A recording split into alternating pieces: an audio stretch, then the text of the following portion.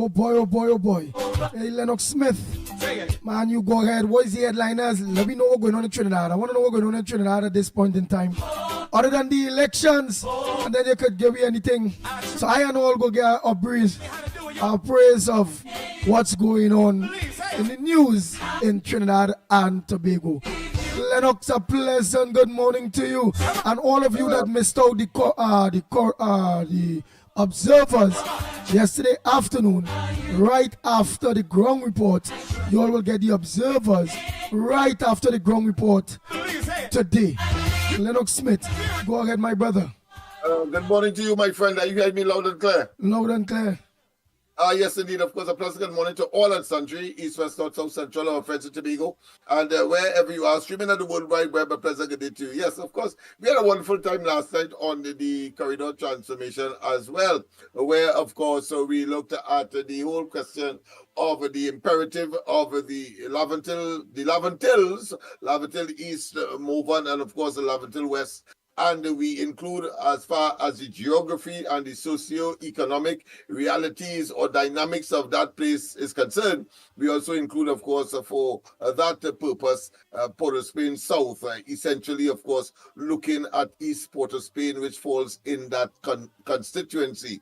That being as it may, as I said, of course, there is an imperative now to, of course, disband, abandon, if you want to call it that, if you want to call it dismiss, if you want to call it that, disassociate themselves with, of course, the PNM, having regard, of course, to the betrayal that has manifested itself not just yesterday, not just the day before, but decades, and in particular under this administration, where, of course, an SOE was, of course, instituted specifically targeting, of course, persons in that particular area. We have said, of course, we love Laventil Outreach for Vertical Enrichment, which is, of course, part of the coalition of interests and therefore associated with the UNC and Kamala Bissessa having, of course, invited interest entities to be part and parcel of this revolution that will take place after you give your vote of approval on the 28th of this month. I'm talking about just about 2 weeks. Yes, you will be surprised because, of course, just last year we were saying that the PNM will of course, call an early election. The year before we said that as well. But, of course, better late than never. So they have, in fact, called an early election. So our prediction was, of course, pinpoint correct, but not in the context of when. And I want to say that now we have that opportunity. All of us, including, of course, the constituencies of which I refer, and, of course, and within which I was born, bred, and served, that we have a golden opportunity to say to the PNM, enough is enough, and therefore we must, of course, do our civic duty in response to their abandonment and, of course, their betrayal, and of course, act in our best interest. What is our best interest? We vote for the UNC and, of course, the coalition of interests that existed. Don't forget that, of course, in Port-of-Spain South, you will be seeing the symbol of the concentric circle, meaning that of cup. In, of course, the other two constituencies, which I have referred, Laventil West and the Laventil East movement, you will see, of course, the rising sun. We have adopted, of course, the rising sun as opposed to the rocket, simply because we didn't want to confuse, and, of course, we felt that it was common sense to, of course, do like the OWTU and adopt, of course, even though they have two candidates in this elections as well, of course, and I want to congratulate them for a wonderful meeting in the Deep South, talking about Point Fortin and Labrie, where, of course, they will be, of course, going under the banner, or put another way, that the symbol you look for on polling day is the rising sun. In that way, you have greater uniformity, you have, of course, less confusion, and at the same time, making certain that we concentrate our efforts in such a way so as to make a decisive 39 seats in Trinidad.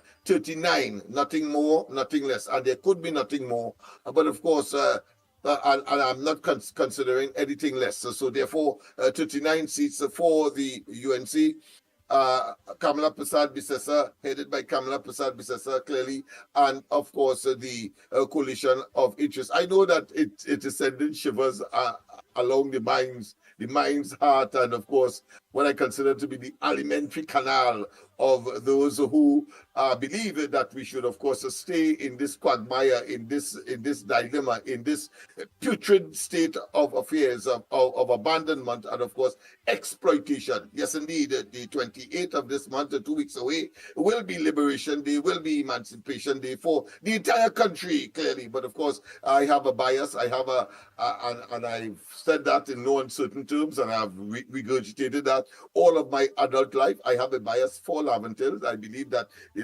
Laventils have been shortchanged, that we have given, of course, the country its national culture, steel band, calypso, carnival, and that, of course, in return for that, by the party that claims that it is Black Man Party, African Man Party. And of course, we see today that, of course, the same party that is saying is a Black Man Party, and that, of course, a Prime Minister prior who said that, of course, he ain't no monkey, and pull out a hand of banana in, of course, a package of grocery items and use that as race baiting, and, of course, tribalism, if you want to call it that.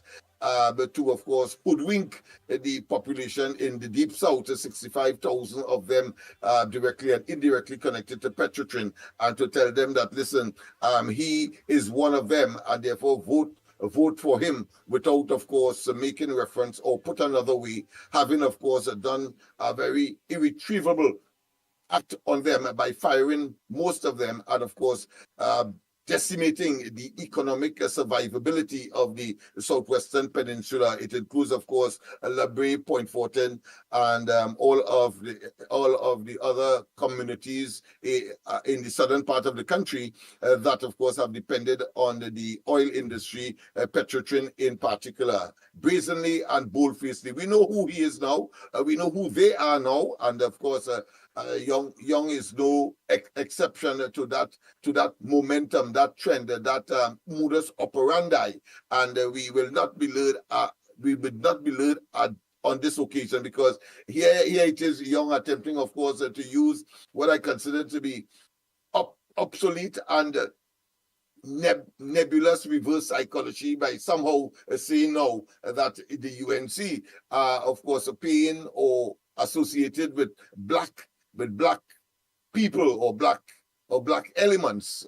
Use that term, yes, in order, of course, to stymie and to, of course, threaten the PNM. Well, the PNM should rest assured that any threat that they are getting now, of course, illusionary in terms of their public utterances, would have been, of course, as a consequence of their own misdeeds, incompetence, mismanagement, and, of course, what they are getting now is retribution by the very people, if what they're saying is so, because I would assume that it takes nothing from them to lie and to deceive and to engage, of course, in that what I consider to be psychological or that health malady called, of course, mythomania, where, of course, they have a compulsive propensity to lie, and it appears that there's a competition now between Young and Rowley as to who can lie more or better in order to deceive the country in a what I consider to be a public and exposed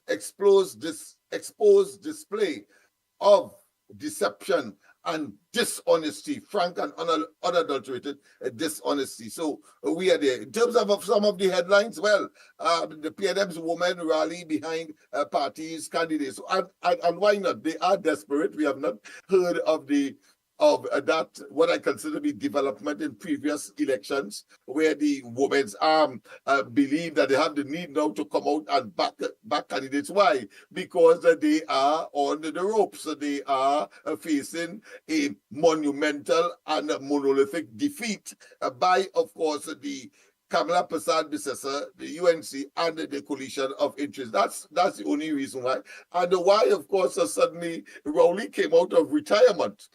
Rolly came out of retirement last Friday, and of course was vitriolic, was of course excoriating. He was of course at his typical best in terms of maligning and of course generating his usual illusions by of course attacking everything under the sun except of course the iniquities of the PNM. But I want people to note that all of that is histrionics, all of that is theatrics, all of that is games playing, all of that is about acting, because he does not recognize that in doing so, the population would now confirm that he is a bloody scamp, and that he's a rapscallion, and that he is, of course, a power monger, of course, rooting in this case for his party on the one hand, and of course, his imposition on the people as a prime minister, talking about this Chinese man called Young.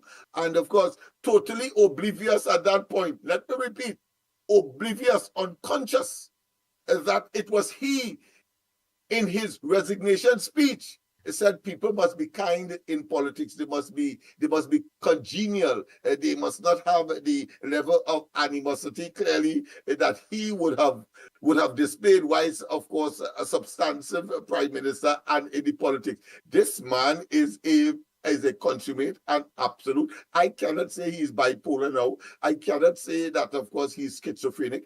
I have to conclude that this man is a total and absolute evil man. And therefore, of course, he conjures up and, of course, engage in what is called situational ethics.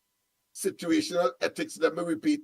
He engages in situational ethics depending on the circumstance. He, of course, says things believing that somehow the people will be fooled, saying something totally different to what he would have said just now, last week, or the day before, or indeed before his so-called resignation, to leave it to this lame duck prime minister who clearly is out of his depth and a total and absolute moron, and cannot, of course, manage what was left of him, gifted to him, I should say. Yes, a gift, because of course, and I'm sure in the quiet moments, people like Penelope Beckles and of even Regis, or maybe Hines as well, may say, well, why not I, being of course chosen as the prime minister, or a prime minister as opposed to Young. But that is a matter for them to contemplate on. We have a duty and responsibility on the 28th to let them know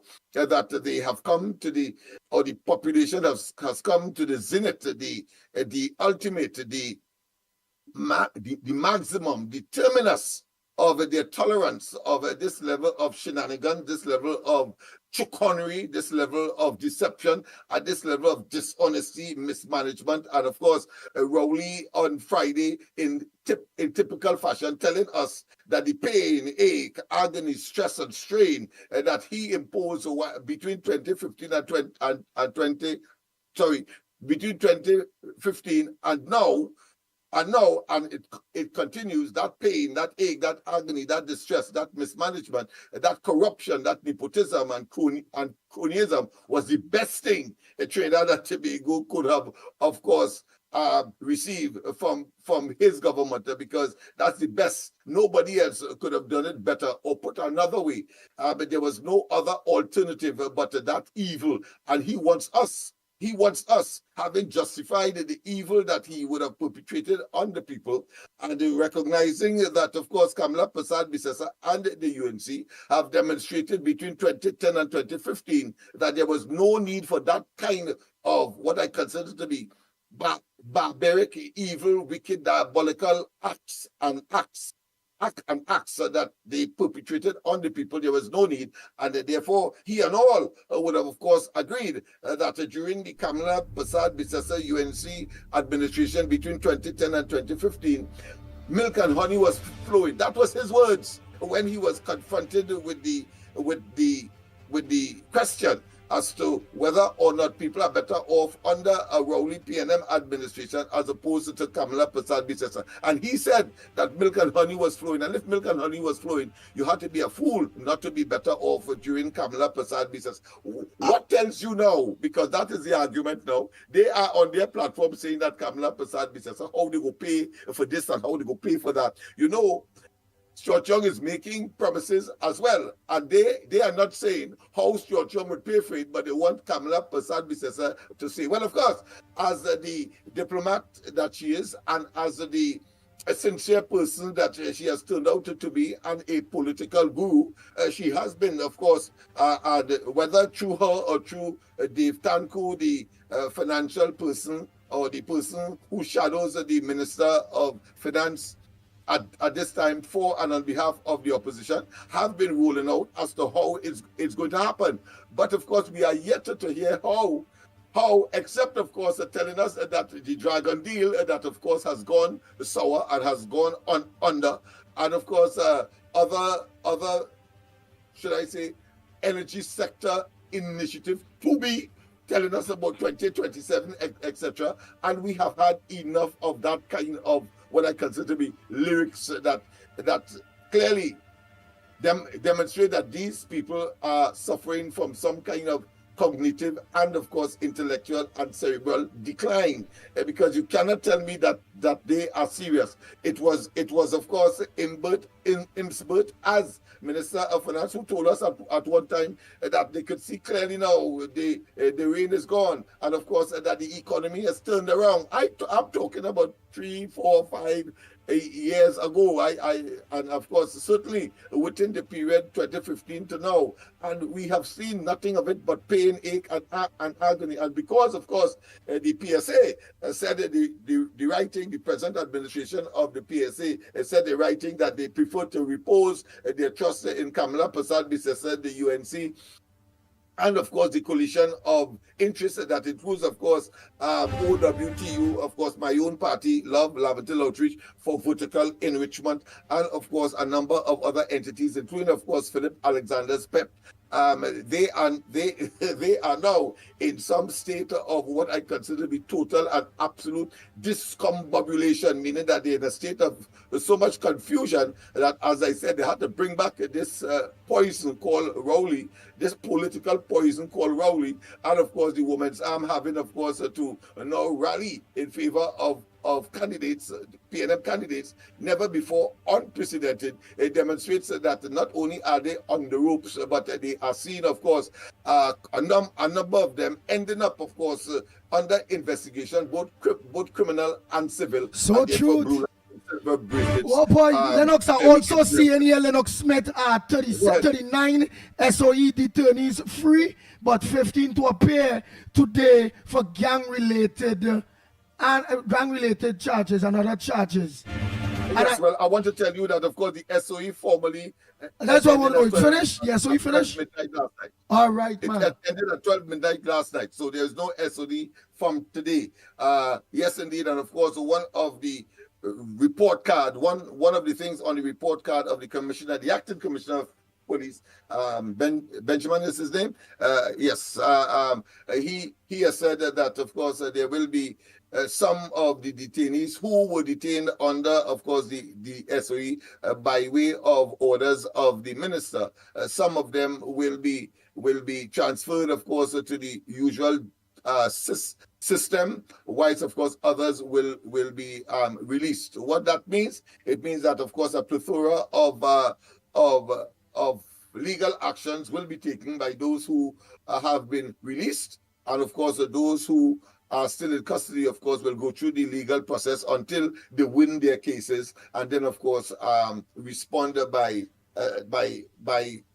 legal action through, of course, advice from the respective lawyers. So that is the status there. Of course, the Anglican bishop don't be threatened by seeing others do well. Well, I suppose that's a natural thing.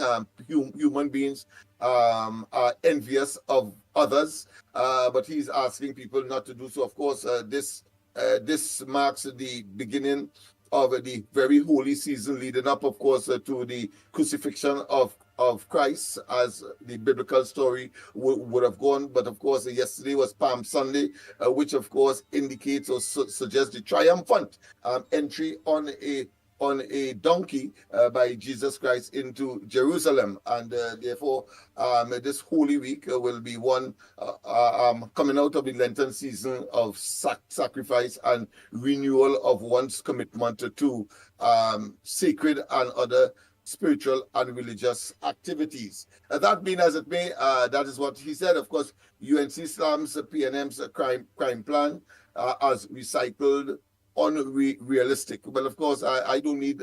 I think that speaks for itself. Everybody knows that the PNM, when they in an election, they will talk about a crime plan, but when they are in government, they say that they have no responsibility to have a crime plan. That has been, of course, the vicissitude of this administration in terms of when it is convenient for them. When things nice, in other words, they take credit, and when things are bad, they then, of course, blame others. So we have seen that so much that cannot be an organization that is serious about government and managing the affairs of this country. U.S.-China tariff shock affects what is that? Feminine sanitary supplies in Trinidad and Tobago. This is a very interesting one. Of course, the feminine napkins that women use during their menstrual cycle. It is being said that, of course, the cost of it will increase because most of it comes from China. But in order for it to get to Trinidad, I learned that, of course, only this morning, that, of course, there will be some kind of shipment, that arrangement that has to pass through the United States and get in here. And of course, in those circumstances, because of the tariff of 10 and then 20 and then 25, and then in other cases, particularly for China, is much more than that. So these items will be at a higher price to be paid by consumers here, and therefore those persons who are engaged in that business really concerned for the price that will eventually have to be paid by the consumers, of course, the women folk in this society. So look out for that, keep abreast, and then, of course, you will know what to do. Of course, former petroleum workers wary of Oando.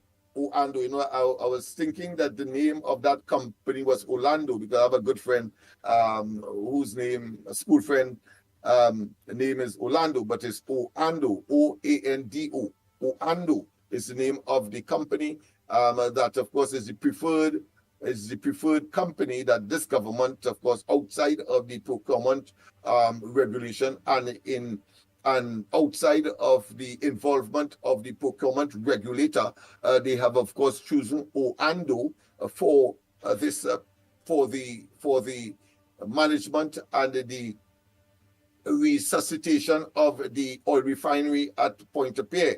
Well, of course, the workers say that we are not optimistic that we are going to get work, because every time the election cycles comes around, there are promises like this.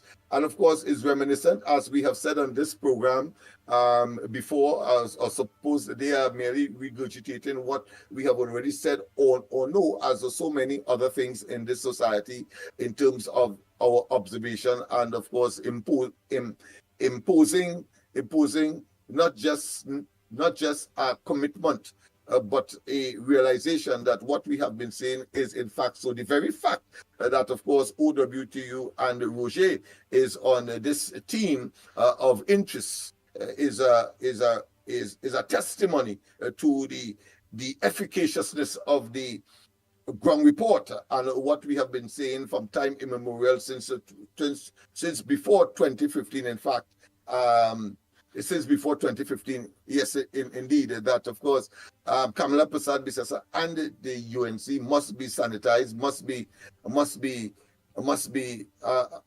given the responsibility, having been, of course, unfairly treated. Unfair games must be played over in terms of performance, and of course the devastating attack by the PNM through, of course, concoction and deception and rank and unadulterated dishonesty by, of course, the PNM had been particularly under former Prime Minister, who is, of course, is clearly a person who is behind the scene. And this fella, this Chinese fella, is merely a vicarious representation of that man behind the scene. Why? I can tell you that because he was on a platform where they believe that somehow their chips are down and they want to get fire. So they believe that they will go to Rowley and have him on the platform. Trail. That's good. That's good for us. But we have a lot of calls. We have a lot of calls. Because we will be racking up early. We will be racking up early to put on the observers. And it's real cold. So the numbers to call, Trinidad and Tobago, 225-6844, 225-6844, 239-5120, 239-5120. Or give us a WhatsApp call or send a WhatsApp voice note at 366-3053. Let us know how was your weekend, how your campaign going, and what's your front burner. Go ahead by the time, Lennox Smith. Yes, as I was concluding that aspect of it, that he has brought no value to the campaign. In fact, he has reinforced, of course, the ultimate decimation of the PNM, both now in Tobago and in Trinidad. So I am still expecting that 39 seats in Trinidad for the UNC and the coalition of interest, and of course the 2 seats in Tobago to go to not a PNM, not the PNM candidates, or put another way, not go to the PNM. But of course, I don't want to anger anyone. But of course, the indications are from this platform is that Farley and they will take the 2 seats. Of course, those who are sympathetic to what's Duke, well, sorry about that, but that is how the chips go, because this man in Tobago, I'm talking about what's Duke, did make a fatalistic mistake politically by, of course, prematurely coming to Trinidad, and of course was badly, and his reputation and the momentum that he took out of the THA elections did wane, and of course has now not produced the political dividend as he was expecting. Hold 1 minute. Go ahead, caller. His party has now waned. I'm talking about the PDP. We have a caller. Do you have a yes, caller? Yes. Go ahead. Plenty callers. Go ahead. Good morning. Good morning to Professor Andy and to Assistant Professor Mickie and Smithy. I spent a very, very good weekend in Diego Martin. I had to go to the temple. You know, there are a few temples in Diego Martin, so I had to go and honor Hanuman Puja and things, but I was all right. But I want to talk about the political vagrant in Komoto. The PNM newspaper trying to make a big thing out of it. What is a vagrant? A homeless person. And this person, who was the former MP of Komoto, was homeless. He jumping from the UNC and he going to the PNM and he might end up with NTA. So he is a political vagrant. But let me talk about the real manifesto. And if we look at the education manifesto, I think it's brilliant. Continuation of policies. And that several manifesto is granular details of what the UNC is going to do. And it is a good thing showing us how to manage the governance of a country, because it is granular and you could benchmark the success of it after 5 years, unlike the PNM. They're only throwing out things and they're confusing us all over the place. More importantly, I'm seeing that the Honorable Kamala Persad-Bissessar, the next Prime Minister on the 29th, have said she's going to put back the CAC component in the SCA. I'm talking from experience. That is one of the best things they have ever done for SCA, is give you a seamless transition into secondary school Form 1, Form 2.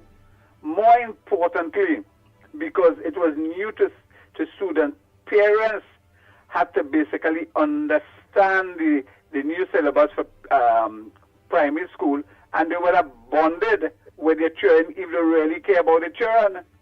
So that 5 years wasn't only for SEA student, it's for parents too. If you want your child to succeed, you have to be with them pillar to post, foot to foot.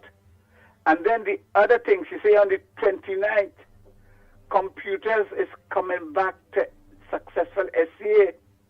And I'm going to juxtapose that with how the chaos is in the Northwest Regional Health Facility, Mount Hope Complex, Eric William.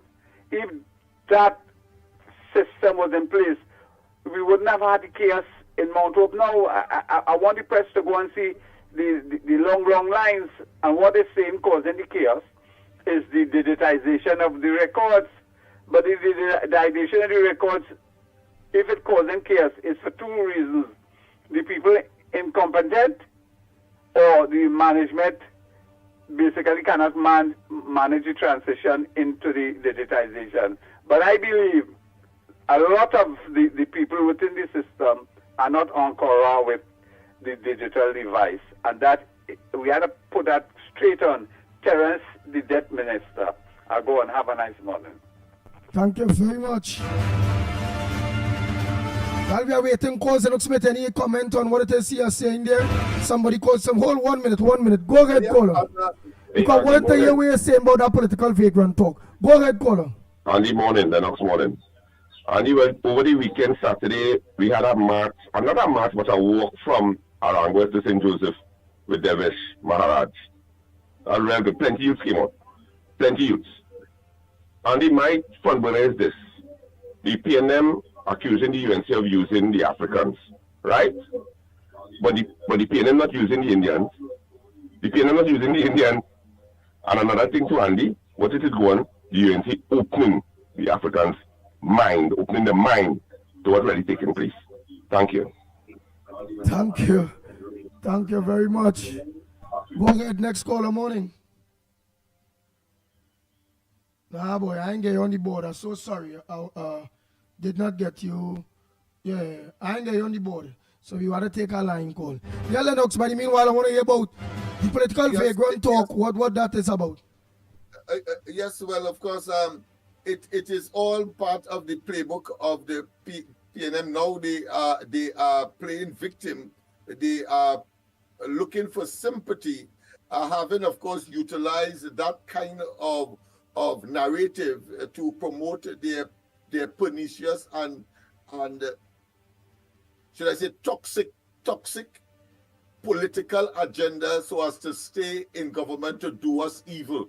So nothing different to that of the banana, and I am a proud black man and I am no monkey and so on. Well, of course, it is now in reverse. They can't take it, and therefore, of course, they either are inventing, and I have no doubt in my mind that they would invent, because they cannot use it, because they tried that in Tobago and realized that it failed miserably when they try, of course, to associate the UNC with PDP, with PDP, and in fact printed a number of leaflets and handbills in Tobago during the course of the elections, showing Fali and, of course, Watsujuk in company with Kamala Prasad Bisasa and other executive members of the UNC, suggesting that somehow to be associated with, of course, the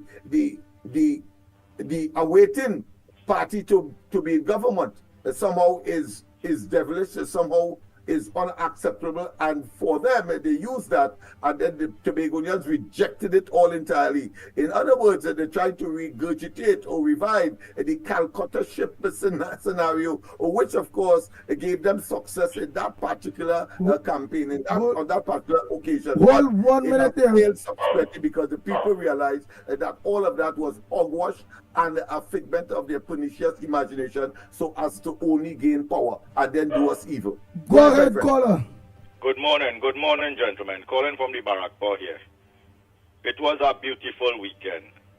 I just cannot wait for the next 2 weekends and to hear we are on the 28th of this month ready to do what we're supposed to do. It is a very simple decision, but it is one of the most important decisions every citizen of Trinidad and Tobago will be faced to do. But I just want to address this scenario that came out in the Express on Saturday. Now, in serious countries around the world where anti-Semitism and homophobia and thing, from the time that comes out in a, let me say like a printed press, like in the Express or so, or any kind of racist state, you have to have facts to back up that statement immediately. Otherwise, it's lawsuit, it's chaos. All also, if they don't have facts to back up that statement, you see the smoke that you will see coming from the Petrochin chimney, you will see that coming from Express House. Whosoever wrote that statement would have to come and justify and show evidence and facts how you could justify something like that. And it just goes to show how colonialism just take a different shape in this country. Because when you see where that statement came from, the media house, the owners of it, it just goes to show that colonialism exists still, but in a different form. Why I'm saying this is that how people could still look at a race of people and make statements like that to say that, oh, here, what these people can't think on their own. They ain't civilized, they ain't mature, they ain't educated enough to make a decision on their own. Once they make a decision that is not your favor, you're influencing them. You're using them. And you see that word using, that have so much meaning to it. Statement. It shows that, oh, here what? These people only deserve a CPEP work and a jersey and a hamper, and you could make do what you want them to do. You could make them say what you want them to say, and that is the mentality of this statement coming out from that situation. Since Saturday, Sunday, Monday, today, not one Express should be sold in this country. Everyone's supposed to go back to the Express House. And every African person in this country should demand an apology for how people look at them and how they think of them in this country. And I just tell people, let me tell you something. There cannot be one human being living and born in Trinidad and Tobago that is racist.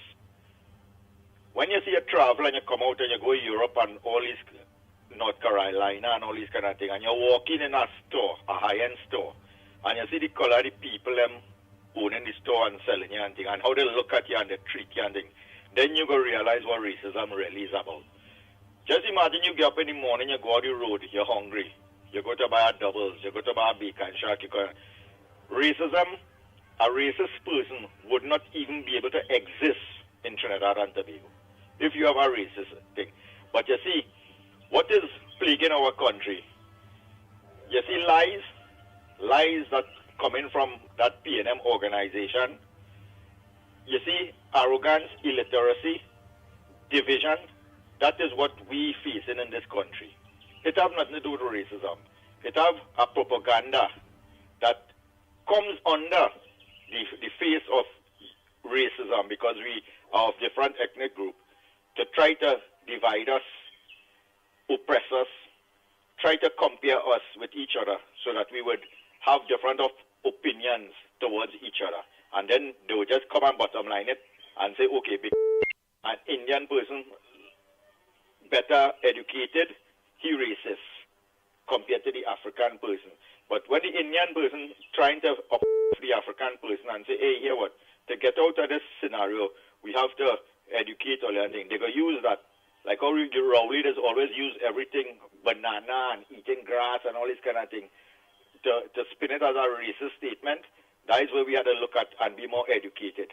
So every African person today in Trinidad and Tobago, you have been dehumanized to the lowest standard by that statement and that one word, using. I cannot use nobody in this country. If you feel that you are being used, well, then something is definitely wrong in this country. A big human being that have a brain I could use you to go and kill somebody. I could use you you had to make up that decision on your own. I could pay you. I could influence you. But if you allow yourself to that level and see that out here, for the last 10 years, what the people in this country went through, and then when you make a concerted, factual decision that, hey, here what, this is what these people tell me and provided for me for the last 10 years. They have not come up to the standard of it. And now they come in online and provided every single thing they could possibly do that they didn't do for the 10 years. They want to do it for you in a couple of weeks. Then, and you make a decision that, oh, here what, you're not falling for that dunciness, that shippiness again, that fake identity that comes under this racism talk.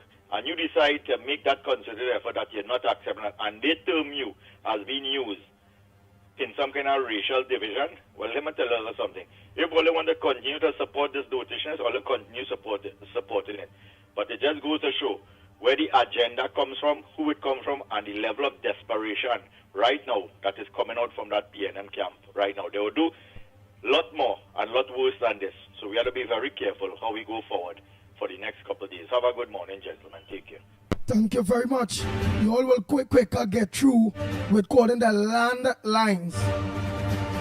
You'll quicker get through calling the landlines. Let me give you the numbers, or you'll get through for sure with a voice note. The calls are just not getting all your direct WhatsApp calls to go to the board. So send your voice note WhatsApp or call the landline. Morning caller. Very careful how we go forward for the next couple of days. Have a good morning. Go ahead, caller. Morning. Good morning to the big old man. Morning to Andy and morning to Mikey. Morning Trina and to Bill. Andy, boy, I see a headline in the Express Saturday. If my heart wasn't going to might have died. Doctor really talking about the boy will come up with a race thing again, boy, what's wrong with them paying people on this race thing? Or the Africans and them in UNC taking over the Africans. All they do nothing for the Africans, that's why all of them leaving and coming over. Yeah, man, people know love, and if you're a woman, Andy, and you show her love and affection, and she brings she want that, if other women would be watching you, they say, boy, we don't want to get like she wanted, if the first opportunity I get, I taking that. That's what we know what you think. All they do not with the Africans, 50 years of PNM rule. Pandy get a 5, you and now get a 5 and Kamala get a 5. All US bodies they were 50 years. And black people suffer now. All kind of thing all they do them. They ain't getting nothing. Kamala come for 1 5 years, she get the children laptop. She get them this, she build the hospital, she get the police one, this, that, all kind of thing. The police get them march when Kamala get them 14%. They march all on the Red House. First time in history of Trinidad, policemen march. 14%. And they say, blah, blah, blah, blah. And Rowley come and get them 4% and they snatch it. They ain't say nothing. So all the time people are opening all the time and seeing who treated them good and who treated them bad. So now if you realize what's going on in the country, the whole country is being douglarized. You see, they only dog all over the place. Because one love, everybody come in one love, they don't do this thing. So when all behind them, all behind them, this racing and racing, we don't want to hear all the boy, all the out all the usefulness, all they have to leave. Well, tell me, look at them thing all already. It's only we know how to get rid of all you. All you have to go. Mr. Watts, the man from Laukita passed through yesterday, and the amount of love was shown to that man. Everybody come out of the house, who hug him up, who ain't hug him up. My pot was on the fire, I had to run out, turn off the stove and run out before my food, but when I heard was coming to greet him. And everybody greet that man with love, so he's strong up in Laukita. All the few people like dog. No, and next thing I see they're doing in Laukita, for coming going and telling people how the UNC paying people that break down the boat thing and pull down the pools and all kind of thing. They're doing it, yes, but the UNC is responsible for that. When them fellas build a little thing on the boulevard the other day last year, or year before they make a little change, police come in and bring them down. For coming there, come on and say nothing, then the police and them nothing. The fellas and them had to take their licks. Then you have Jatan thing across the other day, they bring down houses and things. Here come out again and tell their assistants to tell nothing. So how long is the people going to take that? So they come in now and they vote and they hit them some without below. So you want to say the UNC. And what the wickedness you do is that I live with that boy. You treat people bad, you turn your back on them. I know everybody leaving all the way. It's only trouble people saying in the PNM, you know. Everybody eyes open, or it's yellow, is it cold? Everybody eyes open. This is no one ever. We have to get rid of them. They treat people too bad. All the wickedness they can think about. Probably and them treating the Americans, they go out on the African people. And they still stupid, but I got pay them till I dead. According to our union man say, you don't pay them till you're dead. But the same pay them till you same till you're dead is the same pay them killing you. Talk about sense that makes. You don't pay them till you're dead and the same pay them killing you. You gotta be a stupid. But you know, man, this is the last try. They have to go. The yellow is the code, and we're gonna get rid of them. There's no one ever handy. I don't turn and listening. Thank you very much. Next caller morning. Again, all the WhatsApp, send a WhatsApp voice note. The WhatsApp call, I will get it on the phone, but it would not go on the board, so people wouldn't hear you all. So send a WhatsApp voice note.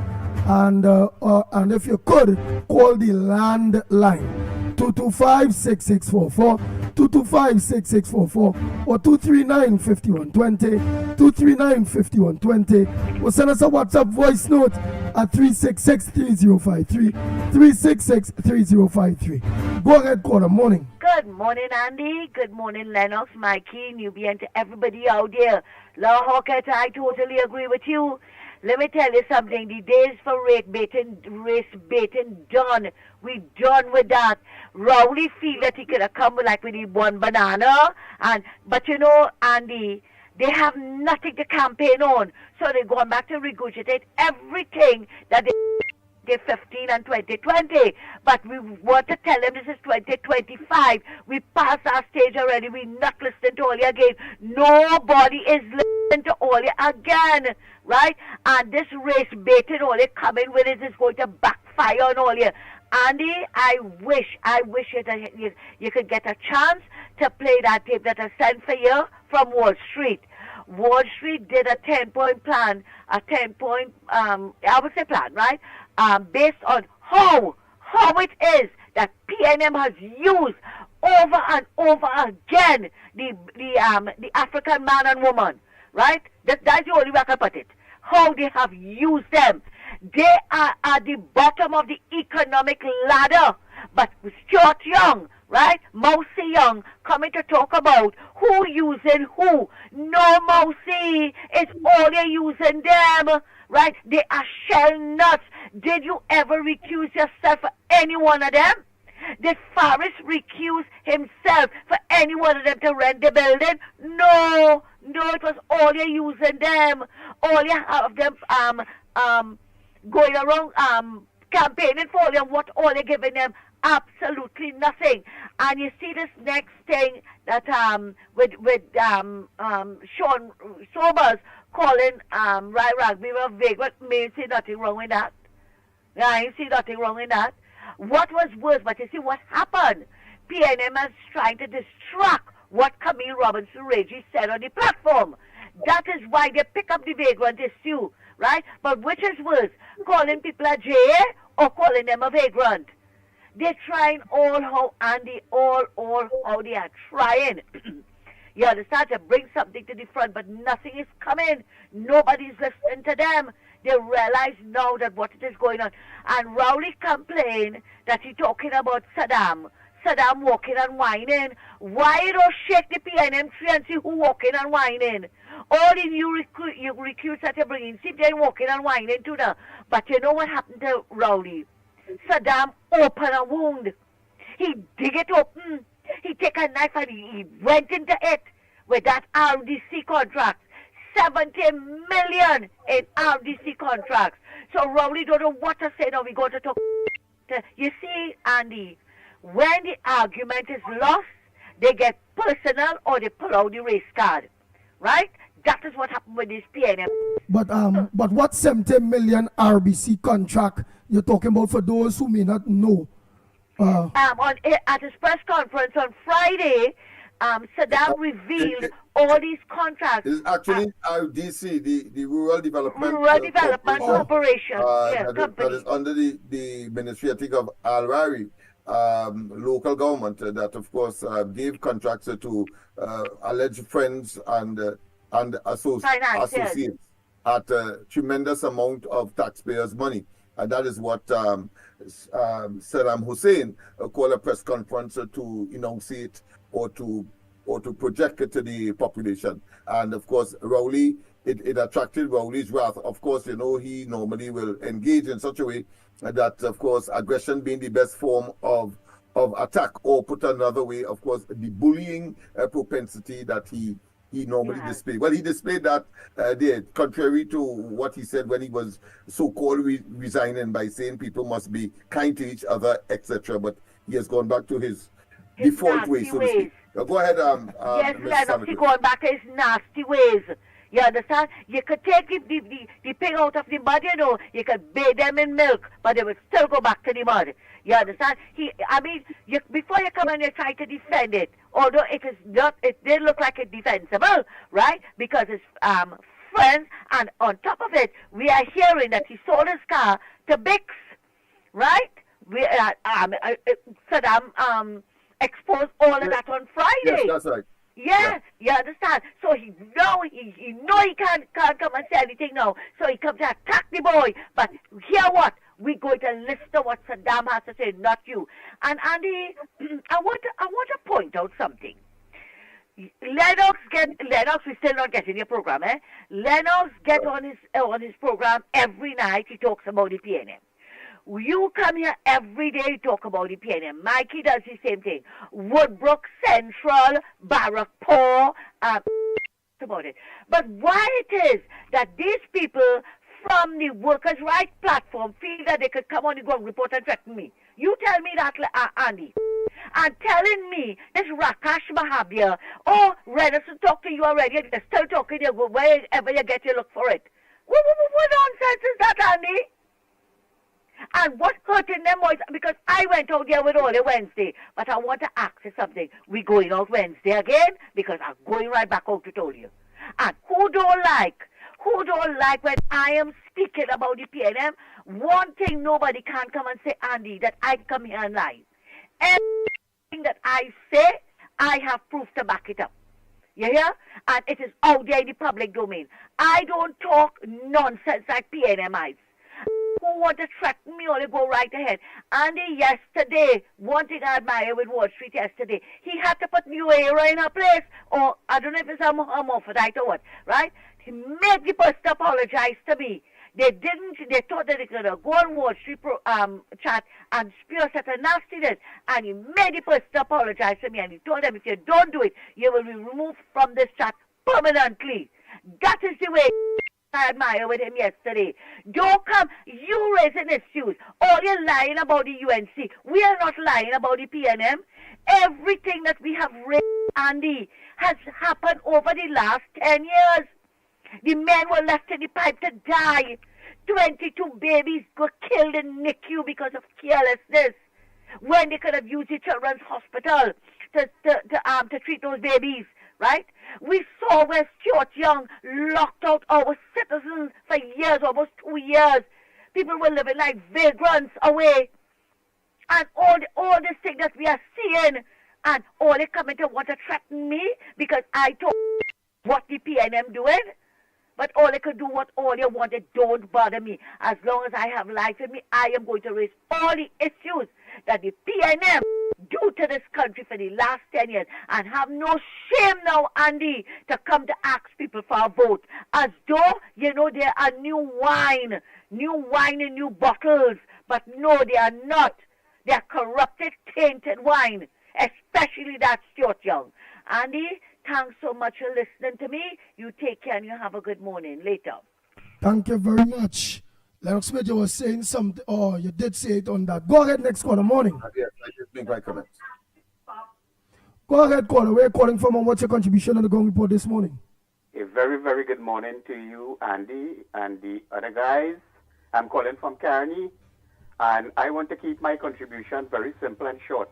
And I advise, I can't tell you how to run your program, but some of the callers spend too much of time depriving other callers of making the comments. So they need to be a little mindful of that. But the comments to what they're making is the truth, speaking the truth, and is correct. But at the same time, proceed on, keep it smaller.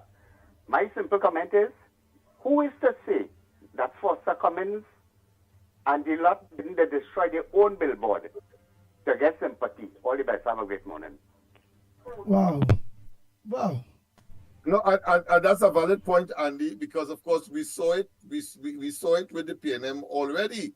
When in Tobago, for example, when we were there with respect to the Calcutta ship, off the just on the shorelines, where the dump is in Tobago, there was a black and white derelict ship there, and people were passing there, and the rumor was that of course there is the Calcutta ship waiting. That's the kind of thing that the PNM will do. We remember, of course, the rocket in Sadiq Bash's tank. That has been, of course, all but confirmed is the doings of the PNM.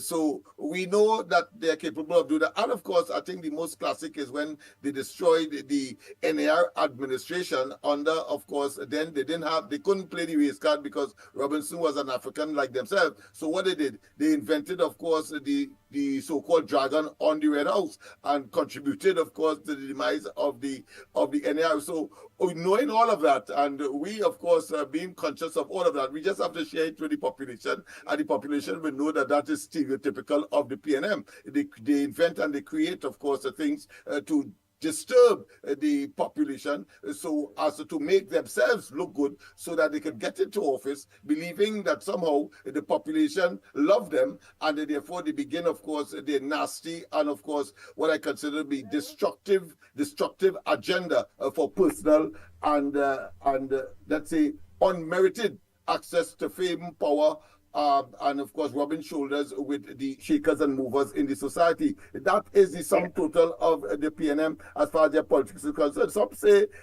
it's a cult. No, it's a criminal enterprise that the PNM has morphed into, and we have a duty to expose it and let the person like Lavatil know you are being exploited, or you have been exploited, and Liberation Day is on the 28th of this month, just about 2 weeks away. Nice.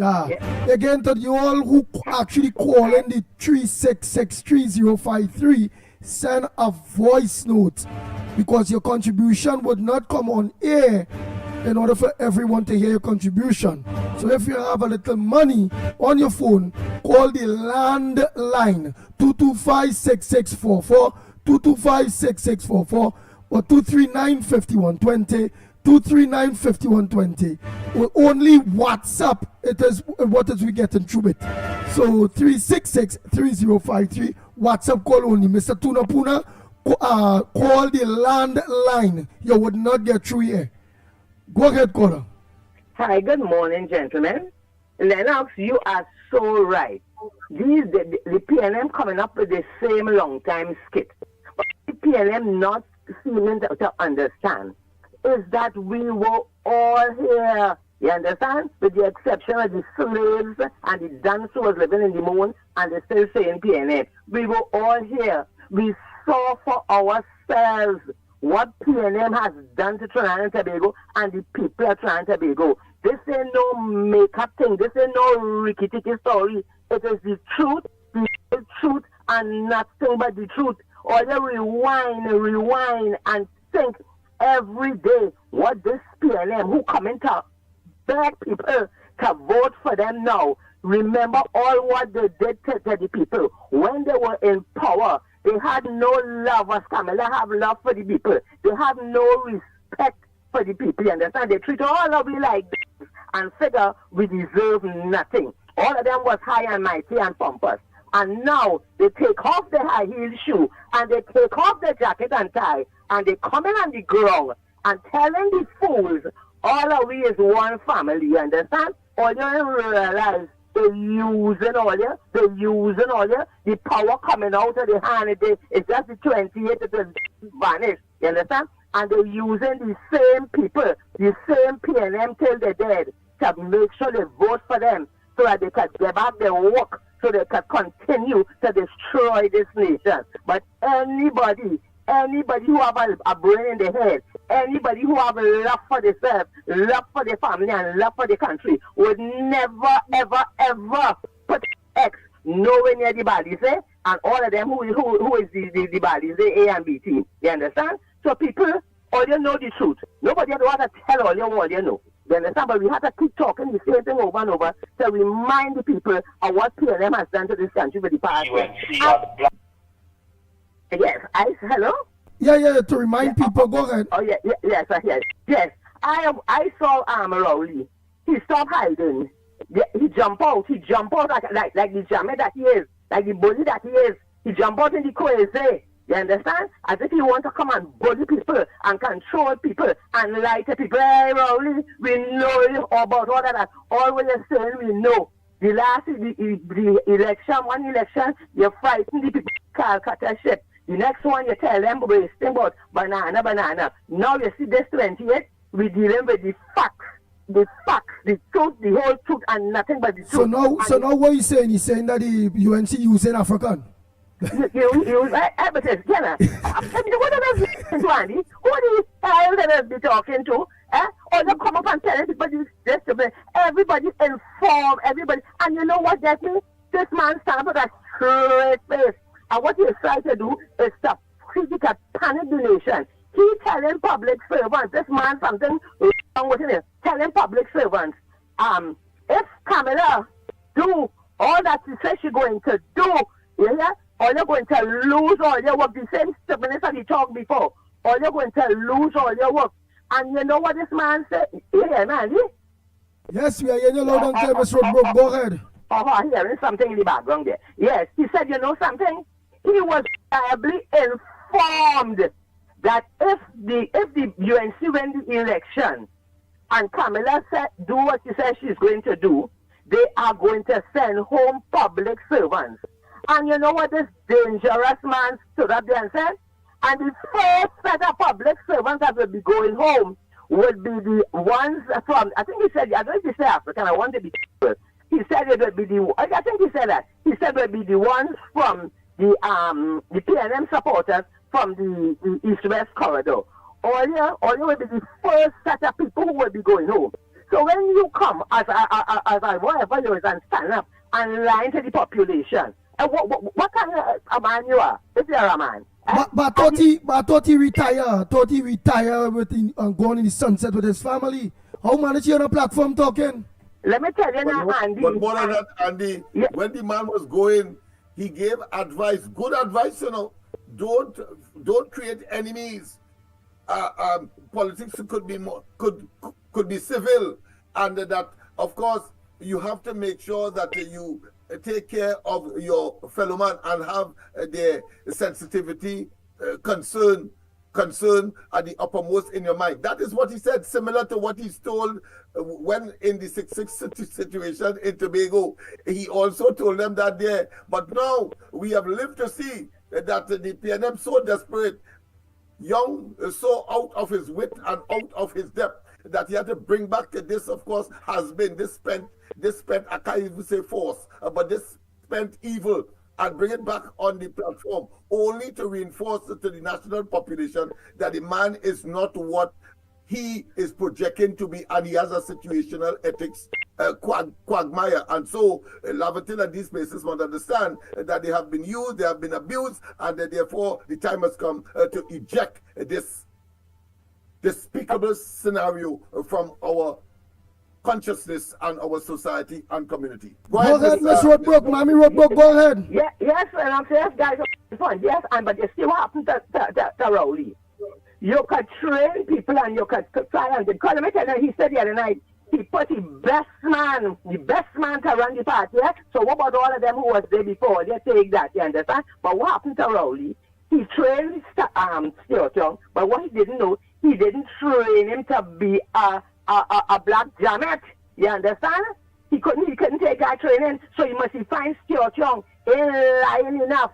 He ain't bullying enough. He ain't powerful back and now. Listen, he's trying, but you can see phony. So he has to come out now, like the big bad bully, the beast.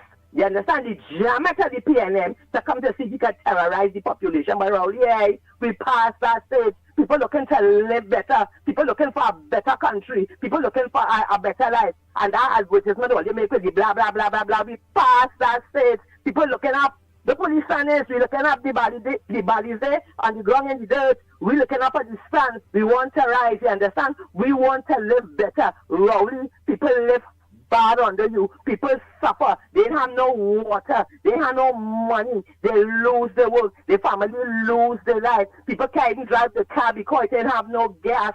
People can't buy food in the grocery. People can't get medicine in the hospital. You hear? Everything as a government on your face, and this gas me dolly come and playing she's badge on. Why the hell for the past 10 years you didn't come out and read the riot act to all them unruly Tehran and the parents who wouldn't train them? Why you didn't do it for the past 10 years, but guess what? You're coming to do it in the next 5 years. No. All that needs to be fixed in this country, with the help of God, Kamala Prasad, Bissessa, and her government going to fix it. These are people with intelligence. These are people with a vision. These are the people who know what it takes to run a proper government and have a country in the order that it should be, understand? They have a band of gangsters who all they care about is money in their pocket, their friends and their family. Take everything for themselves and their family, and nothing for the people. How much you feel they can take 5 more years of that? Anybody in their right mind can take 5 more years of that? You telling this disrespectful man who insulting people intelligence and telling them, the country has no money, the country can't afford to pay public servants, the country can't afford to do all that Kamala says she's going to do. But the country can afford it when you take your 47%. The country can afford it to give you $1 million. The country can afford it to give you and all your cohorts. Some of them get us people, all your open all your eyes.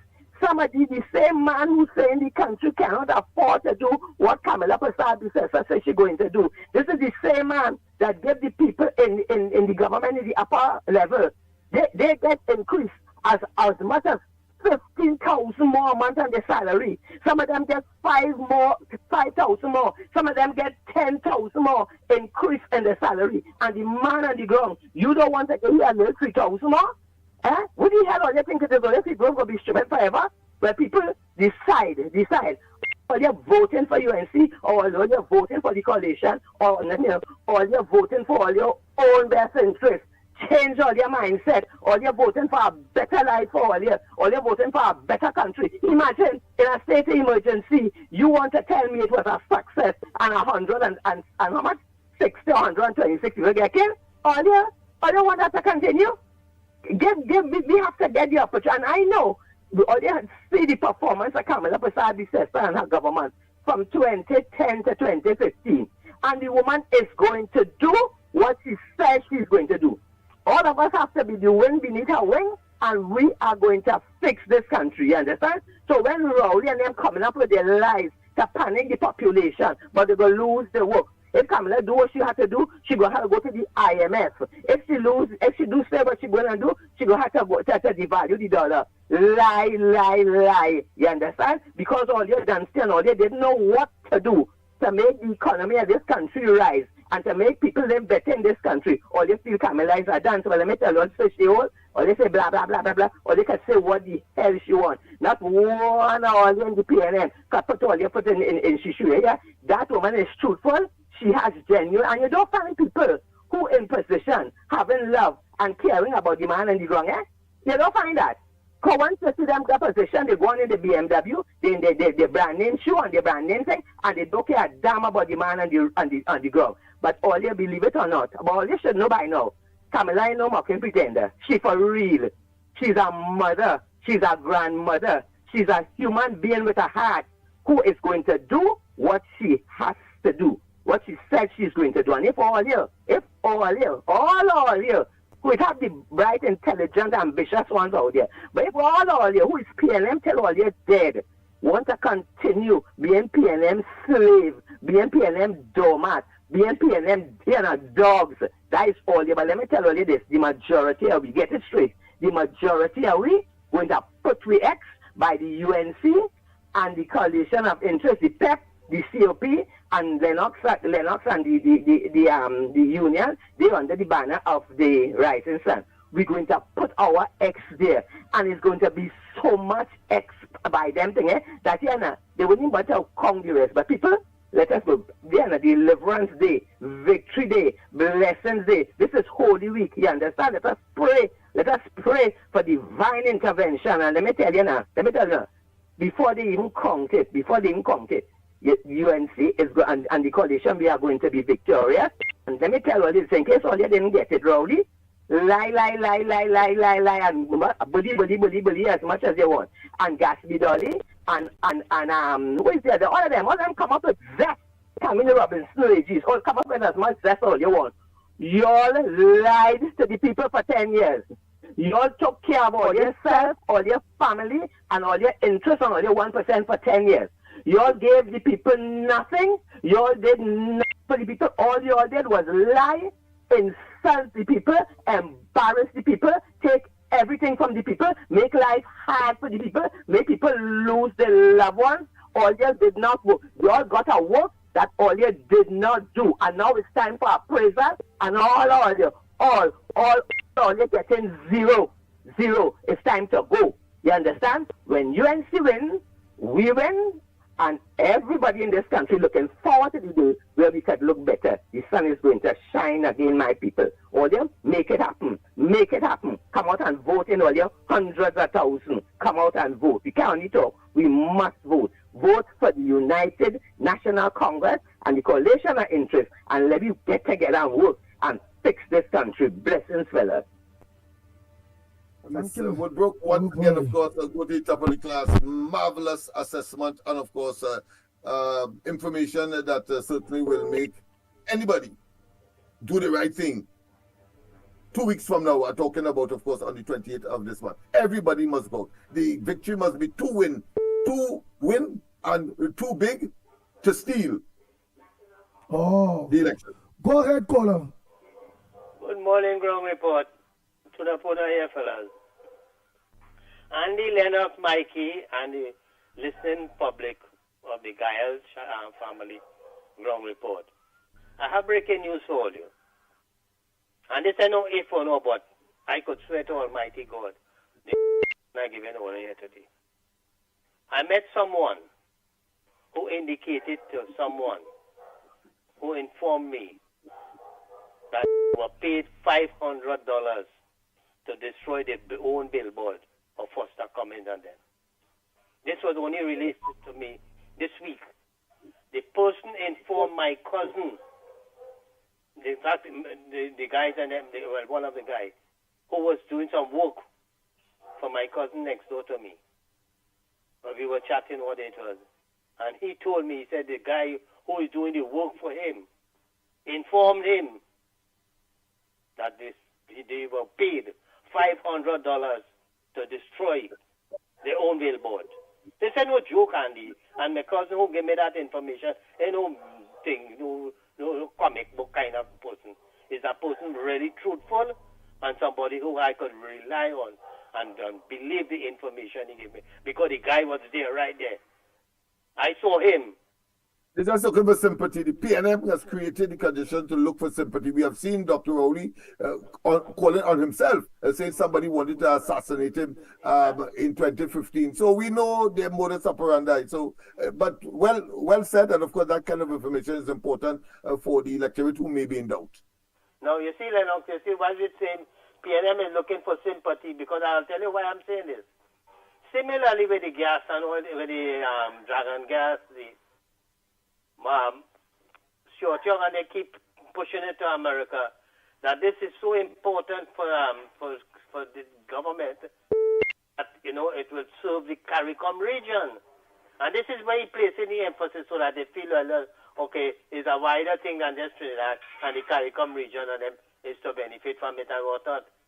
But Trump and them realize, they say, hey, you can't come with no kind of cry story here for me. We don't want to hear nothing about audio and audio whether you talk. If it was so from the initial stage and Petrotrin was servicing the CARICOM region, why the hell all you close it down for? Huh? Lennox, article yesterday on the papers, Sunday Express, Newsday, page 3. CARICOM Commonwealth election observers arrive on 21st of April. Just 1 week before, just about a week before the election. And they will be from the the 24th of April to the 30th. The election is on the 28th. I am asking the question, is it that they're going to be here after the election to ensure that the results are verified and it's true? Because when it's the 30th, it's because the election will be over. So am I to believe that they're not only coming here to observe and conduct and what the conduct of the election process is, but will be here to make sure that they supervise that the counting process and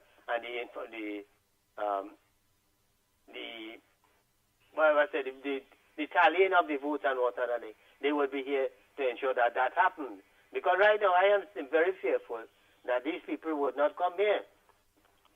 Lennox, they're using the thing and telling people public servants will be laid off should Kamla and whatnot and whatnot. But remember when Basil Pandey came into government, when Manin depleted the economy with all the heart and all of them, he went on to increase the salaries of public servants. Similarly, when Kamla Prasad Bisesa, and he sent home nobody. Similarly, Kamla Prasad Bisesa, when Manning again destroyed the economy and increased public servants' salary and whatever, settled all these negotiations, and they sent home nobody. So this thing, I hope public servants don't fall for that trap where Chotong and them telling they go send home public servants and all this damn nonsense. This is waste of time. But Lennox, more important, let me wrap up here. I don't know if you read this article, Lennox. Go ahead. Friday Express, page 3. Warning for government over $250 million loan weeks before the election. You read that article, Lennox? Hello? You go ahead, read the article. After that article, next caller, go ahead. Why I'm saying this is, how come it is, if all these road repairs were to be undertaken, why the hell you come at the last minute, at the 11th hour, to borrow $250 million? And from here, what? Scotia Bank, who Cho Chong's father was a big star in Scotia Bank. He was one of the big in Scotia Bank, right? And just recently, Scotia Bank tell the people, hey, we're going to reduce the forex allocation. They had it at 200, I think. Now you're going to get $100 US. But you see fit that you couldn't give the people and maintain the 200 or even give them more. But you see it fit at this last moment, you could afford to borrow $250 million.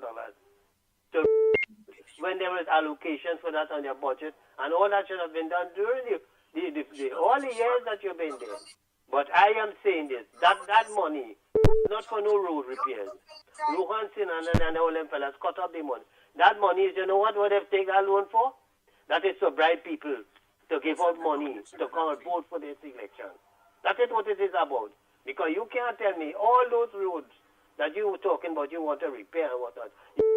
On the eve of election, people have to be joking, and I hope these PNM supporters, I hope all them small parties and all of them, that these people have the realization, hey, you see yes, while we might be disenchanted with the UNC, and we may have a little qualms and whatnot and things, but voting for this party already making no sense, and there's a possibility that we could split the vote, we could get back in power. So here what? All you pack up all your things. Pack up all your bundles and say, here what? We moving out of this thing. We going to support and vote for the United National Country, because as Kamla Prasad Bisesa said, when UNC wins, everybody wins.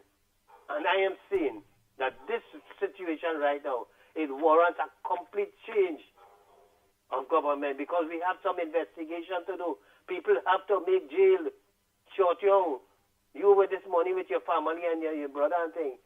Conway Board can't come for $2.6 billion and all of that. Where the hell all this money going? Rowley, you and things, signing secret deals, confidentiality, memorandum of understanding with so much big organizations and whatnot. Time has reached people. If we get opportunity, we buy. Thank you, fellas. Have a blessed day. Oh boy, oh boy, oh boy. Nice. And only don't forget, don't forget, at 9 o'clock, we have the Observers. Yes. Yesterday afternoon on the Observers, it had Wall Street, it had Ken Ali. Oh boy, that was a debate yesterday on the Observers. Yesterday, please God. So, watchmen, we had a whole on, and we have to organize to get a little of that Observers yesterday. It was very, very, very, very interesting. So 9 o'clock, yes, at 9 o'clock, we will be putting on the Observers for you, the people that missed it yesterday. What a great show it was yesterday, please God. Oh boy. Mikey, a pleasant good morning to you, and people asking if Wednesday, if that'll go anyway. In advance, I want to know.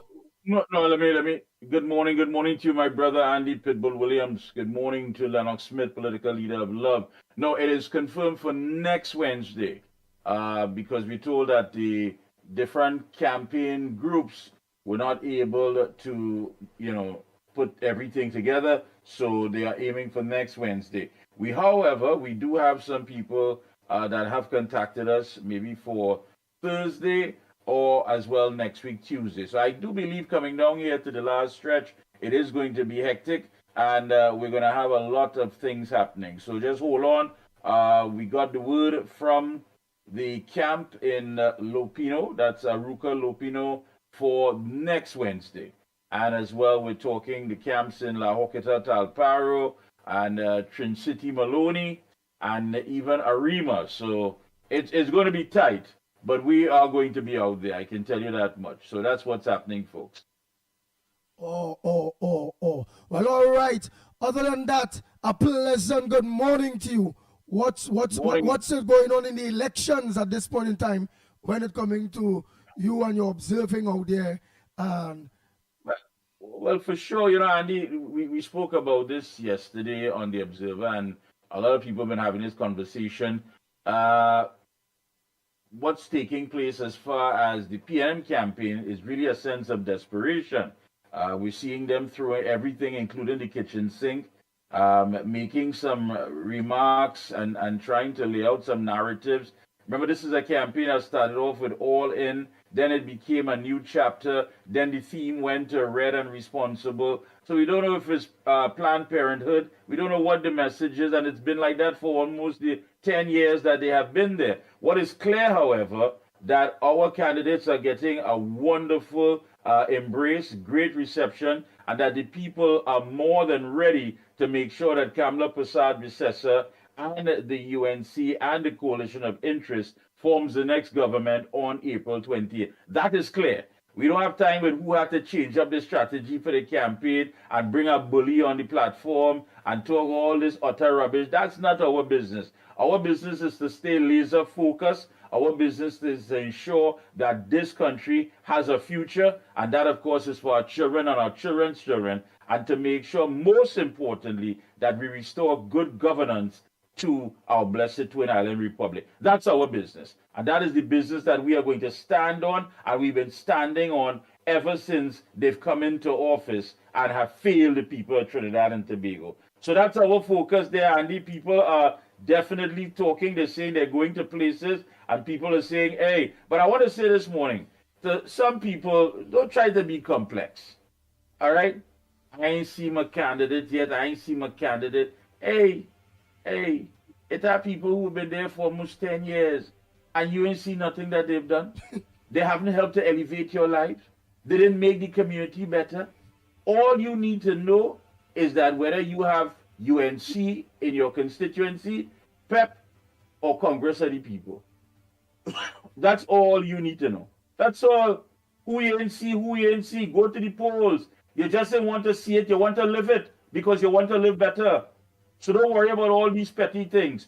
Go to the polls, look for the rising sun, look for the Congress of the People, look for PEP, and that is where you cast your vote. That's all that matters. Yep. So let's clear that up. What's your thoughts on Dr. Rowley return? I endorse that, Andy, because clearly the intention of this brief campaigning was intended, of course, to catch the opposition with their pants down.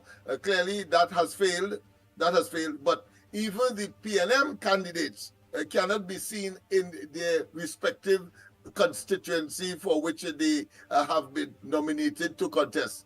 Not even that, because it was intended to catch the opposition with their pants down. But the opposition has now risen not only to the challenge, but has, of course, overwhelmed and have dominated, of course, the narrative in the country, the attractiveness of the population to the coalition of interest, and of course the UNC and Kamala Prasad Bisesa, that they now realize that it was an exercise in, and is an exercise in futility, but not even, as I said, in this short period of campaigning, because that was the strategy to catch the opposition. They didn't care about whether people see their respective candidates because of the shortness of the election campaigning, but the PNM itself has found themselves a victim of that short campaigning period, because people cannot see them either in, of course, their respective constituencies. Right. So let us not. That's so right. It has balanced out. The Lord moves in mysterious ways His wonders to perform. Amen, my brother. Yeah, like let the Spirit use you, Lennox. Let the Spirit use you. So people stop being complex with this nonsense. Somebody called me and well, I ain't see the candidate yet. I ain't see the candidate. And you've seen the PNM for the last 10 years. They do anything for you? You want to live better? You go wherever you are, whether it be Sandy Grande, whether it be right here in Lopino, Aruca, wherever. You look for the rising sun. You will have either the Congress or the People or PEP in those other areas. That's who you vote for. This talk about they ain't reach here. Nobody ain't pass. I don't know. How you gonna know? How you gonna know when you're still on the sidelines? How you gonna know when you're still in your comfort zone? Come down. We have the Andy. Oh boy. But meanwhile, all the lines are open. Call the landlines and only send voice note on the WhatsApp. But quick before we organize and people call in, what's your thoughts on Rowley coming back to the platform? Although he resigned or he retire and all of that, but now come on the platform. How you view that? Weakness? How you do that? View it? Desperation? Well, of course it's weakness, Andy. I mean, you show that you have no confidence in this man that you describe as your Gary Sobers. You show that this man cannot carry the weight of Dr. Eric Williams' party. You show that this man is totally incompetent and he doesn't have what it takes. He doesn't have the right stuff. You have no confidence. It shows that you have so little confidence in him that this man is Prime Minister select, but Rowley gets to speak after him. Rowley gets to speak after him. What does that tell you? What does that tell you on the platform? But gentlemen, more than that, the woman's arm has found itself unprecedented, never before. Have found it necessary now to go and defend and of course advocate on behalf of candidates in this election. Then I have never seen it before, and of course the expert will. I would love the experts to weigh in on this particular development, where the woman's arm, led by Camille Robinson Regis, are now of course publicly and of course very, very overtly protecting, or should I say advocating for candidates of the PNM. So they have pulled out all the stops because they were shot in both feet by the attempt to catch the opposition with their pants down, so to speak, or blindside them, and found that was an exercise in futility. Yes, somebody sent me a message here which is so true. On the Valencia stretch to Sandy Grande, Andy would know, there were UNC flags, and there were yellow cloth lined that Valencia stretch, right? And in no time at all, somebody go on and pull down the UNC flags and the yellow cloth, and they put PNM flags. They were so afraid. The whole Valencia stretch, watch me, the stretch had yellow cloths on all the posts going down.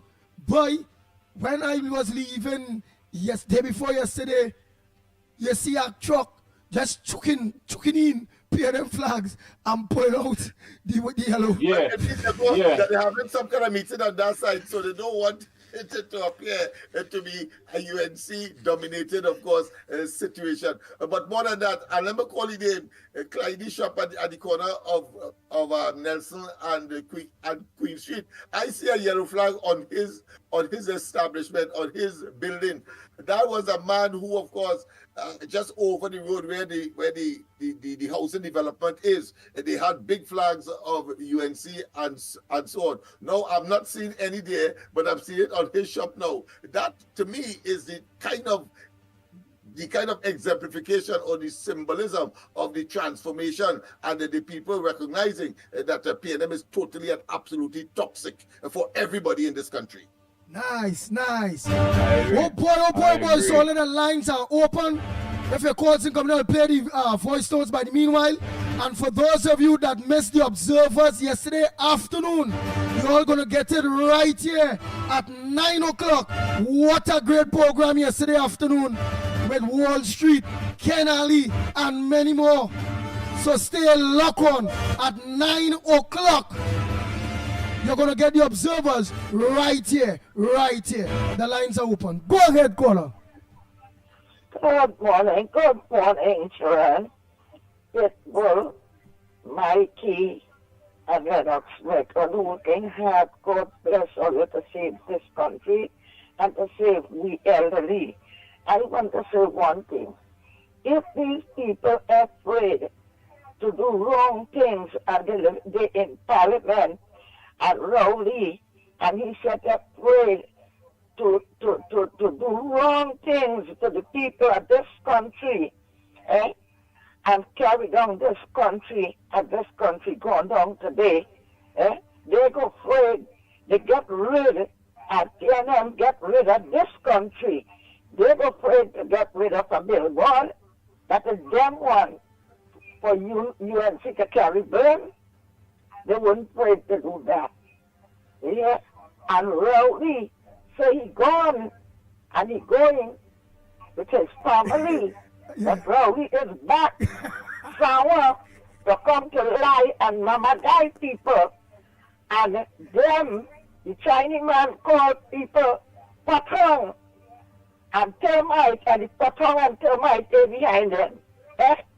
Patron and termite jumping up behind the Chinese man and Rowley. Thank you, children. God bless all you. All right, Granny. I see this slimy man say there's a fake Granny, but I nothing. He only can have a show in this show. And that's what we're talking about. The lines are open, Trinidad and Tobago. Call the land lines if you're making a call. But just send a WhatsApp voice note. If it is, you can't call the landline. But let me give you all the landline numbers. 225-6644, 225-6644, or 239-5120, 239-5120. Oh boy. Nice. So let me organize and play some voice notes here, man. Peace and greetings. Ground report. Trinbago. Trin City here. And if you're red, you're dead. And it's that. Yellow is the code. Bang, bang, bang. Oh, good. All right, Trin City. But I know that bang, bang is vote. Yes, vote. And yellow is the code. Oh, boy. Man say bang, bang, bang. Vote, you know. That is the language, say, man. Hey, I ain't gonna lie to Mickie and Lennox Smith. I wouldn't lie to you all. Tokos and the Grande Valencia, really and truly, Wayne Sturge will be winning that seat. I know I said. All right. The amount of response, the amount of people, I know I saying. Places that when local government that I was working with the candidates before, the local government candidates, where people wouldn't come out or wouldn't want to hear anything from a candidate, man, I would not lie.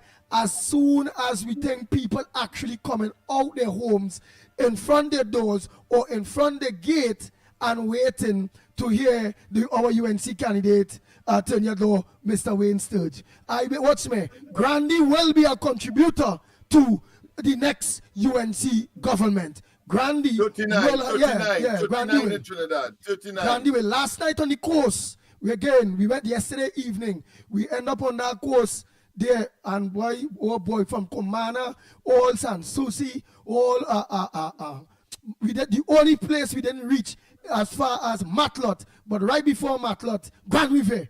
We reached Grand River and turned back from there because we already was in Matlot. About 2 weeks ago, twice we was in Matlot. So we continued the thing from Grand River, come down, and we hit all them places too. We walked all them places, but we went back again yesterday, and it was, watch me, the people on the coast coming out and saying, yellow is the code. You're actually seeing people on the coast asking on all for jerseys and or flags, something, because they say they're fed up of the PNM. Roger Monroe, days are numbered. Watch me. The money that this man spending, this Senanan is spending to try to win Grandy Day by putting all them big flags and pulling down all the yellow cloth flags. It would not work, Senanan. It would not work, Roger Monroe. Here it is. Toko Sandy Grandy, I can declare it from now. That is a UNC seat in next 2 weeks from now. Watch all you go see. It will be. And clearly, gentlemen, the when you compare pong for pong, candidate to candidate, I mean, Monroe is a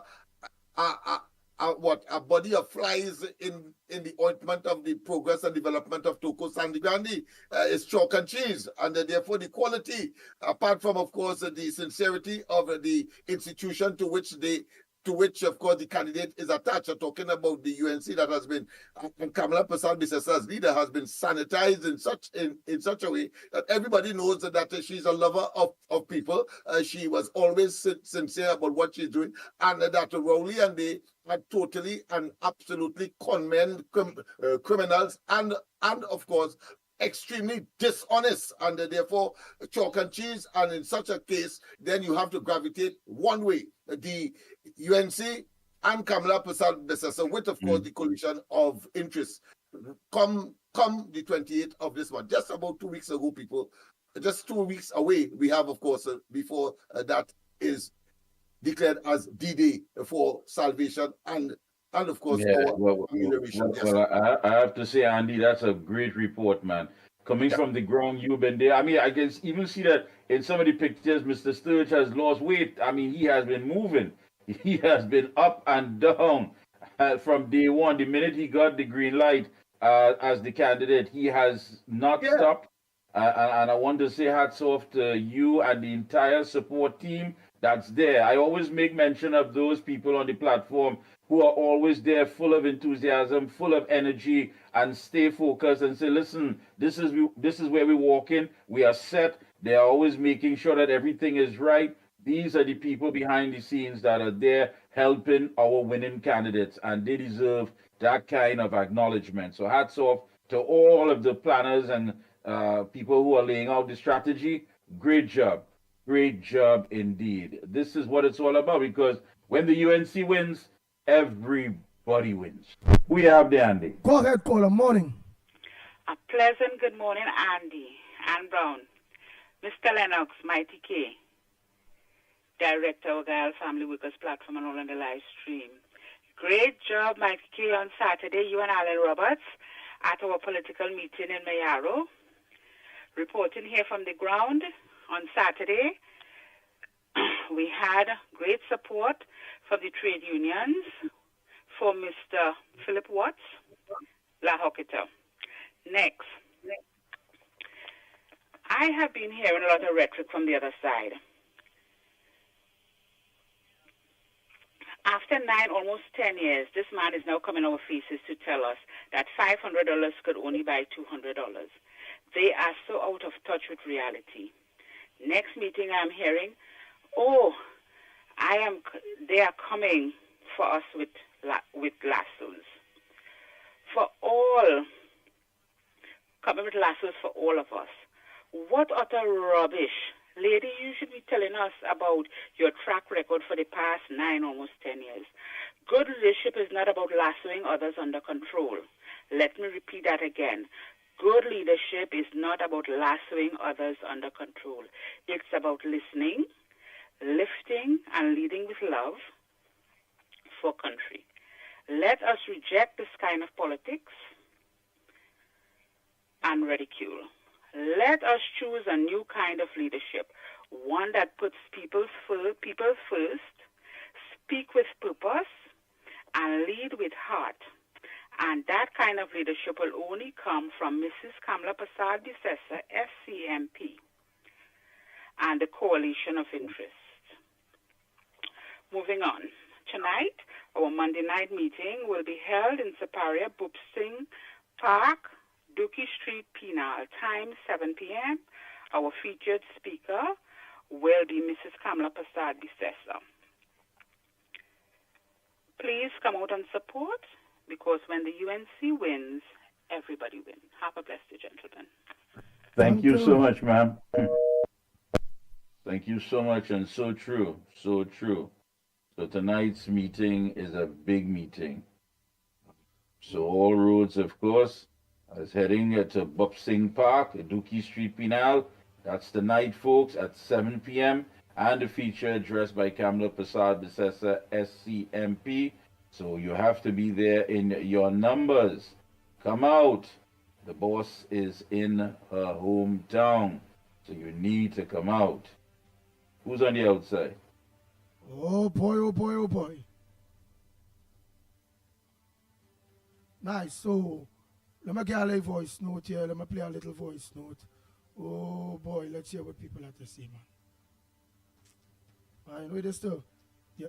Yeah, buy a used phone and the thing working worse than the old one. You know, to all true patriots of Trinidad and Tobago, on April 28th, come out and stand in defense of our nation, stand in defense of our democracy, stand in defense of our children. Come out and stand in defense of our pensioners, stand in defense of our nation's future and the future of our children. On April 28th, come out and stand in defense of Trinidad and Tobago. Vote for the United National Congress and their coalition partners. To those who are saying that the UNC crowds are big, so the UNC is going to win, let me tell you something. An election is not won by the size of its crowd, but by votes. So on April 28th, come out in your numbers and vote. Vote for the United National Congress. And to Mr. Rowley and PNM, I want to tell you something. The race baiting and the fear mongering may have worked in the past, but not again. No longer will that work. The people of Trinidad and Tobago has grown wiser.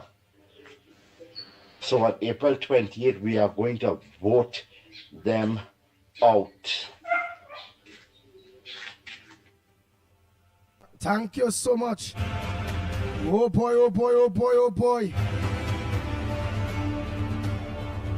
Give them the landline numbers, please. I know 239 225 6644, 225 6644, or 239 5120, 239 5120.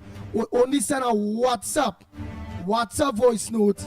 Don't make no WhatsApp call or no call no man. Go ahead, caller. Morning again, gentlemen. Barack Poe here. Gentlemen, Rowley made the statement that Sharon need him home and he had to go home. Sharon get fed up by him already or what?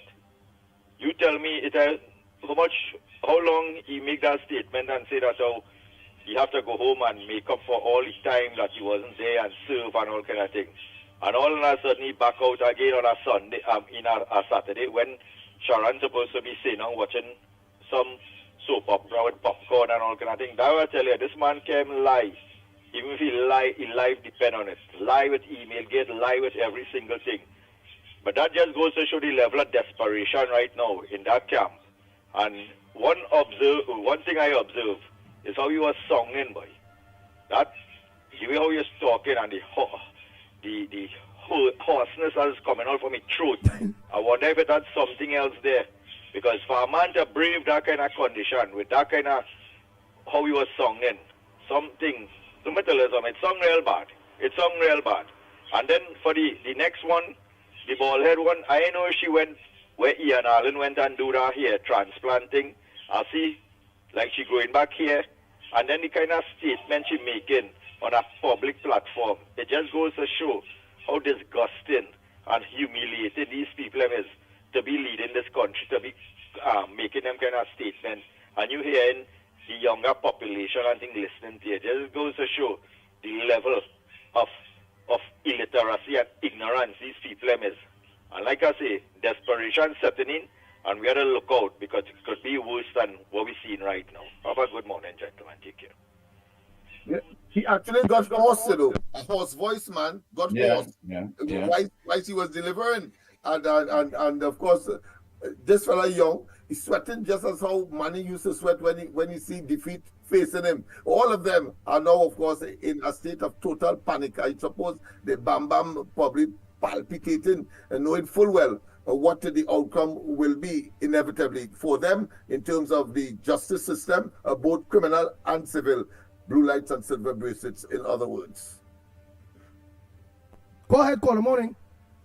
Good morning, Andy. Good morning, Lennox. Good morning, Mickie. How are you, gentlemen, this morning? Good. Morning. Well, Mickie, I got a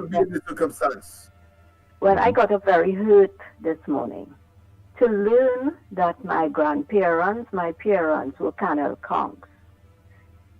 Those persons who sweated and invested in our children, who are lawyers and doctors today, are canal conks. How? And I want to speak specifically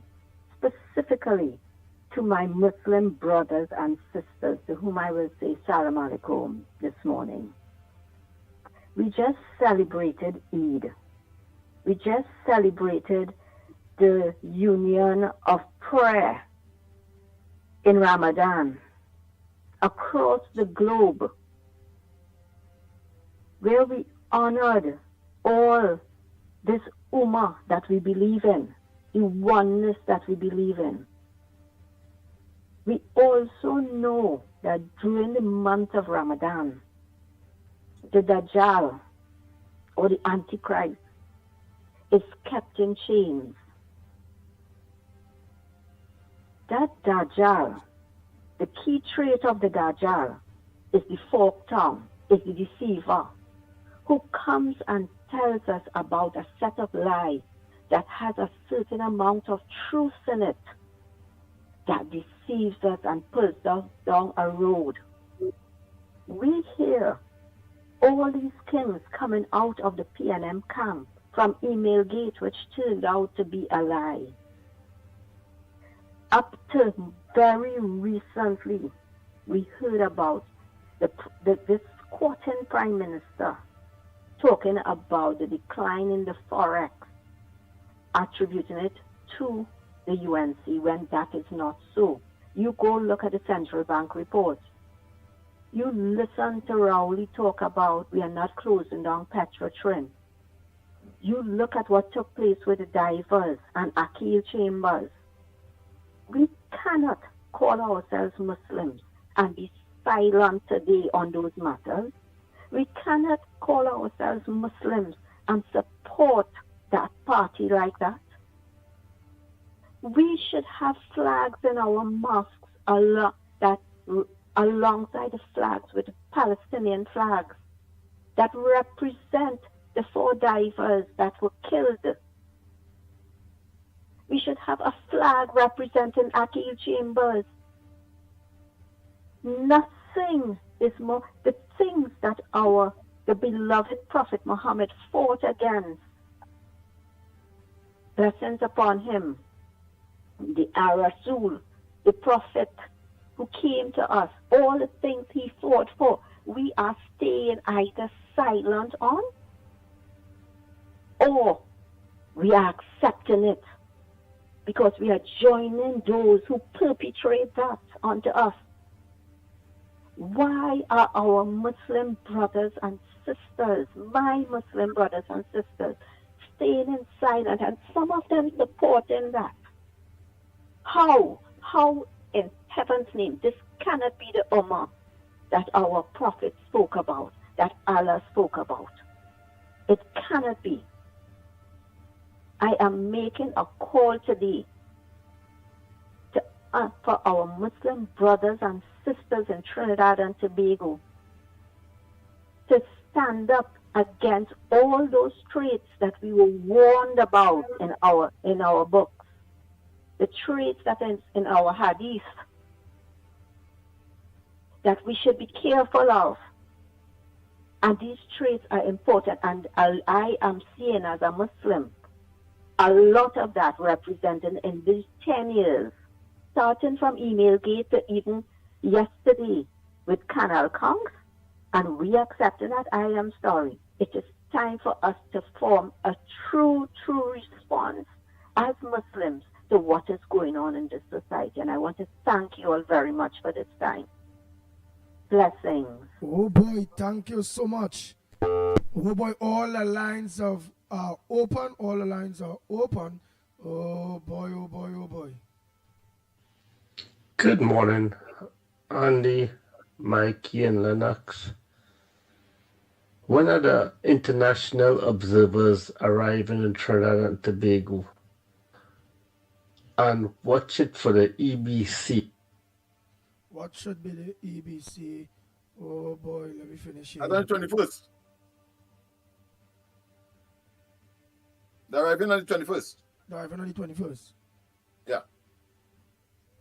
All right.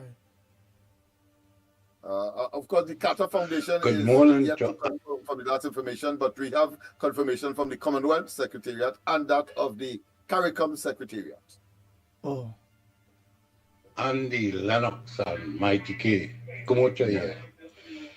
Andy, you can see it, you can smell it, you can taste it. Like the people had enough of this Monroe PNM man. The people, you could see the love that they're sharing for our MP to be Wayne Sturge, and Wayne Sturge going to win that seat on the 28th of April. It will be victory for Wayne Sturge, the UNC, and our leader, Kamala Prasad Bisesa. That woman care about poor people. The only woman that really care about poor people is Miss Kamala Prasad Bisesa. And she and Wayne Sturge will not turn their back on the people of Toko Sandy Grande. And Kumoto Mansalena, we have a young, vibrant young lady, Shivana Sam. Trust me, the people coming out and drove to meet this young lady. We can see the vibes in the people. And watch me, on the 20th, Shivana Sam will be victory at the polls. And to our leader, good choice, Ms. Kamala Prasad Bisesa. And yellow is the code all the way Grande. Have a blessed day. Oh boy. All right. Oh boy. Good morning, Andy. Hear this. I tried to analyze the statement made by Camille Robinson Regis about lassoing the jackasses. And I seems to don't understand exactly what she meant by that. I don't know if you could simplify that for probably me and those who are in the same position. Nicely? Okay. Boy, the PNM saying all kind of things. I don't know if she and all knows, because of course she was using it in the context of that where would Kamala get the money for all the promises that and the initiative that she would take whilst in government. I think the greater question is where would the PNM get it from? That's one, and two. How come they are able, of course, to give themselves a hefty increase? It means, therefore, one can only conclude money is there, but of course, it's being used for the wrong purposes. And there you go. There you go, Lennox Smith. I think you hit the nail on the head, and you made it quite clear, Lennox. There you go. That's it. That's the bottom line. When you make people a priority, when you make the needs of the people a priority, when you make the interests of the citizens a priority, that is where the money goes. That's it. That's it. Where they will get it from. The money is there. That's But right. it went to you, your friends, your family, and your finances. You know, when you hear Andy Williams talk, the Pitbull talk about what's going on in Sandy Grande, I mean, this thing is serious. When you hear other candidates talking about it going into areas and people are carrying them into areas and they're saying, you know, we never make it this far, you know. People used to start pelting bottles, they used to start closing up the door. And you have a lot of campaign managers and people who have been involved in this, and even candidates who are returning, people return say, listen, I couldn't come in this area at one time. You couldn't put a UNC flag there. You couldn't come and talk nothing about the PNM. Now people are begging, they're asking you to come, they're embracing you. Of course, where the money coming from? When you have a man who had no problem saying that you must get the rich richer with the hopes that they'll provide for the poor, you think people will forget that? This man doubled down on this nonsense that the rich must get richer. There's nothing wrong. He said there's nothing wrong. Not understanding that when the rich gets richer, they pack up and leave. When the rich gets richer, they hoard the U.S. You think the rich becomes richer and they try to set up opportunities for us? That's your job. Your job is to protect us. Your job is to give a sense of hope, a sense of being, a sense of purpose to the people of this country. And you went on national television. We can't forget that. We must never forget that. It was never about us. It was never about our community. It was never about elevating the lives of the citizens. It was never about that. For you to turn around and say there's no problem with the rich getting richer. Why? So there's more kickbacks? And the same rich that you try to get richer is now telling you they can't put no money towards your campaign because you didn't pay us. You didn't pay contractors, but you want their money. Look, Andy, we are. Go ahead, Colin. And left us to the wolves. Left us to the wolves, and he rode out without the right back in because, of course, who he left there, I mean, gobbled up by the UNC, Kamala Prasad Bissessa, and the coalition of interest. What a tragedy for the PNM. Go ahead, caller. Yeah.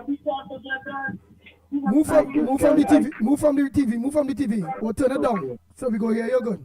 Okay, I guess thanks. Long time I see Pitbull off the radio, so I got to just call in to say hello. All right. But how is everything, Lennox? Are they fighting the battle still, eh? Yes.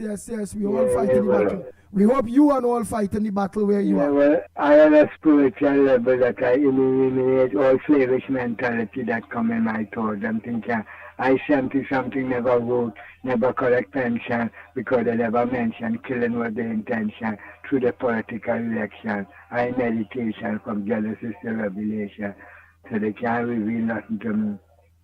Oh, all right. I come from Duncan. So heal up Pitbull, tell him blood fire call. All right, blood fire, man. Yeah, blood fire. Yeah, my same number, so I can get a call because that's how I call it through the TV. All right. I ain't see it at all, yeah. All right, man. Oh, boy, man, blood fire. Not long me hear from you.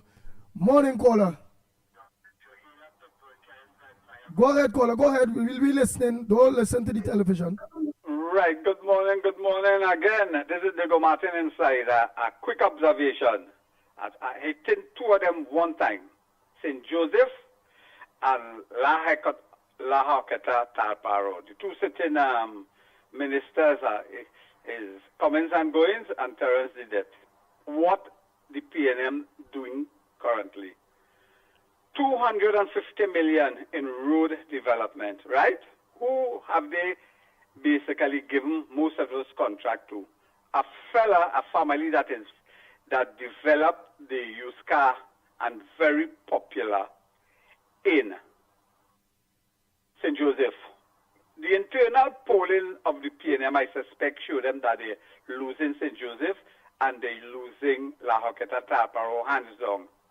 And where are they getting the money? That is one of the means, the 250, to a family down in St. Joseph who is very close to the Bamboo 1, 2, 3. They're using 250 million to get him to basically influence those persons because I'm aware that a lot of those votes they might have gotten for Terence, the debt minister, to win the election. I think they have lost that. Comings and goings is another one. Remember DSS?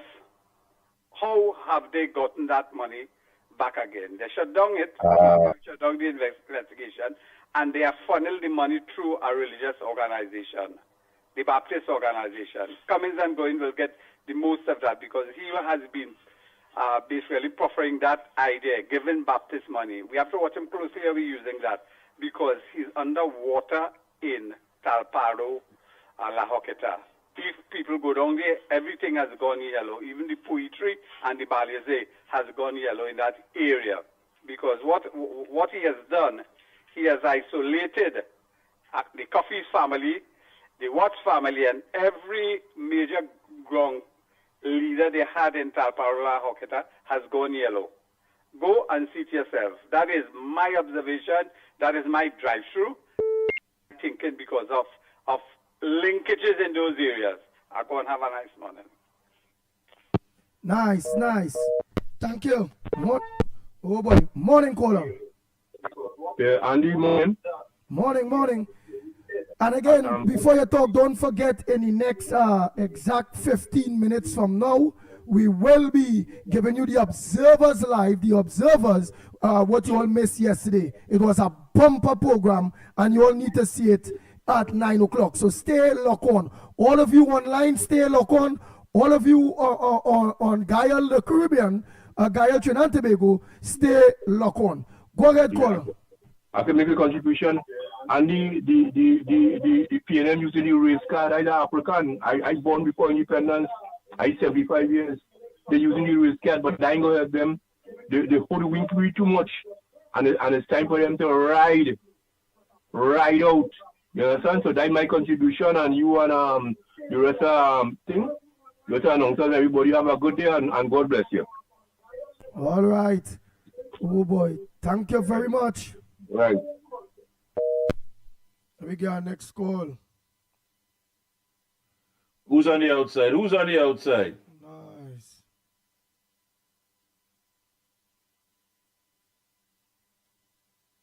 Oh boy.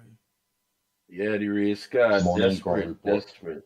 I would like to know if when the UNC come into power, you all will investigate the manner in which Mr. Foster Cummings acquired all those big properties in exchange, and how come he has a bar right opposite the Holy Faith Convent.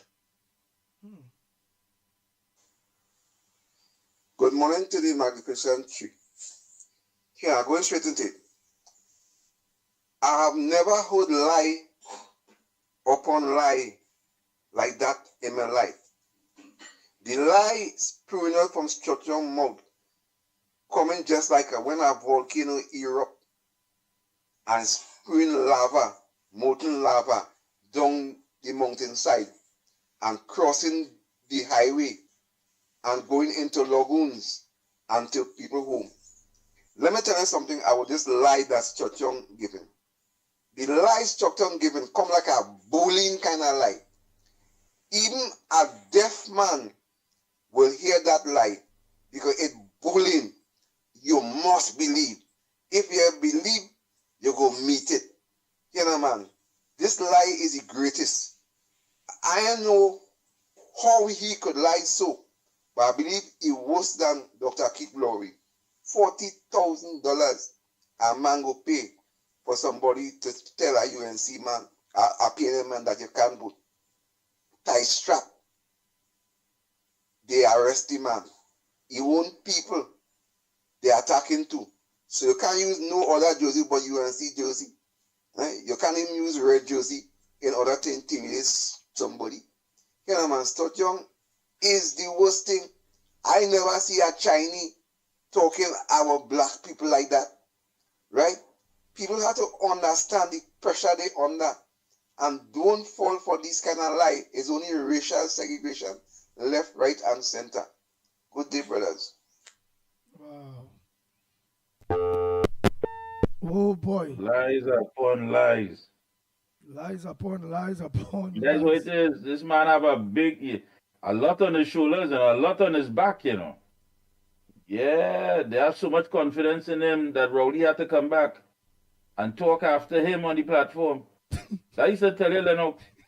That is how much confidence they have in Stuart Young. Yeah, they have relegated him, of course, to a backward, incompetent, as we know him to be, and a total buffoon and moron that we know him to be. Well, of course, as Rowley came back, Rowley took front stage because I mean the master will normally give the feature address, but Rowley ended up with the feature address in San Juan, and he took a back seat. So we know that Stuart Young is merely a vicarious representation of Rowley, and he's merely there as a front.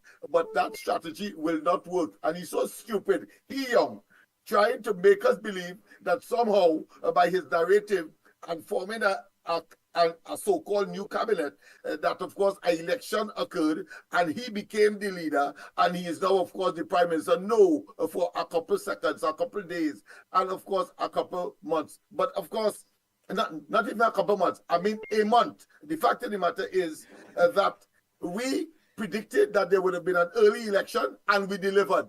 It was an early election, even though we were anticipating since last year and the year before, because of the weight of the corruption, nepotism, cronyism, and of course maladministration and self-serving initiatives that they have undergone, sacrificing the population. We knew that they would have they couldn't last until the constitutionally required time. And then, of course, come up with this, what I consider to be self-inflicted wound that is now, of course, led by Stuart Young, and therefore a certain defeat. I say 39 seats in Trinidad for the what? For the coalition of interests, Kamala Prasad Bisesa and the UNC at the helm. And of course, whenever these entities win, Trinidad and Tobago certainly will win. Just now there, I thought, Mikey, you were talking about Lavatil, people who did run out because of wearing or even giving some semblance of being UNC. Well, today they are totally embraced. So I thought it was Lavatil you were talking about earlier, but certainly it is not the case right now as we speak.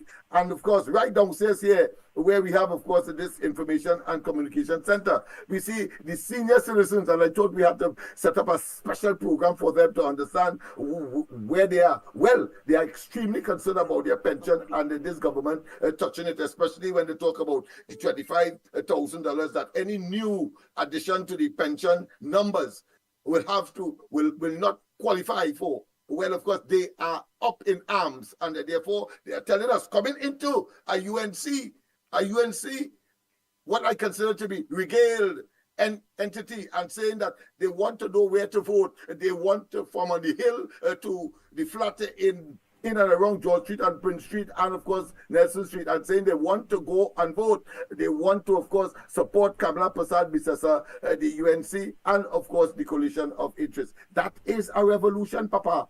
That's a revolution even more devastating for the PNM than 1986 when it was 33-3. I think none for them on this occasion. Nice. Go ahead, man, caller. Good morning again, Andy, Mikey, Lennox, and to everybody out there.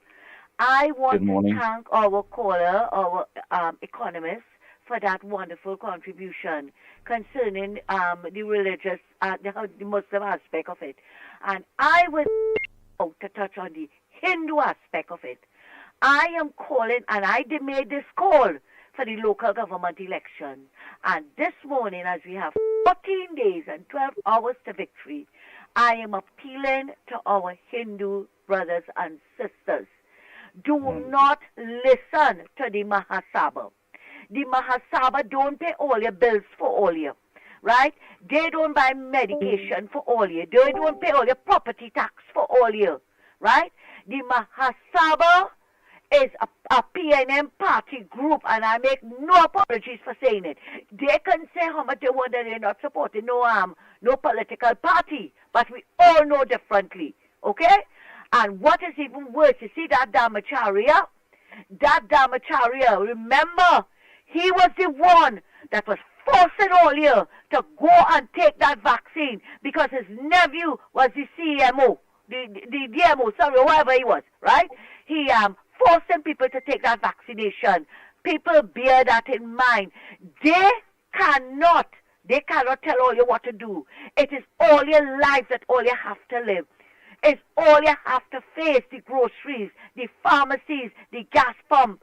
It's all you have to pay, all your own bills, not them. So do not be swayed by the Mahasabha. And next thing I want to touch on. I saw where somebody said they arrested the fellow with the tie straps, right? How can they arrest that man? I don't know if he has been charged. But Julia Davies instructing people how to jump over UNC people fence, run up to the door, kick it down, and deal with them was never charged. Because Gary Griffith was the one that said video evidence, they are inadmissible in court, right? How come they hold this man? How come they held the other man, the other young boy from Rio Claro, when he said they should do Rowley family just like what they're doing to the people of the country? They held him over a long weekend, right? And charge him $100 or something like that. But that little amount is not the point. The fact is how it is that these people could be charged, but Julia Davy was never charged with what it is going on. What it is she said. And she also, there were videos where she threatening Kamala. But you see, it's different strokes for different strokes. That is why we have to depend on that thing called karma to deal with people like that. Another thing, Lennox, as a political leader, I am appealing to you and, well, whoever other political leaders are listening. You all have to address the EBC issues with the disabled people coming in on wheelchairs. Right? Now, I can speak of an experience I had at Boston School when I was one of the presiding officers. They made no ramps or anything for the disabled to come in with their wheelchair.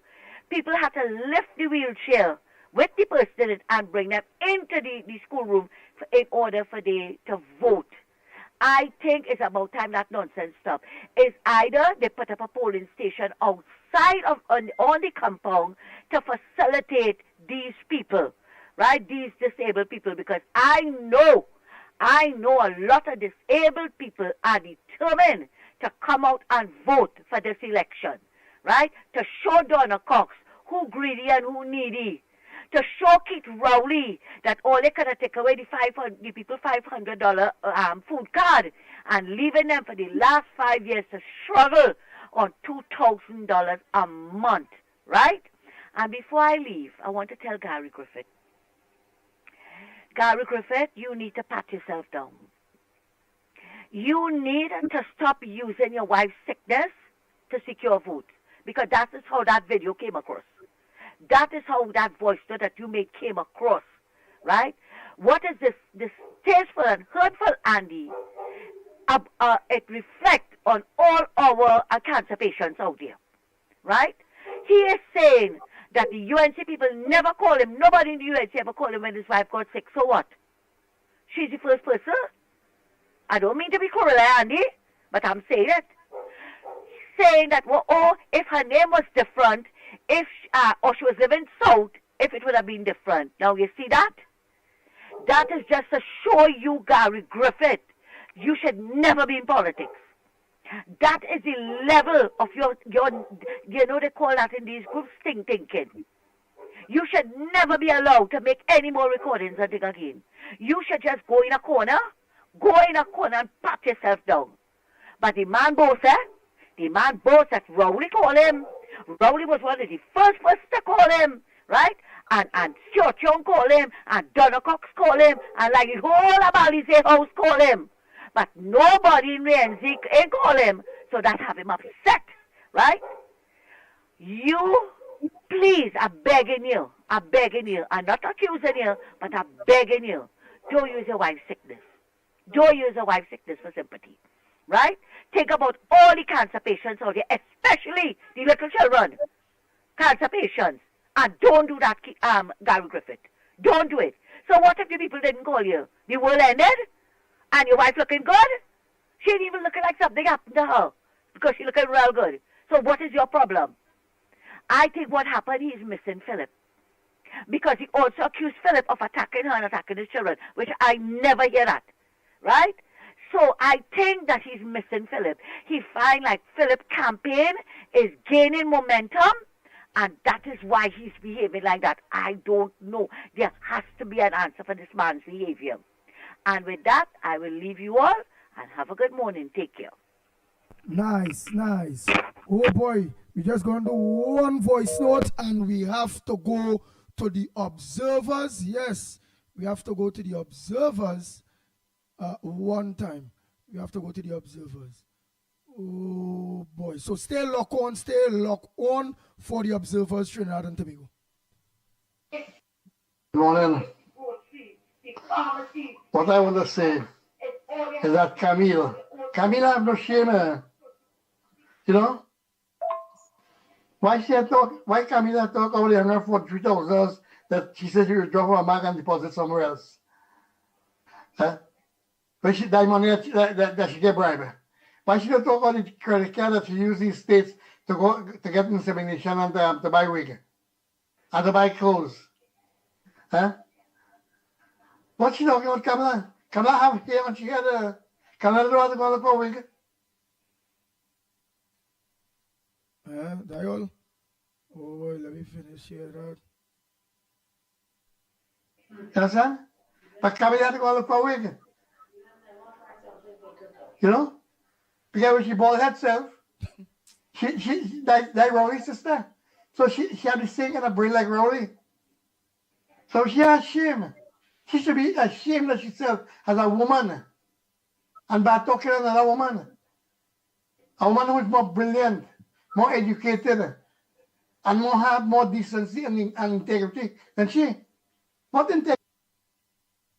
Oh boy, not even to. Integrity Camille have. You know? Every Monday morning she have a shift together. And that's about it. Andy, you see on YouTube yesterday how Foster coming exposing what they did in the last election, that they manipulated the election and thief the election. These people are ashamed. They are ashamed at all. But they're gonna get elected. They're gonna get licks. Oh boy, oh boy. Well, all right, I think that's it. Let's licks at their life in this election. That they remember all the days of their life. Nice. Oh boy, that's it. That's it. Oh boy. Trinidad and Tobago, here it is. Again, yesterday was a very, very, very bumper show yesterday on the observers. So here it is. Let me take in the observers because Ken Ali had a lot to say. Wall Street and all had a lot to say. So Trinidad and Tobago, until tomorrow morning, please God, the ground report out of here. But we all right now have to be taking in the observers right now. Oh boy, oh boy, oh boy. So stay locked on. Stay locked on, folks. Until tomorrow morning, we out there, but stay locked on. Thank you so much, Andy. And Lennox, Corridor Transformation later on tonight with our very own Lennox Smith. We have a lot in store for you, and we'll tell you more about Community Microphone. Until then, be safe. Go ahead, Andy. Do your thing.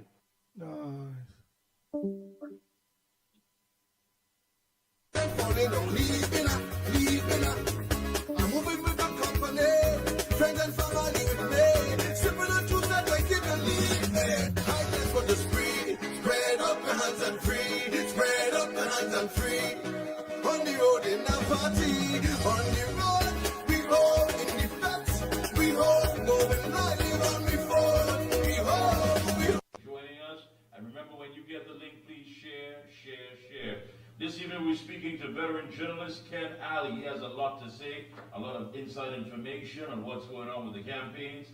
Professor Anston Wall Street LeBorn, that's right, he's going to be joining us from North America. And also UNC candidate for La Brea, Clyde Elder, and UNC candidate for La Horquetta Talparo, Philip Watts, and more right here on The Observer. And don't forget, vitamin XLD3 provides the most natural and absorbable form of vitamin D, which promotes whole body health, which is crucial for cellular health, especially regarding the cells of the immune system. Every cell in your body needs vitamin D3 to function properly, so pick up your bottle of vitamin XL D3 today. We'll be right back after these messages from our business associates right here on The Observer.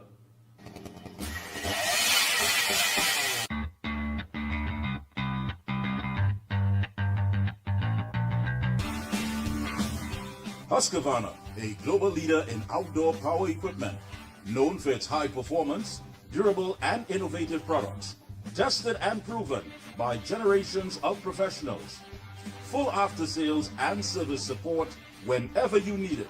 Contact Provar Distributors Limited, 223-9438 to find a dealer near you. Limiting chronic inflammation is important for so many conditions that occur. I had a lot of pain 4 years ago. I used to have pain in my knees and my hip. Taking it for arthritis. Omega XL saved my life. Then I started to realize, well, hey, I could use my hands, I don't have any pain. All in all, I am pleased to say that the Omega XL has worked. For all top quality and affordable hardware supplies, no one beats Midland Hardware, located number 97 Eastern Main Road, Arouca. Midland stocks the #1 brands in hand tools, garden tools, water taps, power washers, generators, water pumps, kitchen and bathroom faucets, along with face basins and toilet sets, blocks, lumber, steel, sand, gravel and topsoil. Also check out Midland for steel windows and assorted designs of metal curtain rods. Everything for home and business projects. Payments via links, credit cards, online payments, or cash on delivery. WhatsApp 327-7761 or call 646-2144. Open every day from 8 a.m. From foundation to finish, it's all at Midland. When you say TNT's construction boss, then there's only one company, Lacroix Construction Services Limited, specializing in general construction, industrial maintenance, manpower resources, transportation and lifting, and equipment rental, excavators, bulldozers, dump trucks, lighting systems, and everything for your project. We have affordable prices. Call now, 267-0000 or 431-0012. Lacroix Construction Services Limited, TNT's construction boss. Oh gosh, this place hot. And the AC in this car not working. Check Ryan Air. Ryan Air is ranked among the best in TNT for auto air conditioning service. They specialize in repairing and servicing all makes and models of vehicles and heavy equipment. They also stock a wide range of parts. Give them a call at 640-5828 or visit them at number 41 King Farm Road, Tacarigua, or email ryanairac@gmail.com. For prompt and efficient service, look no further than Ryan Air. The XL brand delivers quality service. I would recommend Omega XL to everyone. Take care of yourself, take care of your health with Omega XL. If Omega XL works for me, it will work for you. Over a period of time, I started feeling stronger in my knee where I could add more pressure. For all top quality and affordable hardware supplies, no one beats Midland Hardware, located number 97 Eastern Main Road, Arouca. Midland stocks the #1 brands in hand tools, garden tools, water taps, power washers, generators, water pumps, kitchen and bathroom faucets, along with face basins and toilet sets, blocks, lumber, steel, sand, gravel and topsoil. Also check out Midland for steel windows and assorted designs of metal curtain rods. Everything for home and business projects. Payments via links, credit cards, online payments, or cash on delivery. WhatsApp 327-7761 or call 646-2144. Open every day from 8 a.m. From foundation to finish, it's all at Midland. And we're back. Thank you so much, Master Control. Thank you so much. And joining us for our first interview is a man who is no stranger to the Observer, always here to give us an insight on what is taking place. Let me say a pleasant evening to veteran journalist, Mr. Ken Ali. Good evening, sir. Good afternoon, Mikey, to you and your many viewers and listeners, and it's good to be on your program. Always a pleasure to have you on. I just want to read part of some of your last writings here. Young's Old Race Tactics. And it says, confusing and fast-paced political developments have led to Stuart Young doing the heavy lifting in Dr. Eric Williams' 69-year-old party. Williams said in the 1956 People's Charter that the PNM is not an ordinary party in the accepted narrow sense of the word, but a rally, a conversation of all and for all. A backroom attorney from a privileged background who never walked the trenches is now chairleader of that grand old Caribbean party. And of course you go on to talk about all these changes that seem to be happening. The theme for this campaign is all in. And when that didn't pick up political traction, it became a new chapter. And now we're hearing that it's red and responsible. With water more than flour, of course, Dr. Rowley is recalled to the platform with his style brand of angry politics. You know, and Ken, so true. I mean, I was talking to some gentlemen last night in the Rio Claro meeting, and they were saying the same thing. Usually there's this aggressive, in-your-face campaign by the PNM. We always know them to have that catchy tune, to have that, you know, whatever the theme may be, to capture the essence of the campaign. But we're not seeing that. And has it been that, is it that we now have to really and truly look at the reality that perhaps there is nothing to campaign on, or is it more internal wranglings that we're seeing coming out of what's taking place? It's a combination of all of that, Mikey. There are several issues all at one time. One is a leadership issue, because you've never had in the 69-year history of the PNM a leader voluntarily given up office. You had Dr. Williams dying in an election year in March 1981, but you never had a leader voluntarily given up office. And even in 1981, you had George Chambers, who had been part of the cabinet, who had been finance minister and was known. Here you have Stuart Young, who, as I said, 15 years ago, he was a backroom attorney. He caught the attention of Dr. Rowley's eyes when he was represented Dr. Rowley in a matter. Dr. Rowley brought him, forward him into all these big offices and so on. And he doesn't have roots among the masses. You know, George Chambers came from behind the bridge. Stuart Young has the exact opposite upbringing. And so the party is rebelling against that. And when I say the party, I'm talking about key soldiers within the party, some existing senior people, and one or two people whose name have been synonymous with the party for the last 15, 20, 25 years. So that is one. In addition to that, they have a huge issue with the messaging, because they're saying, well, we'll do this and we'll do that and we'll do the other. But everybody is putting their face now, virtually everybody. But why did you do any of that? Mikey, the quality of life, as I've written extensively over a long period of time, has consistently declined, except for that 1% who are making literally billions of dollars. And they're opening malls and they're opening franchise stores and so on, and former Caroli lands and so on. While that is happening, the large swath of people are getting poorer and poorer. 4% over 2 bargaining periods for public officers, a virtual wage freeze, more than 6,000 small businesses closing down, and a lot of big businesses have gone into their operations. A lot of unemployment, crime has driven a lot of the street vendors out and so on. We know the story. The quality of life has declined. The crime issue, healthcare is another issue that's affected people. So a lot of people are adrift, some are seeking to go abroad and so on and so forth. So the PNM doesn't have a plausible and a credible argument to take to the people. So it is very adrift with that. And Dr. Rowley has dealt the PNM a bad hand. Here for 10 years, he presided not only the decline in the quality of life, but he was scolding everybody in Trinidad language, he was buffing everybody, the media included, the opposition included, and the people waited and they took note of it. And Dr. Rowley felt he was winning in the long game. He is losing in the long game because people waited and said, but look at this, look at all these issues we were asked about, look at the quality, look at the matter of salaries, and you all took 47% and you walking away with $1 million, all of these things.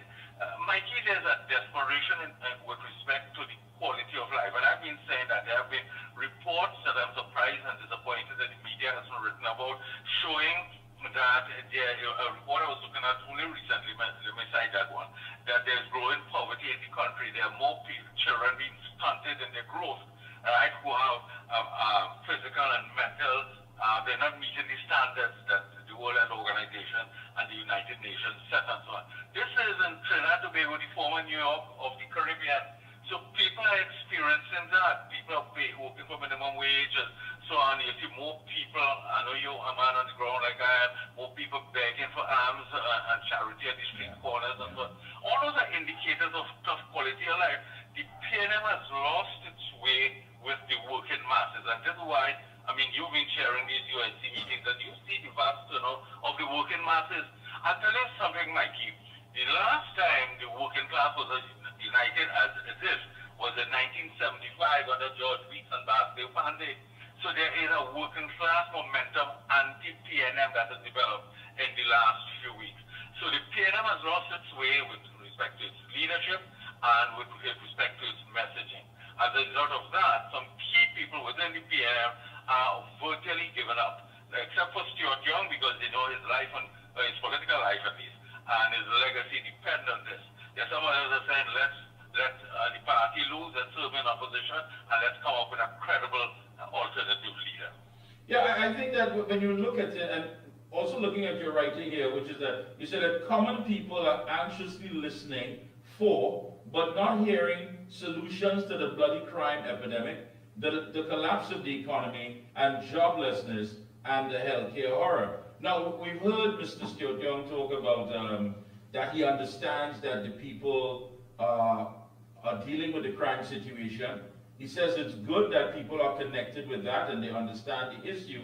Now, a lot of this seems to be verbal acrobatics rather than getting to the core of it. Is it that, listen, is it that basically he's been there all along in that cabinet, side by side with Dr. Rowley? And so the question has to be asked, and I think you ask it, well, what happened over the last 10 years? I mean, now that you know that there's an issue with the economy, you know there's an issue with healthcare, you know that there's an issue with crime, did you do anything? Did you make any attempt? Because he did recuse himself about over 135 times. No, 137 times. And none of those times dealt with the fact of his constituents and by extension, the citizens of Trinidad and Tobago. So what are we really looking at? I mean, looking for something that is not going to be there when we are asking for solutions as to what are you going to do and why should people continue supporting the party?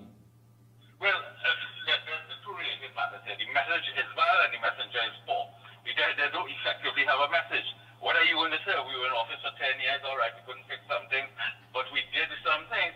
I look at their manifesto, especially the 2015 manifesto, and there are pages and pages of items that never even touched. Huge issues. So they sold the people a bed of roses in 2015, and they made no effort at dealing with that, whether it's legislation, it's policy, and all these things, reforming the economy and all of these issues. So the message is a weak one, and the messenger is not a very effective one. Stuart Young is not a very good campaigner because his background has not been in career politics and not a public speaker. Well, like he said, he was a backroom attorney, not even an advocate in court.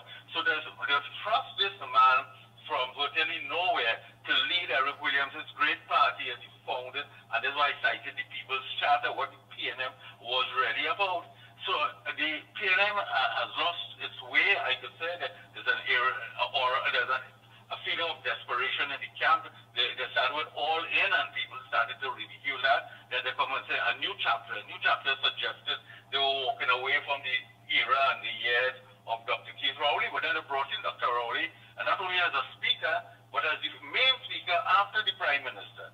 So this is not the PNM we've known. This is not the formidable PNM, even of the Williams era, but certainly this is not the PNM of Dr. Eric Williams, the party he founded, the party he molded, and the party for which he gave a vision.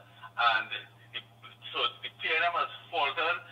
Whether they have sufficient people to take them over the tape, I don't know. I mean, Mikey, you've been on the ground too.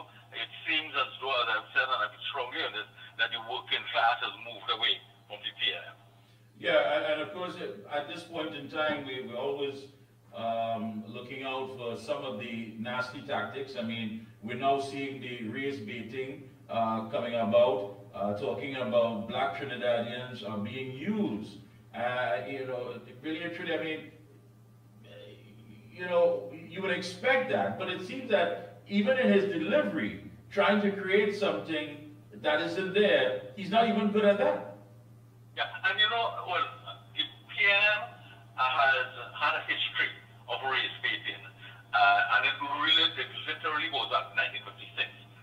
Something that was said on the platform, something by people who were heckling and so on. A number of things, some of this have been documented in books, like Winston Mahabir, for example, who was a member of Dr. Williamson's cabinet for 5 years, has written, and Sukaran and several other people have written in and out of the politics. So they've had a track record of that, and it always comes up in the year of the ONR with Albert Phillips. There was the Baptist letter, which distributed, those are the days before social media, a few days before the election. So the PNM has been associated with dirty tricks. I am a little surprised they've played this race card so, early in the game. There's still 2 weeks, but having said that, and that seemed to have backfired on them. It didn't hold traction. One wonders what next. In this era of artificial intelligence and so on, we may or may not see some things. We may see memes and so on and so forth. But it's unlikely that the PNM's message will get stronger. It is unlikely that they will have more powerful speakers because they have not been featuring Fitzgerald Hines and call members because they're seen as a larger part of the problem. The intervention of Dr. Rowley, which I don't think created an impetus and a growth for them, but they thought it was necessary to do that, and he came in this fiery tone and so on. I think, Mikey, that a lot of people want to walk away really from that Rowley tone of politics. So I don't know if it will help the party moving forward.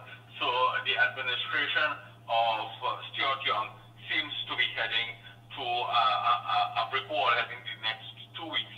And if the UNC were to hold steady and do some of the things it's doing and continue to do, we may have a new administration coming up. Yeah, I agree with you. I really, truly agree with you.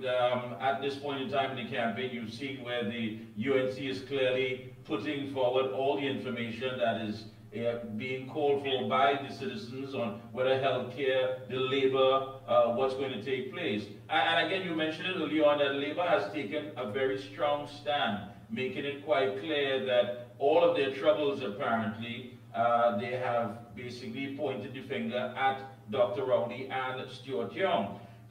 The fact of the Dragon gas deal, that now being a dead issue, do you think it compounds the perception internally and externally as to the leadership of Mr. Young?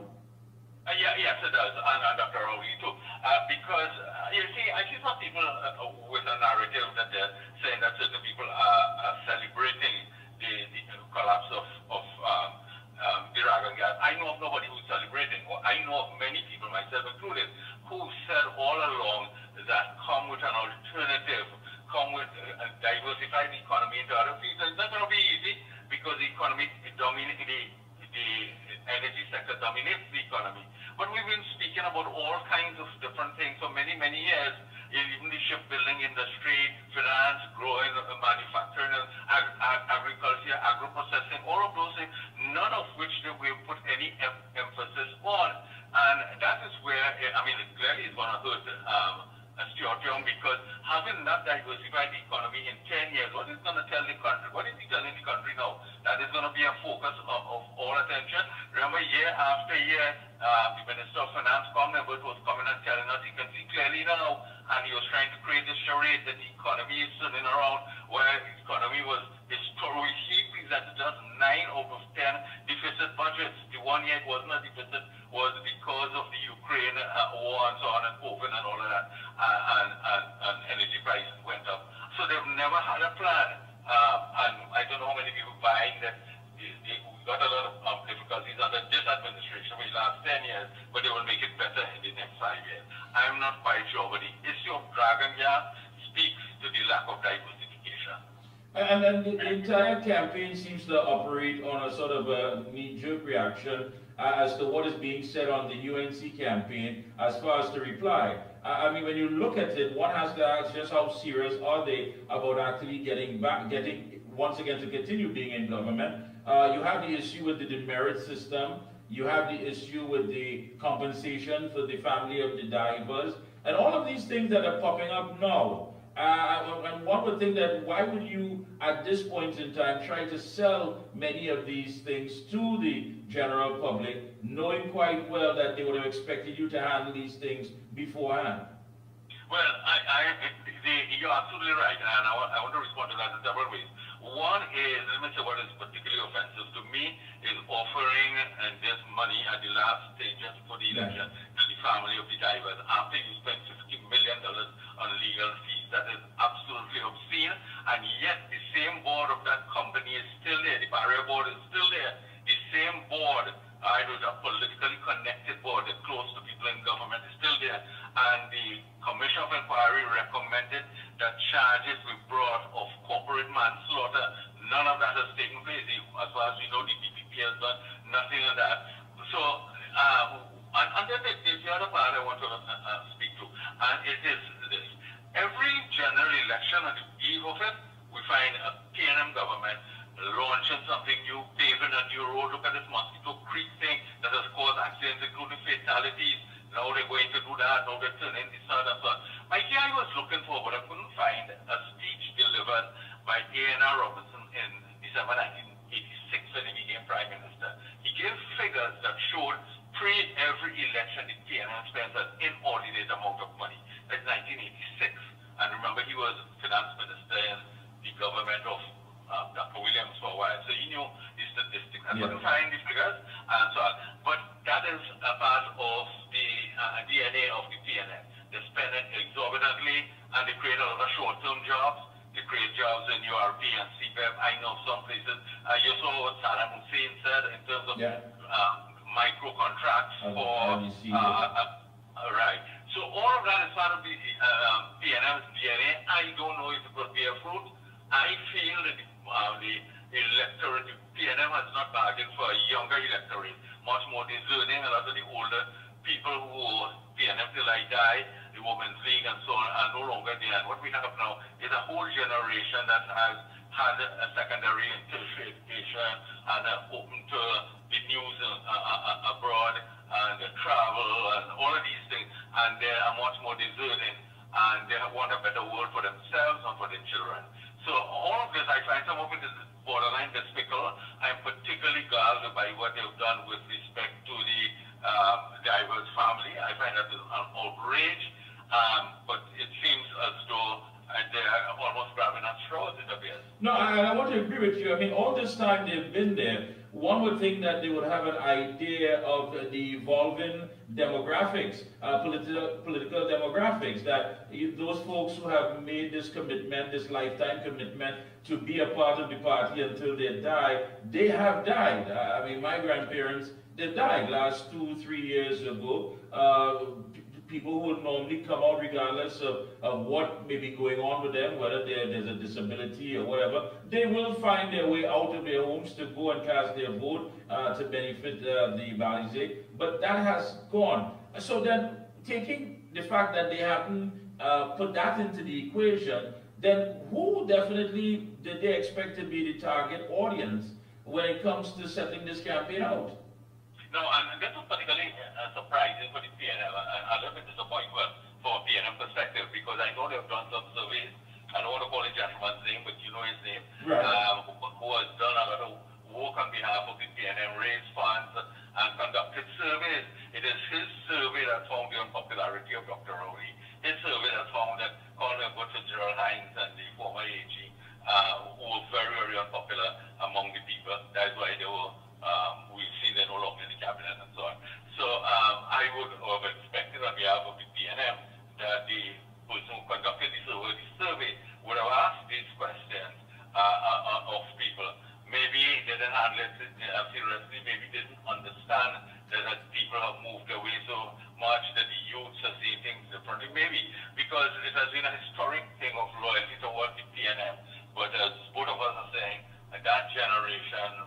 them are no longer there. And the youths have a different perspective in terms of what they want for themselves and their loved ones. Yes, all right. Any closing comments? Go right ahead. I think the next 2 weeks are going to be intensely close, Mikey. Anything to play. If you're asking who has their ascendancy now, I would think the UNC does. I think they're running a very good campaign. The messaging is very good. And so I think in many areas the message is really good. And some candidates particularly strong and so on. But any number could play. Everything hangs on this. One expects that the PNM will turn more sides and they'll do more things and try to dominate the news and so on. But we shall see what we shall see within this, in just over 2 weeks' time. All right. Thank you so much again, my friend.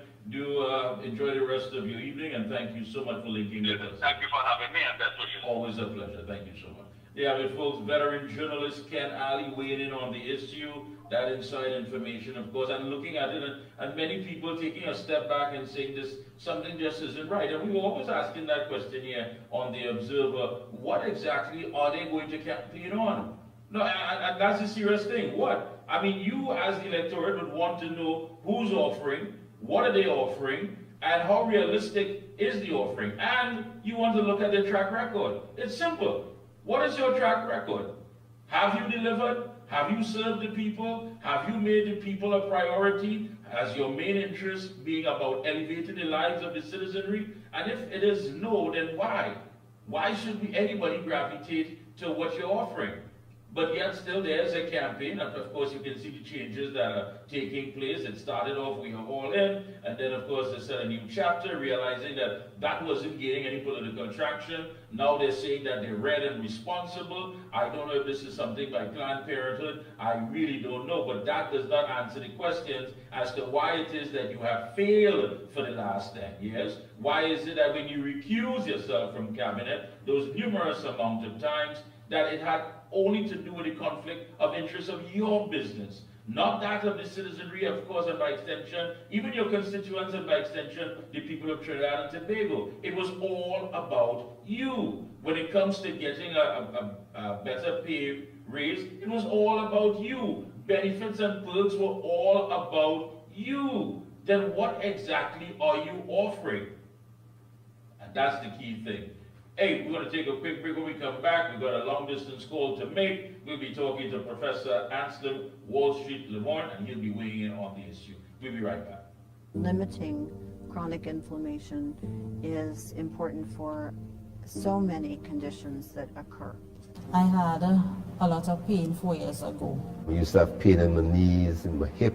Taking it for arthritis. Omega XL saved my life. Then I started to realize, but hey, I could use my hands, I don't have any pain. All in all, I am pleased to say that the Omega XL has worked.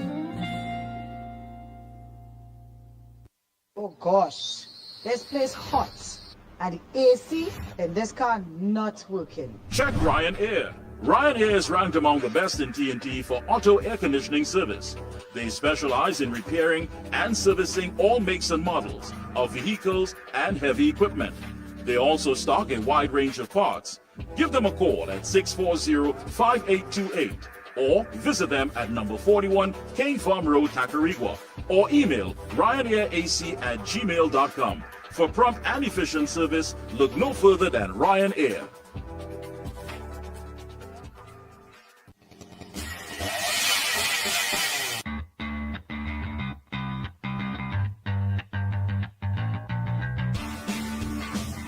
Husqvarna, a global leader in outdoor power equipment, known for its high performance, durable and innovative products, tested and proven by generations of professionals. Full after-sales and service support whenever you need it. Contact Provar Distributors Limited, 223-9438 to find a dealer near you. When you say TNT's construction boss, then there's only one company, Lacroix Construction Services Limited, specializing in general construction, industrial maintenance, manpower resources, transportation and lifting, and equipment rental, excavators, bulldozers, dump trucks, lighting systems, and everything for your project. We have affordable prices, Call now 267-0000 or 431-0012. Lacroix Construction Services Limited, TNT's construction boss. For all top quality and affordable hardware supplies, no one beats Midland Hardware. Located number 97 Eastern Main Road, Aruka. Midland stocks the #1 brands in hand tools, garden tools, water tanks, power washers, generators, water pumps, kitchen and bathroom faucets, along with face basins and toilet sets, blocks, lumber, steel, sand, gravel and topsoil. Also check out Midland for steel windows and assorted designs of metal curtain rods.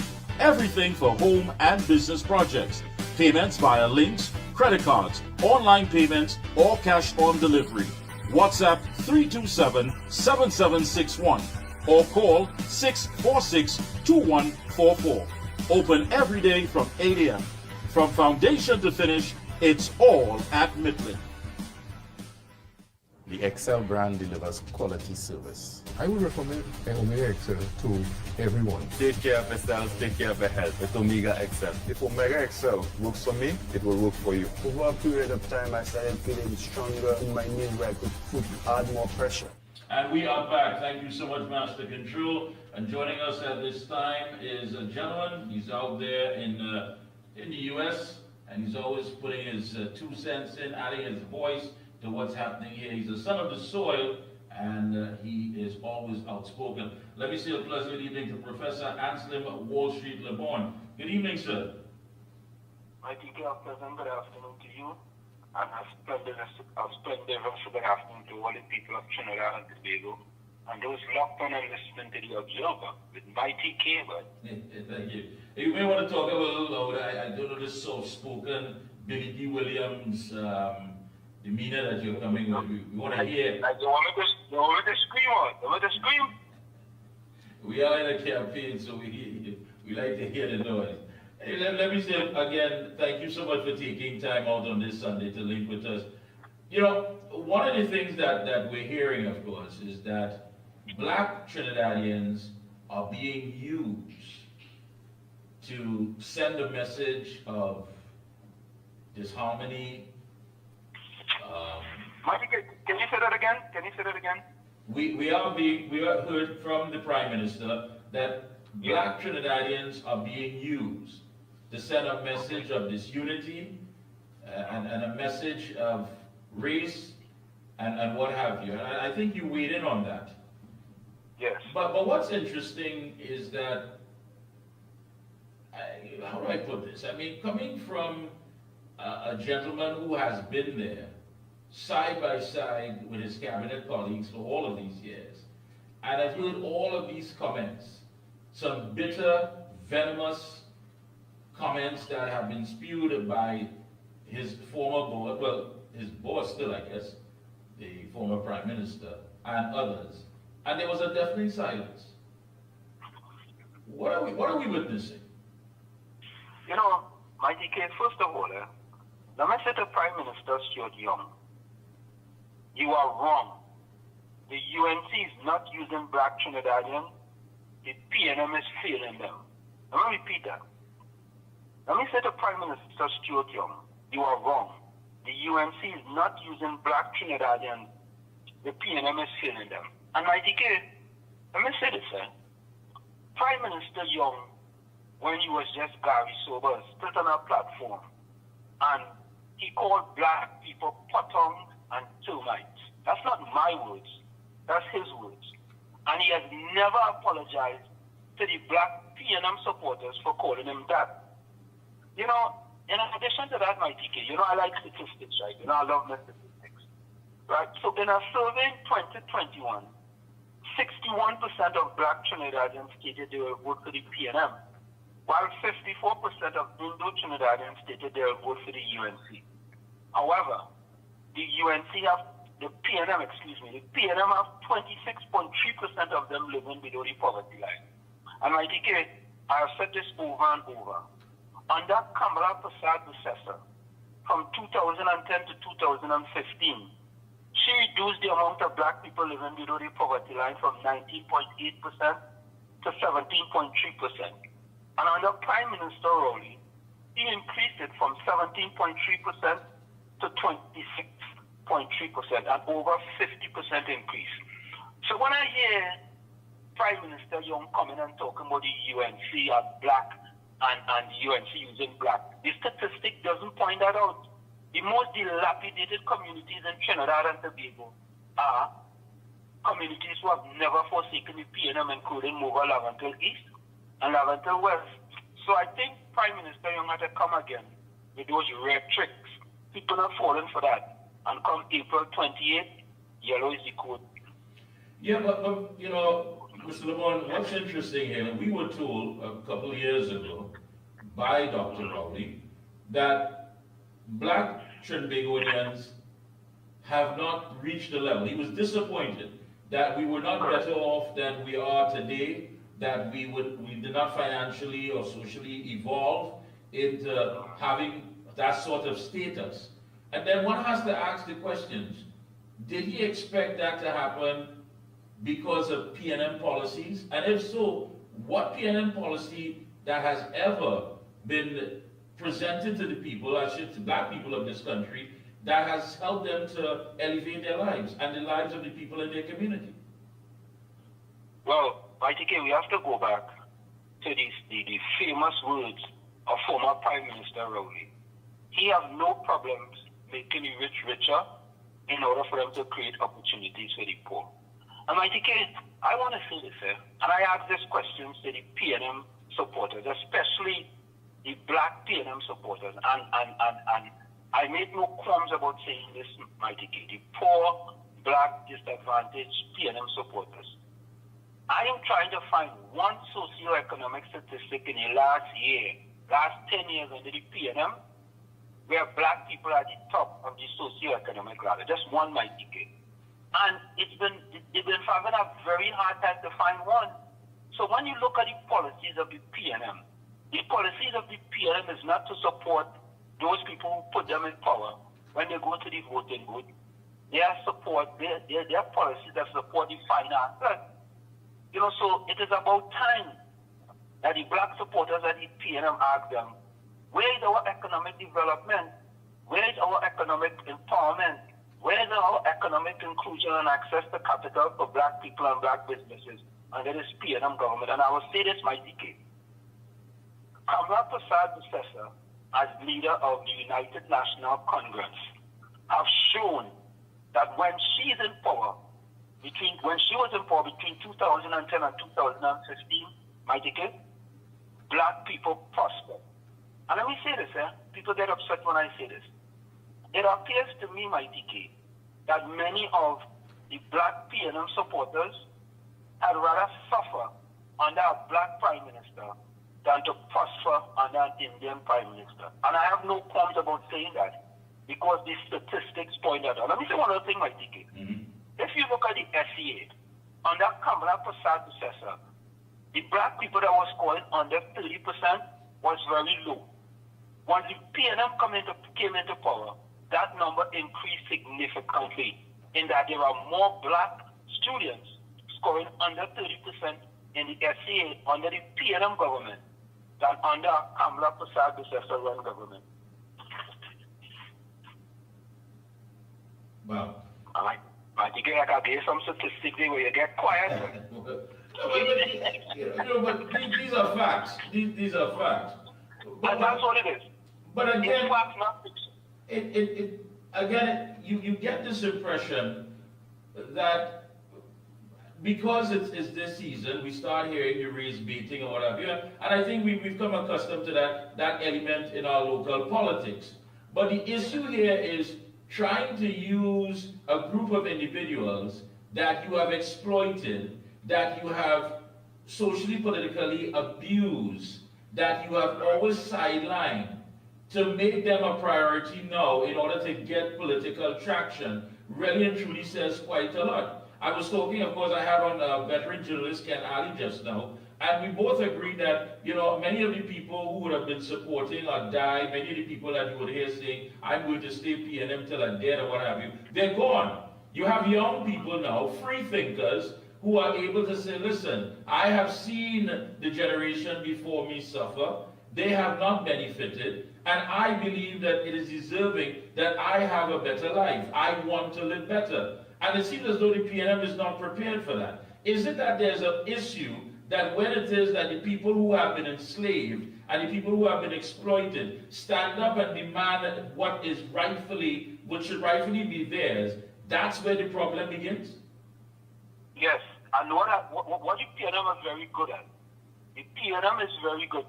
My kid, I have been in Balize House, and there's a room, a propaganda room in Balize House, and you may not have never been to Balize. I've been to Balize House. There's a propaganda room, and when you see they go to a machine, and that machine is spit out, they don't spit out fact, they don't spit out propaganda. So when the PNM start with the propaganda machine, people, most of the PNM supporters, especially the black PNM supporters, they believe whatever the PNM tells them. And that is where they have to now think critically. Because they're not thinking critically, you know. And I think I'm going to give a quick example. Piccadilly Government School, St. Philip's Roman Catholic School, in Lavantel and environment. Piccadilly is right at the bottom of Lavantel Road.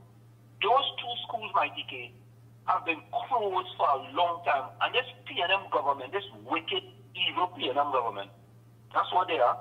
This wicked, evil government will not even think about reopening those schools so people can go, black people can go to neighborhood schools rather than having to traverse miles away and costing them money. So that is the reason why I can say, my DK, that under a UNC party, black people will prosper. I know some people might be, well, I don't know what she's saying that, but the facts are there, my DK. It is there. You know, and it is sad. It is sad. And then now, my DK, we have had a minority hosted on the majority in order to run the government of Trinidad and Tobago. And it's sad that currently we have a prime minister that's elected, not elected. And how long can we go on this way? Explain us. Let me ask you about that point, and I want you to expand on that point. I mean, looking on, when one sets out to accomplish, you know, that is to sit in the big chair, they understand the challenges, they understand the sacrifices, they know first and foremost, they have to pay their dues. They understand that. You have to pay your dues. Are we now seeing a backlash from the fact that many people internally inside the party are saying, listen, where did you come from? You were just simply thrown at us, and here it is now, you did not pay your dues, you did not come through the rank and file. Is it now creating such a problem that many are simply walking away from the campaign and saying, listen, let the chips fall where they may? Correct, exactly. And people have said, and I could call them names, like Penelope Beckle, has toiled in Virginia for years. She was a UN ambassador. You know, Dr. Amy Brown, Minister of Foreign Affairs, he was an ambassador, has toiled in Virginia for many years. You can even call the fellow from La Orqueta Talpa or Foster Cummins, you know, who has toiled in Virginia for many years. And all of a sudden, we have a young come lately, just so hoisted on the PNM people, and they're upset. They are very upset. But you know, when they go behind closed doors, it looks like they're unified. But a little red really whisper in my ears, my DK, my right ear, not my left ear, because most of the PNM supporters have a red ear plug with their left ear. So whisper in my right ear that there's problems within the PNM as far as that young man is concerned. You know, and they really don't want him. But since the former Prime Minister decided to hoist him on them, you know, they had to take, well, my ticket, you know, I don't understand this. I don't know if this is the first time in politics in Trinidad and Tobago. The PNM have a Prime Minister that's different from the PNM political leader. Yeah. I don't know. I'm just asking questions, you know what I mean? You know, so it appears that the PNM is in big trouble. And I got to say this, my ticket. I've seen all, my ticket, you have been splendid for us on the platform as well. I mean, they are a little pop. But Mr. Kamla Prasad Bissessa has laid out the policies, the manifestos, excellent, telling you what the next government of Trinidad and Tobago is going to do for the people of Trinidad and Tobago. Yet, we haven't seen even a half manifesto from the PNM government. And when you take in consideration the fact that there's so many people now who are coming to the realization that there's nothing that is being offered by the PNM, I have to ask you that question. I need to ask you, when did you realize, take us back, I know it was after 2015, you were demanding change, you were standing up for change, and what have you. At what point did you say to yourself and realize to yourself, listen, something is wrong here, and that you had to go and look at the statistics, you had to look at the figures, you had to look at and make the comparison as to what was being offered, what was being done, compared to what had been accomplished by the former administration led by Kamala Prasad-Bissessar. Give us an idea of what, you know, how you went about getting to the fact that, listen, something isn't right here. Mickie, I started to put on my critical thinking cap. And I said to myself, wait now, you know, in 2015, under Kamala Prasad-Bissessar, she gave David Mohammed a piece of land in Prisgaland the day before the election. I said, boy, that's a real woman who really thoughtful, boy. She didn't know what she was going to win. She didn't know what she was going to lose. But Dr. David Mohammed got a piece of land where they currently have the Kwame Tourist Center. And then I started to compare to the PNM. Under the PNM, we requested the former Workers' Bank building for the Lavantel to Washington Empowerment Center. And Prime Minister Rowley, he was the one that got the proposal, and he was the one that put it in the dustbin. No, he actually put it in the lavas.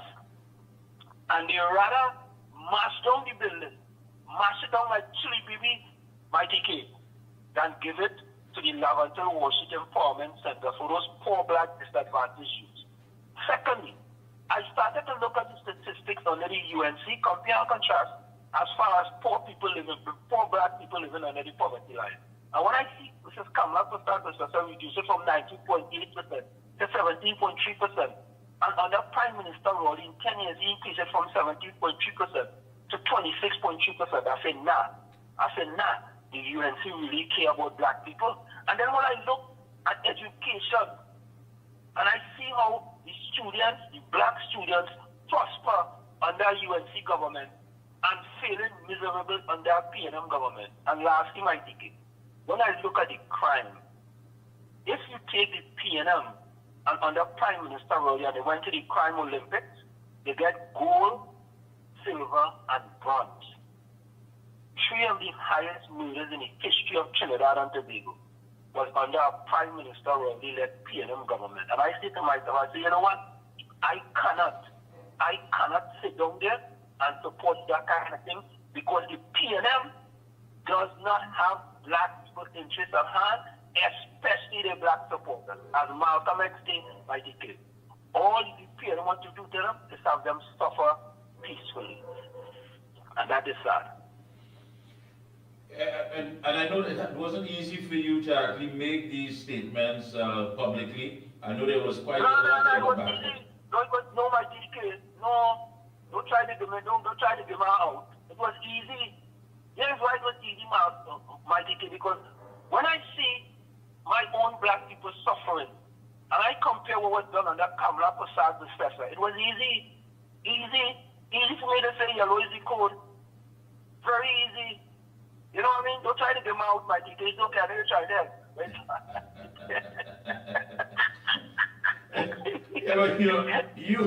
But you have been a thorn in the side of many of their talk show hosts, many of the people who have been spewing their propaganda on the airwaves. You've been the fact checker to many of the comments that have been made. I mean, this sense of commitment and dedication, really and truly, you have to be motivated beyond just looking at it and saying something is wrong. There has to be something that keeps you going, energized on a daily basis to say, listen, I'm calling them out because that statement isn't right. I'm calling them out because that is a blatant lie. There has to be more to it, Professor Lemon.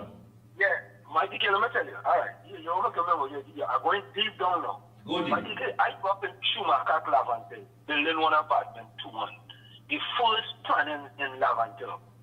When I go up my ticket, I used to say we were so poor, the job people are. We were just poor.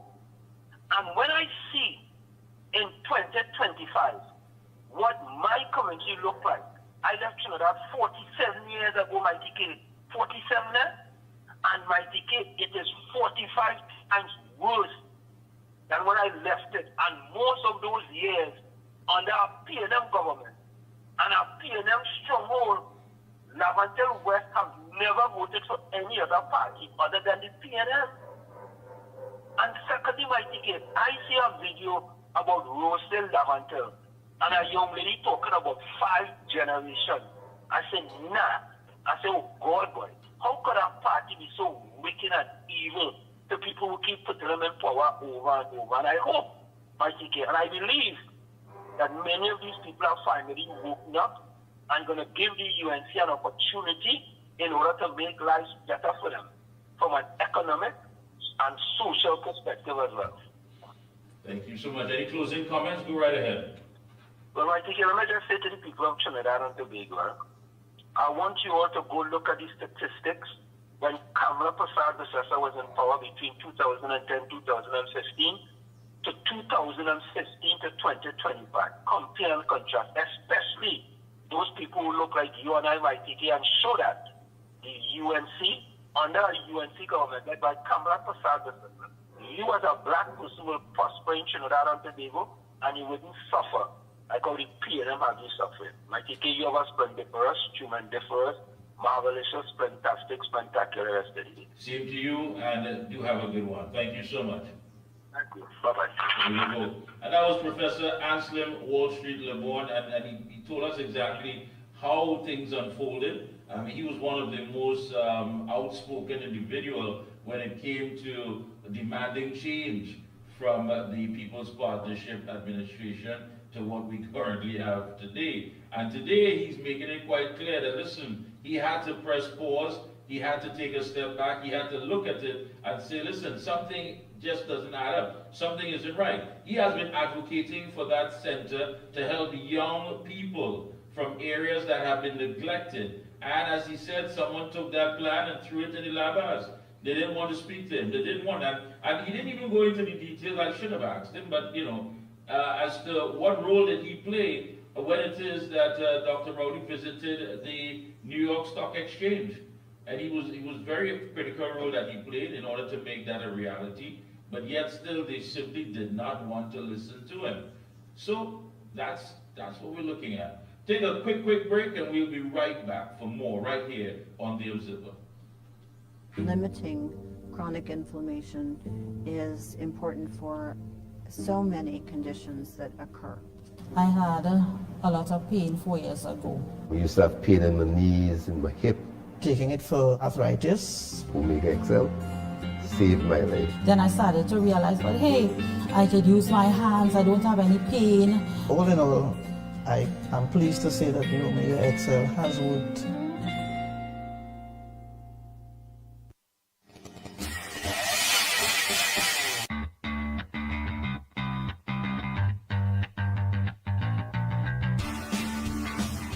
Husqvarna, a global leader in outdoor power equipment, known for its high performance, durable and innovative products, tested and proven by generations of professionals.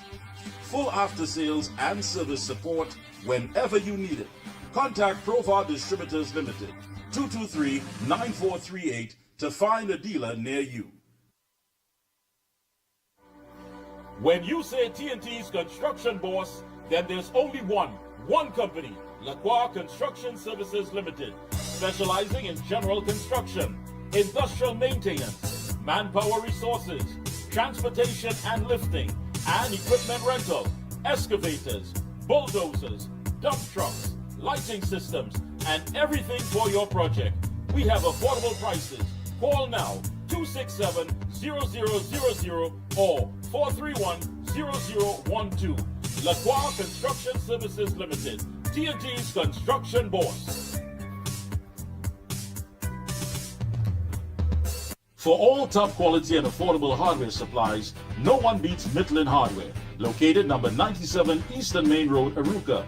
Midland stocks the #1 brands in hand tools, garden tools, water tanks, power washers, generators, water pumps, kitchen and bathroom faucets, along with face basins and toilet sets, blocks, lumber, steel, sand, gravel and topsoil. Also check out Midland for steel windows and assorted designs of metal curtain rods. Everything for home and business projects. Payments via links, credit cards, online payments, or cash on delivery. WhatsApp 327-7761 or call 646-2144. Open every day from 8 a.m. From foundation to finish, it's all at Midland. And we are back. Thank you so much, Master Control. Joining us at this time, we have the UNC candidate for La Brea, Comrade Clyde Elder. Good evening, sir. Good evening, Mikey. Good evening to you and your listeners. Thank you so much. By yellow is the code? Yeah, yellow is the code. That's right, my friend. Thank you so much for taking time out this Sunday to link with us. First of all, I want people to get an idea here. So I want to ask you, I mean, I've known you for years, but who is Clyde Elder? Well, Clyde Elder is a very humble person from a small, quiet village of Carapal. That's located in Erin, which is within the La Brea constituency, by the way. I went to Rancho Commander Government School, again in the La Brea district, and then I went to Erie High School, which was my first choice. Came from very humble beginnings. When I grew up, I had no running water, no electricity. Went to school without books and persevered and worked my way up. Got employed in TSCT and then got involved in trade unionism for quite some time. A number of years, led CW for 6 years, and now I'm involved in politics. In a nutshell, that's who I am. I think the thing about it is that you could have simply just enjoy your retirement, stay on the sidelines. I mean, you're talking about getting involved in something where people would say the most nastiest things, they would fabricate stories, they would throw allegations, you name it. But what made you step into this arena and say you had to make a difference to serve the people? Well, Mike, when you look at what's going on in this country right now, and for some time, the decay that we have been finding ourselves in, no progress, youths have no hope. And I have 2 children myself. One is 9 and the other one is 16, right, in CXC this year. And when I look at what is going on in my constituency that I came from of La Brea, even though it's a PNM safe seat with a I am mad, I say, look, listen, I have to stand up and make a difference and try to do something different for the people of La Brea. I could have stayed home, as you said, enjoy my retirement because I was very happy at home. I wasn't fussing to get up and go up the highway and represent this work and represent that work and do this and do that. I was very comfortable. But I could not be comfortable in this kind of environment that we find ourselves in and do nothing about it. I had to make a difference.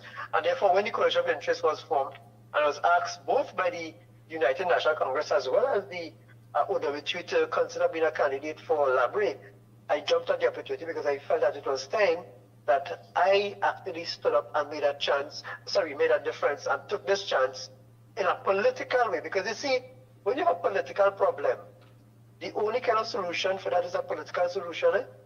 You can't pray and hope that it goes away. You have to do something politically to ensure that you actively seek to make a difference. And that's what I thought I should do. I spoke to my family. I let them know, as you said, that politics is not an easy game. They're going to say things. They're going to do things. Arrows are going to come. I said, but once we understand what we're getting into, then God is on our side, and I am not somebody of any ill repute. My character is unquestionable. My ethics unquestionable. I am incorruptible, and I've been representing workers fearlessly, and now it's time for me to represent constituents of La Brea. Now, how much of your experience at the helm of CWU, gave you that feeling that you had to get involved? I mean, at some point in time, over the last 9 years, you had to come to the realization that this is not a labor-friendly administration. Well, certainly. I mean, so many things happened with workers over that 9 years. I mean, I will normally call TDC, that's the Tourism Development Company, GHRSL, Government Resource Services Limited, Caronic Green, TSTT, Petrotrin, even ArcelorMittal, it does a privately owned company, but the workers in there still have work not sent up to today. So all of those things, not to mention negotiations, not to mention negotiations that were settled and were not honored in terms of those settlement agreements.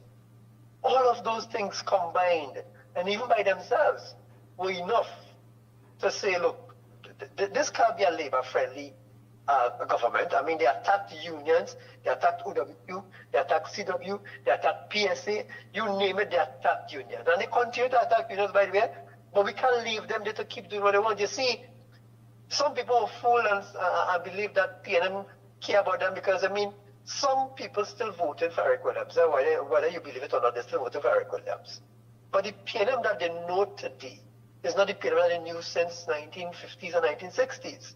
And therefore, PNM continues to fool some people some of the time, but they can't fool all the people all the time. And therefore, it was time for me to say, look, listen, I am now out of trade unionism. The union I was in held an independent political position for years. And of course, I could not compromise that. And now that I'm out, I'm on my own. I can make a difference now, and I choose to make that difference now. The union experience has severely and most importantly prepared me for this environment I'm in now, because it's a natural transition. Somebody told me on the campaign trail, you know, there's a thin line between being a politician and a trade unionist. And I'm beginning to realize more and more that might be so, you know. So that prepared me for this environment that I'm now getting into, to represent people. The representation was confined to a group of workers in a company or in a sector. Now I'm representing people of all different walks of life, different creed, race, color, background, different work experience, different working place, but all in one constituency of Labre. And I decided, look, it's time for me to represent that group of people, and by extension, represent Trinidad and Tobago as well. Yeah, the UNC in their manifesto says that the UNC's workers' agenda is built on some core commitments to our nation's workers and trade unions. Now, those core commitments throughout the years as a trade unionist, you would have known that based on the history. Did you ever think that the day would come when an administration would look at the trade union movement as a liability rather than the fact that it's an asset to the working class? Well, you see, when you know the history of the People's National Movement, they have always been anti-worker, because when they passed the Industrial Relations Act and even the forerunner to the Industrial Stabilization Act, it was done against a background of tremendous protest action and stuff that were taking place by unions, and it was a way to try to hush and keep unions quiet and to keep them in check and keep them in line. And when you look at the other history, PNM was always anti-worker, so it's not surprising to me that they continue that anti-worker agenda. To the extent they continued, I think that was the surprising part. But the silver lining is that we have a party that we can look to for hope, and we can look to and say that party cares, that party aligns with the workers' agenda, that party is a party we can give a chance. Yes, we were in government before. I'm saying we in terms of the partnership between 2010 and 2015, there were things that both sides didn't do the way they're supposed to do it properly, and we have worked on those things. We have worked on those issues that will come up, because issues will come up. Yeah. Make no mistake about that. Issues will come up. But how we treat those issues is what is critical to ensuring our success. And that's why for the last 2 years that the trade union movement and the United National Congress has been sitting down, working out those issues, working out those working arrangements, working out conflict resolution mechanisms, because as you say, issues will arise. I mean, we are all humans, we are not infallible, so issues will arise. But when the issues arise, how we treat them is what is going to keep us successful and keep us winning and keep us in government. And I think now we have that chance to do it. Now we understand that from history, history is 2020 vision, we can look back and see what we did wrong, fix those things, and move forward in a progressive manner. Because at the end of the day, the United National Congress has always been a pro-labor party as opposed to the People's National Movement. So true. Yeah, it says here that the UNC is committed to creating a living wage to ensure that all workers earn sufficient salaries to support themselves and their families comfortably. You know, and one would think that why would an administration not understand that? Why would an administration be so out of sync to the fact that all the challenges that where the working class is dealing with? You have an administration that has basically wiped out the middle class, Comrade Elder, wiped it out completely. And now today, what are we really looking at? What are we facing? And that's the main question. If the PNM remains there. Well, when you have, as a prime minister in a nation that says nothing's wrong with the rich getting richer, once the benefits can reach down to the poor and the less fortunate, it tells you where their headspaces are because they're not concerned about the middle class. That statement alone, I don't know if people understood when Dr. Rowley made that statement. I don't think people really grasp the severity and the real meaning and the critical thing about that statement is how it impacted the middle class. I don't think people understood that because that statement was in fact an admission that we don't care about the middle class. We care about the middle class. It's just haves and have-nots. And what has been happening, for example, in this country when they closed up Petrotrin, how and who got the contract to get the manpower into Heritage now, right? So you have to ask yourself those questions. And what happens now is that the haves continue to have and to get, and the haves not continue to lose and to lose and to lose and to lose. They lose the job, they lose income, they lose opportunity to the point where they now lose hope. But I'm here to tell you that on the 28th of April 2025, that change is coming, that the Freedom Day is coming, and that UNC will win. And when UNC wins, everybody will win. So there's hope. There's hope in the UNC.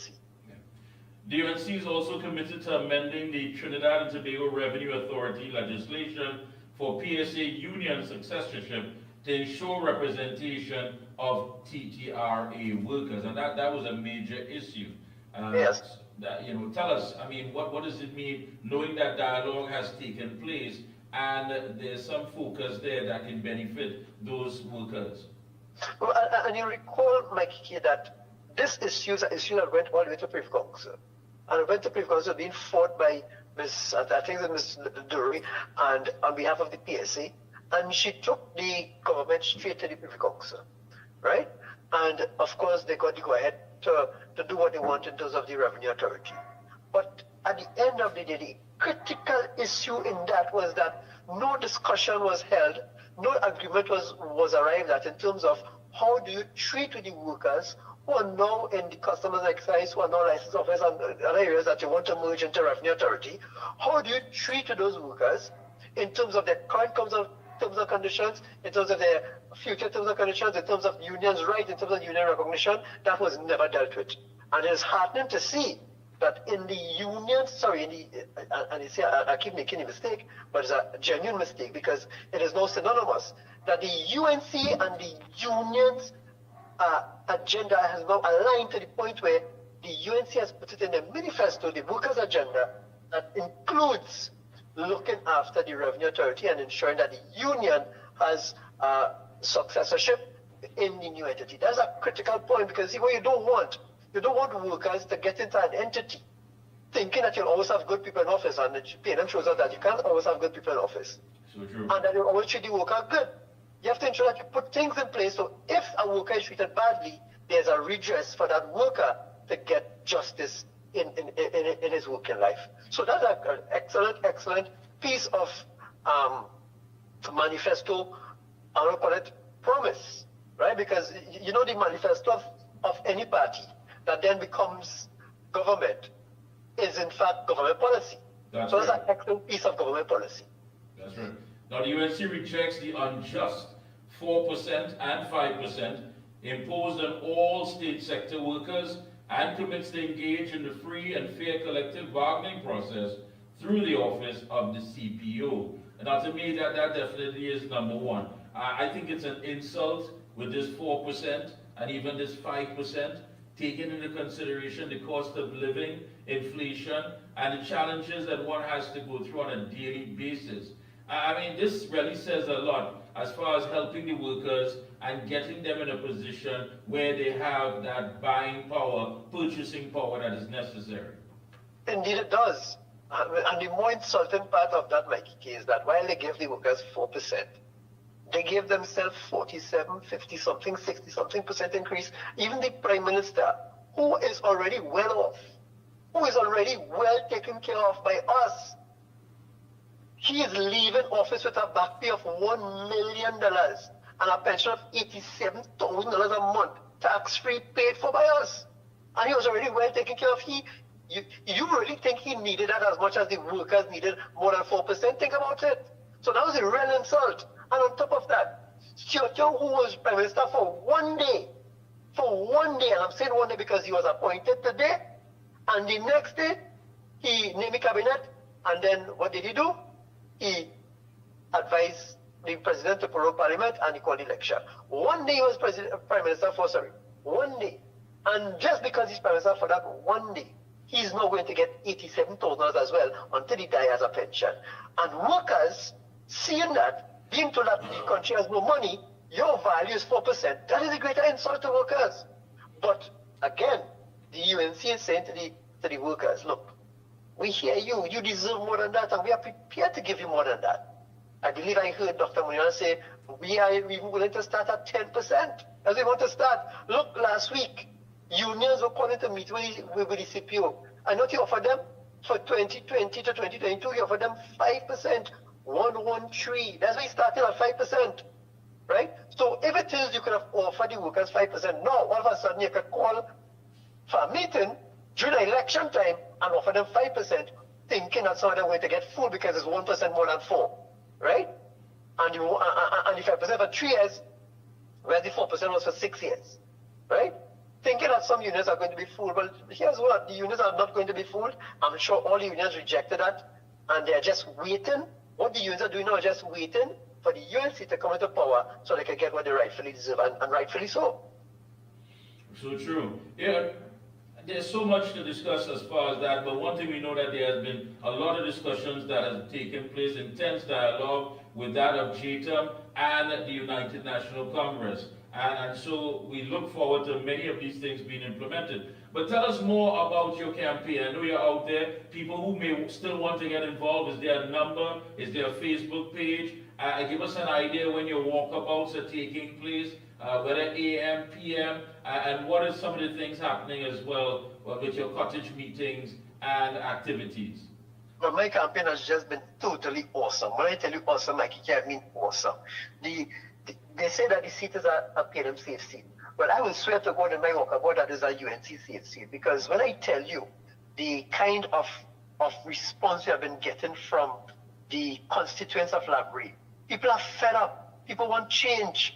And therefore, when I go out on the campaign trail, I'm heartened every single day, even when I go into so-called PNM stronghold, that they're even saying, look, we fed up. We want change and we're voting for you. We know you. We know you're a fighter. We know that you work hard. We know you don't give up. Like just now, I just came off the campaign trail. I'm on my way to Pijas because I'm going to support my brother Kiza in Point Fortin. He's opening an office this evening. I'm going to be present in that office opening. I just came from campaigning in a place called Sobo Dong, where the PNN spent hundreds of millions of dollars to refurbish the beach camp. And I showed on a live just now the extent of the abandonment of that area, wasting of our resources, and I think people are fed up. So if you want to join my campaign, I campaign every day. God's willing, once there's nothing to keep me back, except Tuesday coming, I do have a funeral to attend. My stepdaughter's father, unfortunately, he passed away suddenly, and that funeral takes place on Tuesday. So with the exception of Tuesday, we campaigning every day from 9:30 until we're going right down till we lie down, right? And we are lie down yet, so we know we're going to right down. Yeah. We may not campaign on Friday because Friday is a holy religious day, so we give that respect to the religions. But we're going to continue campaigning hard. If you want to join my campaign, sure, no problem. You can go on the Elder for Labrie. I do have an Elder for Labrie page. You can go there on Facebook. You can go on my own personal Facebook page, my Clyde Elder page. You'll see some stuff there. You can leave comments there. You can leave numbers there. You could message me. You could even get in contact with my campaign manager, and I'm sure he would mind if I give out his number publicly. So his number is 288-9763, 288-9763 to join the Library campaign. Of course, you know, as with everything else, campaigning needs resources. Anybody wants to donate anything at all, we open to that. But of course, call the campaign manager, and we're willing to have you on board with our campaign. Join this campaign. This campaign is exciting. It has young people, many young people in the campaign. And as I say, there's a wind of change blowing in Labre, and that wind of change continues to blow. Tomorrow we're going to be in Rosilac area, going to Pablito Trace. So if you want to join us, in Pablito Trace tomorrow, we're going to start from 9:30, get into Rosilac area, join us if you want, come out and meet us, come out and walk with us, and be on the right side of history, and ensure that you are part of the Pride Elder campaign in Labre that is going to bring home Labre's seat for the first time in history for the United National Congress. Safe seat, nothing. Yellow is the code.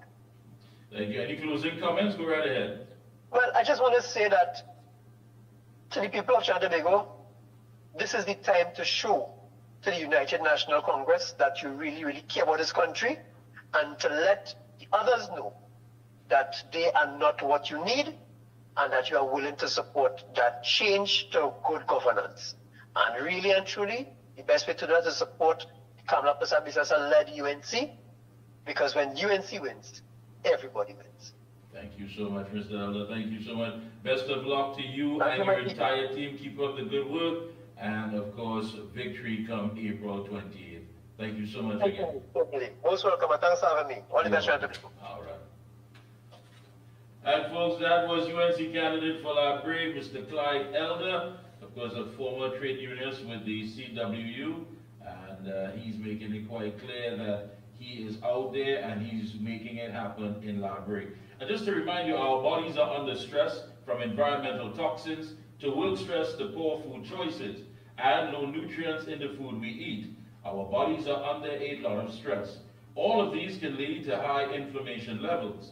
Excessive inflammation can lead to a large number of health problems that cause pain and damage to the body. Omega-3 fatty acids help the body reduce inflammation. Omega XL provides the health benefits of many fatty acids, including omega-3s, for the reduction of inflammation in the body. It is one of the most powerful, all-natural anti-inflammatory supplements on the market today, so please pick up your bottle of Omega XL.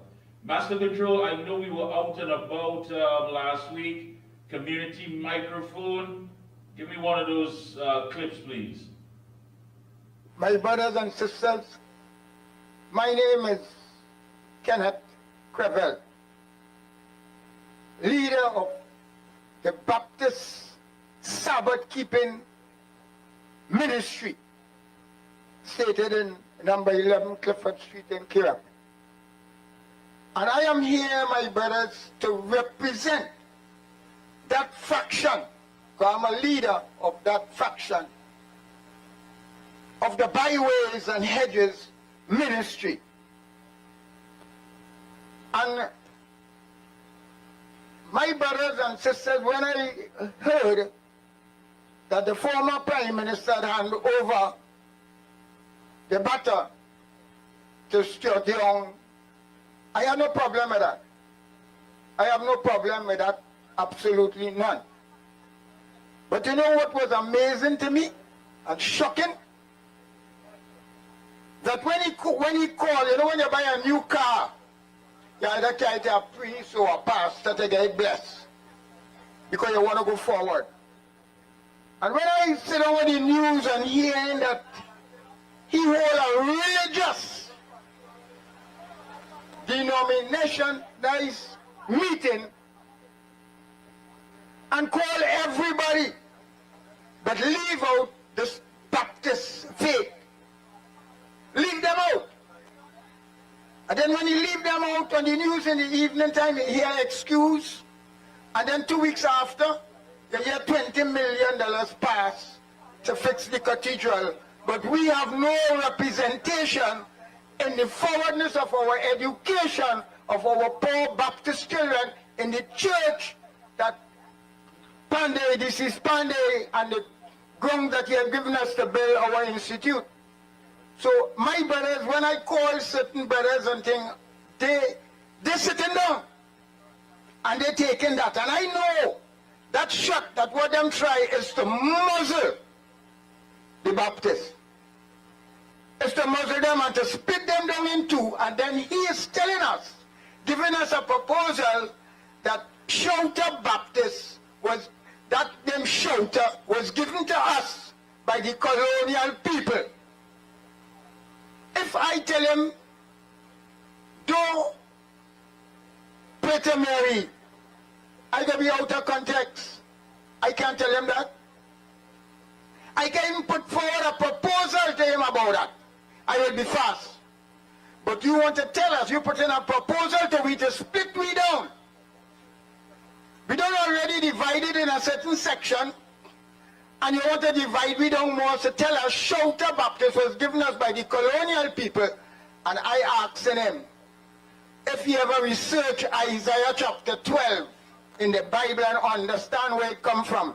If he understand that the people in the time of Jesus Christ who give the Christian their name, who were the people, that the people of Antioch, were they colonial people? Where they was, we was never there. So you can't come to tell we colonial people give we that thing they call Shouter Baptist. You're crazy. If you read the book of Isaiah chapter 12 and you understand when the Holy Spirit come, a man is free to shake. Everybody is free to shake once a man is praying sincere to his God. So my brother, I stand here. I know I will never say it here, but I stand here and protest against that. And I learn my Baptist brothers and them know they have a voice. And the voice is because they've seen it. Our voice has been cramped. And they're looking, here's something, if they get back into power, it will be worse. Because you know why? We will never have a say in the education system for our children because they already left us out. My brother, don't sleep. Time has come that we have to wake up. Time has come that we have to see change. Change from all the hardship and all the struggle.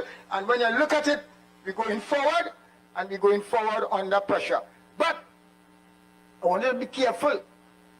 When you listen to the proposal and you watch, listen, if you follow the news and watching, listen, everything that our opposition leader, Ms. Kamala Persad-Bissessar have said, what we're going on there, be smart and what we're going on. Everything that she have said, they're tracking it back. They're tracking it back and flipping it back. Listen, one of the most serious things, brothers, we have to check is with pension. And you see how they're tracking it back in a smartphone and say, no, we only deal with the workers and things. No. Them people and them seriously want to interfere with the aged people pension. They seriously want that. I, as a leader, a spiritual leader, telling you that. Don't let them fellas tie you up. They're going to interfere with that. But the saying, I tell the saying that, listen, the government, Kamala and them where they will get money from to do this and that, but I will tell you how we will get money. If you're following what is taking place in your country, spiritual leaders not standing up against because they get bribed. The spiritual people are the people who are supposed to be the voice of the people. When the government is going against the poor people, the spiritual men of the land supposed to stand up and rise up against that. But since they're receiving bribe and thing underneath is, nobody is saying nothing, but a very few will come forward, very, very few.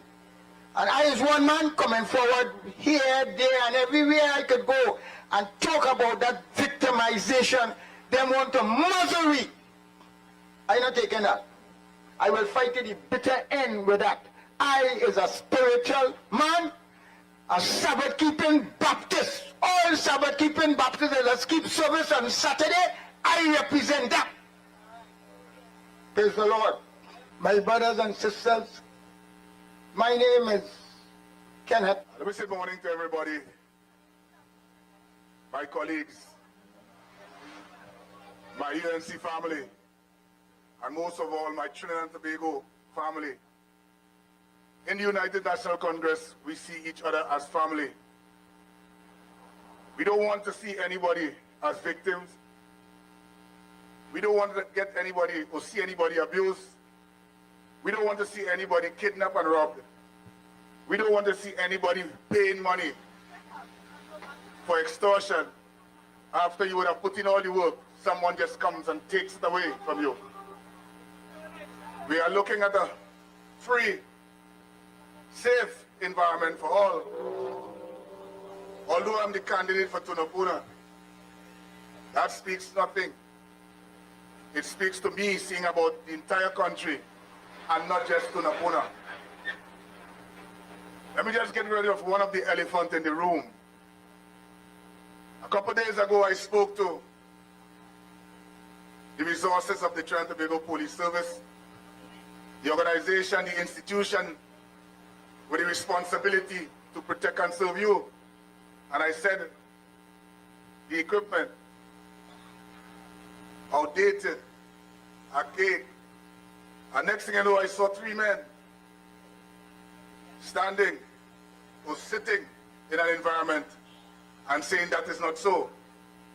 I am not to fight any war with anybody. The proof is with our citizens of Trinidad and Tobago. So I dare you this morning, leave here now and go and ask for a certificate of character. Walk with blue soap. Walk with blue soap. Or some kind of soapy device. Because when they finish, they'll be passing your hands 1, 2, 3, 4. Is that not outdated? And even when they try to bring devices that is outdated, it lasts sometimes for a short time because the non-purchase or renewal of license and software. If you want to discuss that, well, we're on. Let the citizens of this country also call a police station now as we speak. You're in danger. You're under pressure. Call the station and see. Observe the response of the police. You might notice sometimes an unmarked police vehicle that you think is an unmarked respond to you. Sometimes it's my colleagues taking their personal vehicle to serve you. Yeah? So if we're talking technology, let us talk about that. How come you can call the station and sometimes never get through? But we're talking updated technology. Why it is in the Forensic Science Center, cases wait so long to be analyzed. You see, as I speak, I see the police officers patrolling the nation streets. And this is what I was talking about. Get persons to enter by numbers, whether it's 1, 2, 3, 4, 5 of them. And they came at your home with intentions to kill you, rape you, rob you. They want us to tell you, good evening, sir. Well, come in, please don't hurt us, and beg. You must retaliate in such a way. It must be lawful and justified in your actions. We want to give citizens an opportunity to do that. Also, citizens, the time has come. We have to reconsider how we do things. We're talking border security, persons running up and down all inside, persons calling the station. I just saw a small craft with about 29 persons run off on shore and they disappear. Border security, but yet never implemented. However, we have persons in the defense force, young men who have not acquired the rank. What our intentions are to take them. They're already trained. There's no inventing of the wheel. They're already trained to protect and defend our nation. They will form part of that border security. There's no maths. Why are we making fighting crime look like a big exam that we have to sit and come up with some big thing? You have to understand the needs of the people and provide it. You cannot go if you're a Minister of National Security and purchase things and didn't ask law enforcement if it will work properly for the citizens of Trinidad and Tobago, it don't work like that. That is why failure continues to haunt us. We have police officers, special reserve police among us, doing the same job as the regular police. But less pay, different terms and conditions of employment, but doing the same thing. It doesn't add up. We need them, and our intentions are to bring everybody on board. We must not allow that to continue. The safety of our citizens are at hand, you know. And on April 28th, if we are not careful, we'll go back to the same thing. You all have grown so accustomed to the norm. When a man is shot there, you pass, you take your phone, you watch him say, well, yeah, you know, they now shoot a man in crib. Everybody sends it out on social media. Persons put up likes. And it has become the norm. Murders have become the norm. Robbery the norm. Yeah. Time to make a change. And you will be given that opportunity on April 28th. And those are just some of the issues that we have. How can we take violent offenders, a man just executed a man. A man is held for maintenance and put him in the same environment. Are we assisting in that way? Yes or no? We cannot take a violent offender, and put him with a non-violent offender and expect something to happen. The only thing can happen there is he might be encouraged to behave just like the man who have committed this violent offense. That separation must come. We cannot go on. The police, again, in the police stations, it have a courthouse. Police already come for space, but there's a courthouse in there. What happened to the courthouse? Why it is not occupied? And to make things different, the leader will be making a proposal to issue all police officers with technical devices, small, so no longer can the lady with 1 foot or the man with no feet have to leave, find a way to come to the station to make a report when it could be done on the spot and signed as a statement. Technology have moved police officers and the police service worldwide. Up-to-date technology is what we're working with. It will assist in the fight against crime. Eyes that we can see. Number plate recognition. Facial recognition. That is the angle the police service must go. That is the angle the Ministry of National Security must go in order to maintain law and order, protect and serve. And then we must include for them, I understand, you know, with pride. That is how we'll do it with pride. When we give the public what they want and allow persons to walk the streets freely all day, every time of the day, any time of the night, it should be your choice. Not determined if you see a police or if you see a member of the defense force and all of that. That must change. So come the 28th of April, we are asking everybody to come out and vote for the United National Congress and our political leader, Ms. Kamala Persad-Bissessar, SC. The time has come for change, and if you want change, you have to be part of the change. Otherwise, things will remain the same. Yeah? Again, when UNC wins. Thank you so much, Master Control. And that, of course, was from Community Microphone that took place last week, Wednesday, at Curab Junction in front of Bobby's Bar. Time permit, we will show some more of it. But right now, we do have a man that has been, advertised before to come on, but he has been so busy, and we understand. Let me say a pleasant good evening to UNC candidate for La Hoqueta Talparo, Mr. Philip Watts. Good evening, sir. Hi, good evening. How are you? Well, good to hear your voice. I know it's been a hectic season for you, and we still have about 2 weeks to go. And you're running quite a very, should I say, impressive campaign in La Hoqueta Talparo. First question I want to ask, as I always do, who is Philip Watts? Okay, well, I'm a businessman from Talparo. I grew up in Talparo. I lived most of my years in Talparo. I moved up to Talparo when I was about 6 years old. And I've been working in this constituency. I've done a lot of community work growing up. I've served on different community groups. And as a businessman, I would have sponsored a lot of clubs throughout this constituency. Tell us, I mean, what led you or gave you that inspiration to throw your hat into the political ring, so where you can serve the people of La Joqueta, Talparo? What was your motivation? As I said before, I served the PNM for 14 years. I served as a constituency chairman. I served as campaign manager for Maxi Coffee, campaign manager for Foster Cummings. I served as campaign manager for the Mason Hall, Moriah, Providence district in the Tobago elections for many years.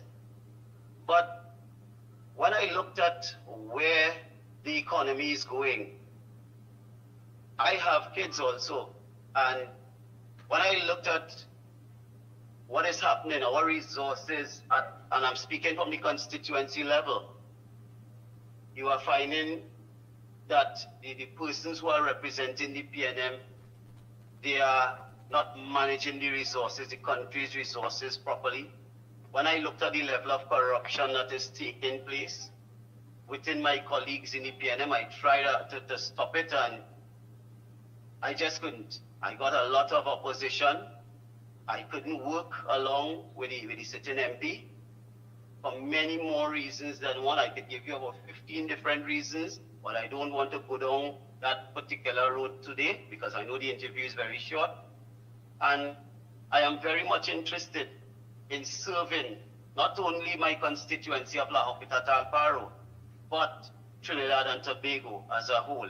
I think I have a lot to offer. I think I can do much better than some of these representatives that I'm seeing there in the cabinet. And why not? I am here, I throw my hat in the ring with the UNC to serve under UNC government. You know, Mr. Watts, a lot has been said about you, and I must admire the fact that you have remained laser focused on the business at hand and standing on business. One of the main things here is that your campaign seems to be very youth-oriented. A lot of young people, and I guess these are young folks that you have known in your capacity as consultant and campaign manager. When you interact with them, what are the number one thing that seems to be in their interest that they're asking for? Well, by TK, what I'm doing right about now, and I'm just about to start a youth spot meeting in La Joqueta. I am trying to focus strongly on the youths, because if you had listened to my speech in Brazil, at the meeting in Brazil, I would have said that when I become their MP, I will go above and beyond for these youths. I would be giving these youths every other Saturday to see me in office. I will make myself available, because most of the youths in our constituency, and I will refer to La Joqueta, because La Joqueta is the most populated area, the urban area in our constituency. Most of these youths are very, very well qualified, very educated, very talented youths in La Joqueta. But most of these youths are on the breadline. They cannot get jobs. They are home. So what I have right now, I have the youth support coming out of the entire constituency. And as of today, I can tell you, the youth vote is going to carry me over to win this seat. You know, now we're at a 14% unemployment rate in this country. Now, for young people, it gets challenging all the time. We have young people coming out of school, not having a job, looking. I mean, I'm sure you've been bombarded with all of these things when it comes to the young people looking for some sense of employment, a sense of purpose, a sense of being. One of the number one complaints, Mickie, among the youths is unemployment and lack of opportunities. This is what I'm hearing on the ground from the youths. And taking in consideration, of course, that the UNC does have a plan. Now, there are some low-hanging fruits in La Joquita. I'm certain that from day one, once you get in there, you can start laying out your strategy, laying out exactly what your plan will be for these young people. But the thing about it is that, why is it that so many of them have been neglected over the years, from this regime? I think the youths was not at the top of the government's focus, and you would have heard about programs coming through the youth ministry. Yeah. But I want to speak specifically to La Joquita Talparo. While the sitting MP for La Joquita Talparo would have been the Minister of Youth Development, most of these youths could not access these programs. La Joquita Talparo, the youths of La Joquita Talparo did not benefit from most of these programs. So most of the youths also too, they are telling me that they are very much interested in agriculture. And I know when I was the sitting chairman of that constituency, the YAPA program would have been developed at the constituency level. But we did not get any recognition for it. We give it to the then MP, and he ran with it, he amplified it. But that YAPA program was designed for La Joquita Talparo only. It came from us. I want to thank you for laying those facts out there, because the perception is that there's a lot of opportunities, so much talk about things coming through the ministry, the fact that there are opportunities available for these young people. But I want to thank you, because what we're hearing is that a lot of these things that were said to be implemented certainly do not exist. Well, I want to take the time out to share with you also too. Sometime in the week gone, I think it was Tuesday or Wednesday, I had meetings in La Joquita, and what I saw at the new La Joquita library, I saw about 200 youths line up there to sign 2-month contract, HDC jobs, laborer jobs. And this is what our youths, our educated youths who are very much qualified, have to settle for in the constituency. They are settling right about now, 2 weeks before election. Most of them, they are signing on to MTS jobs, laborer jobs at MTS. So that wouldn't help the PNM, neither Foster Cummings in any way.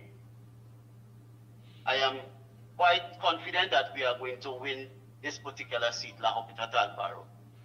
And on the issue of crime, which I know that you did mention some time back in one of your speeches, addressing the issue of making sure that the people of La Joquita Talparo are kept safe. Tell us a little bit about that. Well, most of La Joquita Talparo, the rural side, the Talparo side of the constituency, we don't really have crime on that end. Most of the crime is in La Joquita, and you can zone it down to particular phases. Most of the crime is within phase 4, phase 6, and phase 7. And I'm glad that you raised that, because the very said day that they were doing the registration, HDC registration for these youth, there was a shooting right in front of the library. 2 gunmen jumped out of a vehicle, one wearing a police uniform, and started to chase one of the guys who was registering there and firing shots behind him. But fortunately, they didn't kill him, they didn't hit him. But the crime situation is something that could be curbed, because I know exactly who are the players and where they're from. So we could zone down and narrow down on them. But the crime situation is just in 3 phases in La Joquita, really. No, I know you have a lot going on. I know you have some good folks waiting on you. I don't want to keep you much longer. But closing comments, and basically, are you ready to be the next MP for La Joquita Talparo to serve and to deliver to the constituents? Most definitely, Mickie K. As I said before, I have served in this constituency for 14 years. I know this constituency inside out. I have walked in this particular election campaign. I have walked the length and breadth of this constituency, meeting persons, meeting people, understanding the issues in the constituency, and I am very much ready. I was a good performing chairman, I was excellent chairman, I was an excellent campaign manager in this constituency, and so I will be the best MP that La Hoqueta Talparo would ever see. Thank you so much, Mr. Watts. Keep up the good job, and the best of luck. Victory come April 28th. Thank you so much. Okay. So there you have it, folks. The UNC candidate for La Hoqueta Talparo, Philip Watts. We're going to take a short break, come back. We're going to open up the lines right here for who wants to get on the inside. Don't forget the main number is, you know, I always seem to forget this main number. Master Control. To what? 225 9790. 225 9790. And if you want to make a WhatsApp call, 494-0938. 494-0938. Quick break, we'll be right back to take your calls. Get yourself ready. 225-9790 and WhatsApp calls 494-0938. We'll be right back. For all top quality and affordable hardware supplies, no one beats Midland Hardware. Located number 97 Eastern Main Road, Aruka. Midland stocks the #1 brands in hand tools, garden tools, water tanks, power washers, generators, water pumps, kitchen and bathroom faucets, along with face basins and toilet sets, blocks, lumber, steel, sand, gravel and topsoil. Also check out Midland for steel windows and assorted designs of metal curtain rods. Everything for home and business projects. Payments via links, credit cards, online payments, or cash on delivery. WhatsApp 327-7761 or call 646-2144. Open every day from 8 a.m. From foundation to finish, it's all at Midland. The Excel brand delivers quality service. I would recommend Omega Excel to everyone. Take care of yourself, take care of your health with Omega Excel. If Omega Excel works for me, it will work for you. Over a period of time, I started feeling stronger in my knee where I could add more pressure. And we're back. Thank you so much. The lines are open. Again, if you want to make your WhatsApp calls, 494-0938. For your main calls, direct calls, 225-9790. 225-9790. The lines are open. We're going to take your calls. Let's hear from you on the outside. And of course, tomorrow, if I'm not mistaken, tomorrow it is going to be in Saparia. The UNC campaign meeting, Saparia, at Bob Singh Park. That's Dookie Street, Pinal, and at 7 p.m. And the feature address by Kamala Prasad Bissessa, SCMP. So you don't want to miss that tomorrow. UNC is a national campaign meeting, Saparia at Bob Singh Park, Dookie Street, Pinal. That's tomorrow, Monday, April 14th at 7 p.m. We're going to take your calls at this time.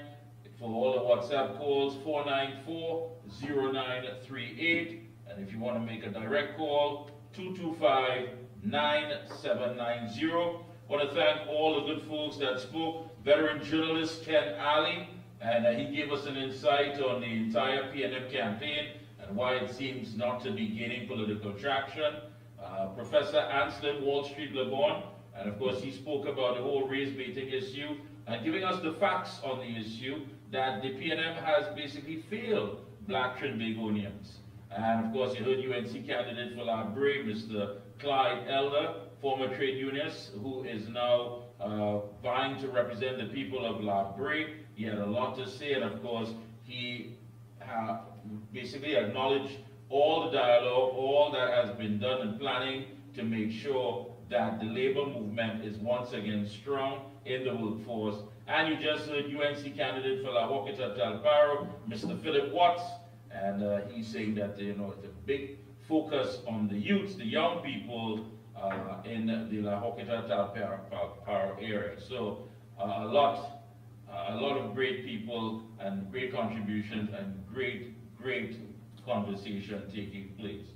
Let's see who we have here. Get on the inside. Yes, Pleasant, good evening.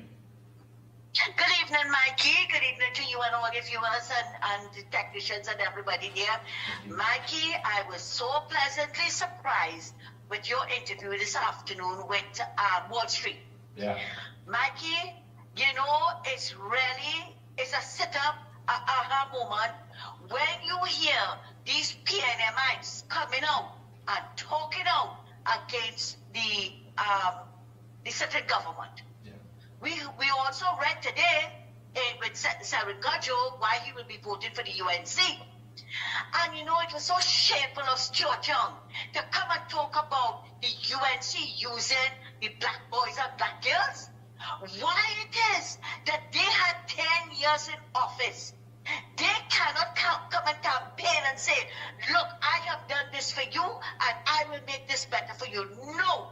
When everything else failed, they pull out the race card. He is no different to Hilton Sandy with that carpentership statement. He's no different to Rowley with the banana and the sari skit. That is all they can campaign on. And I was very much pleased to hear Wall Street today. He put out a video with the 10 points of how it is that the PNM used the black youths, black boys and girls. So don't come now and say that it's the UNC doing it, right? You all are doing it. You all use these people and did nothing for them. And to hear Mr. Watts now, a former PNMite, coming out and talking about all what he's doing for the youths in La Roquette. I am appealing to people, come out and vote for the accommodation. Because when the accommodation wins, everybody will win. But when PNM win, it's only friends, financiers, and family winning. Nobody else. Mikey, have a good evening. Thank you. Thank you so much. You are so correct. The lines are still open, folks. 225-9790, 225-9790. And if you want to make a WhatsApp call, because we know that, you know, things are not in your favor financially, so you're still trying to keep your head above water, you can call 494-0938. That WhatsApp call 494-0938. Yeah, and she's correct. Santa Cruz is correct. Many of them are now waking up. I mean, you listen to Wall Street and say, listen, you have to take a step back. This is a man who made a proposal for a learning center for these youths who are in these areas that have been neglected by the PNM. No one took on the proposal. No one ever called and said, okay, based on your expertise, you're a professor, you are a son of the soil, you understand many of the challenges these young people face. Can you put something together? Can you present something? What will it take? Nobody did that. And now today that he's talking and saying, listen, I am looking at the statistics, I'm looking at the figures, and numbers don't lie. There's a problem. It seems as though black people are being used. I don't get it. Yeah, Pleasant, good evening. Good evening, Mikey. Good evening, sir. Jonapona here, brother. Yes, my brother. Boy, I'm sorry, Mike, that I was switched on late and I didn't hear Kennedy and the other guys before Mr. Watt. But however, I have something very important I want to raise, Mikey. Yesterday's Express, page 3, I don't know if you read that article, warning for government over $250 million loan weeks before polls.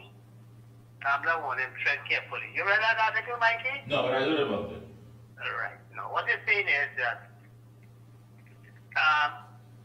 just before the election, let me read it properly. This week, Mikey, you were to tell me that the government is now offering $250 million. You're breaking up. You want to find the article, you're breaking up. If you're moving around. No, I'm just sitting up here. Can you now? Yeah, go ahead. Sit. Right. Right.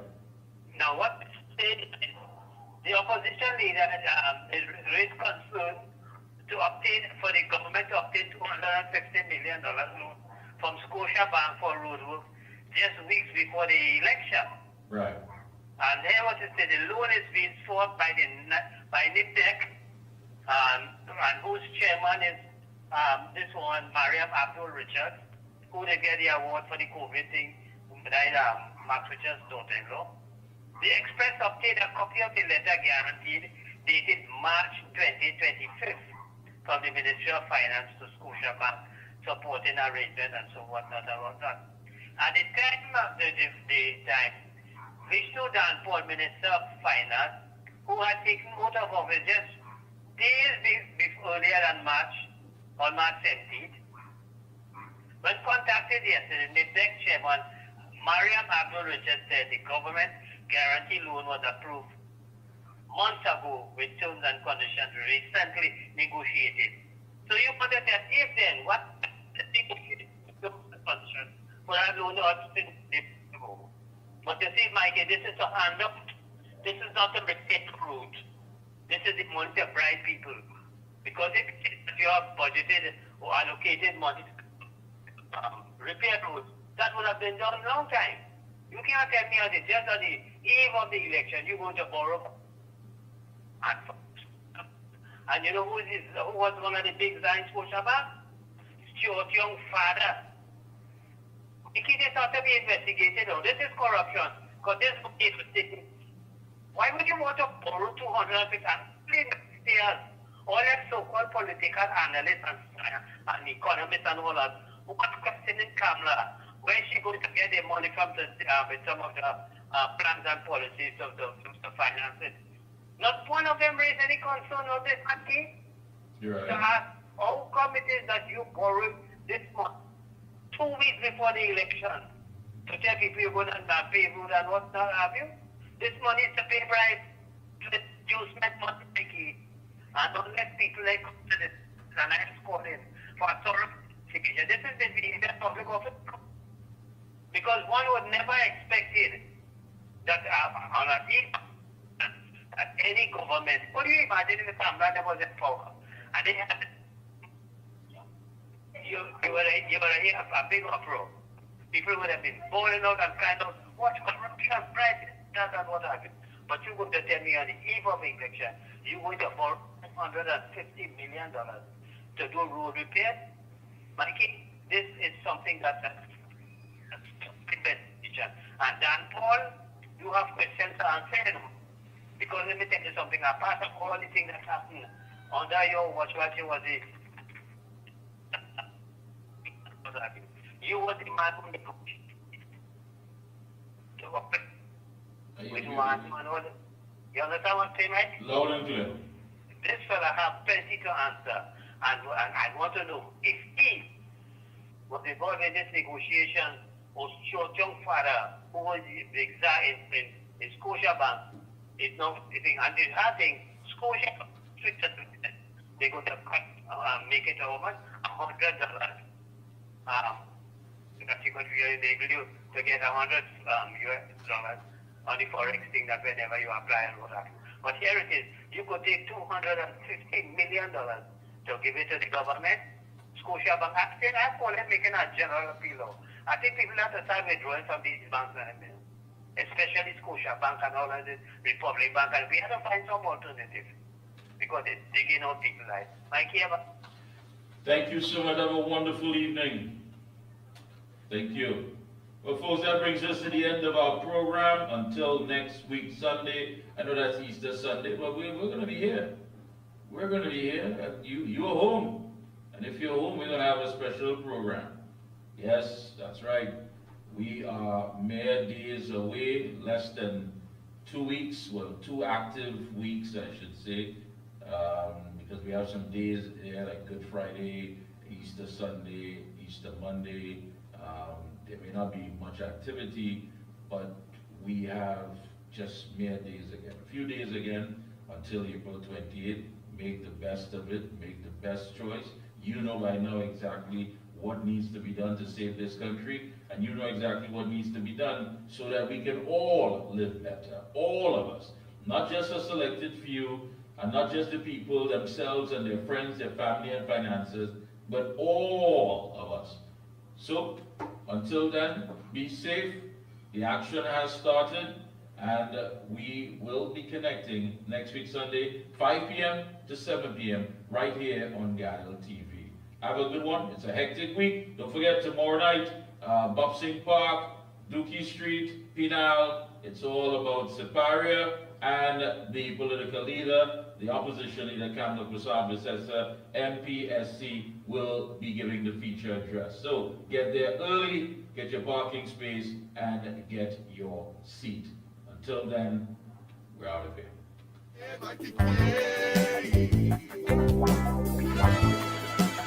The Observer.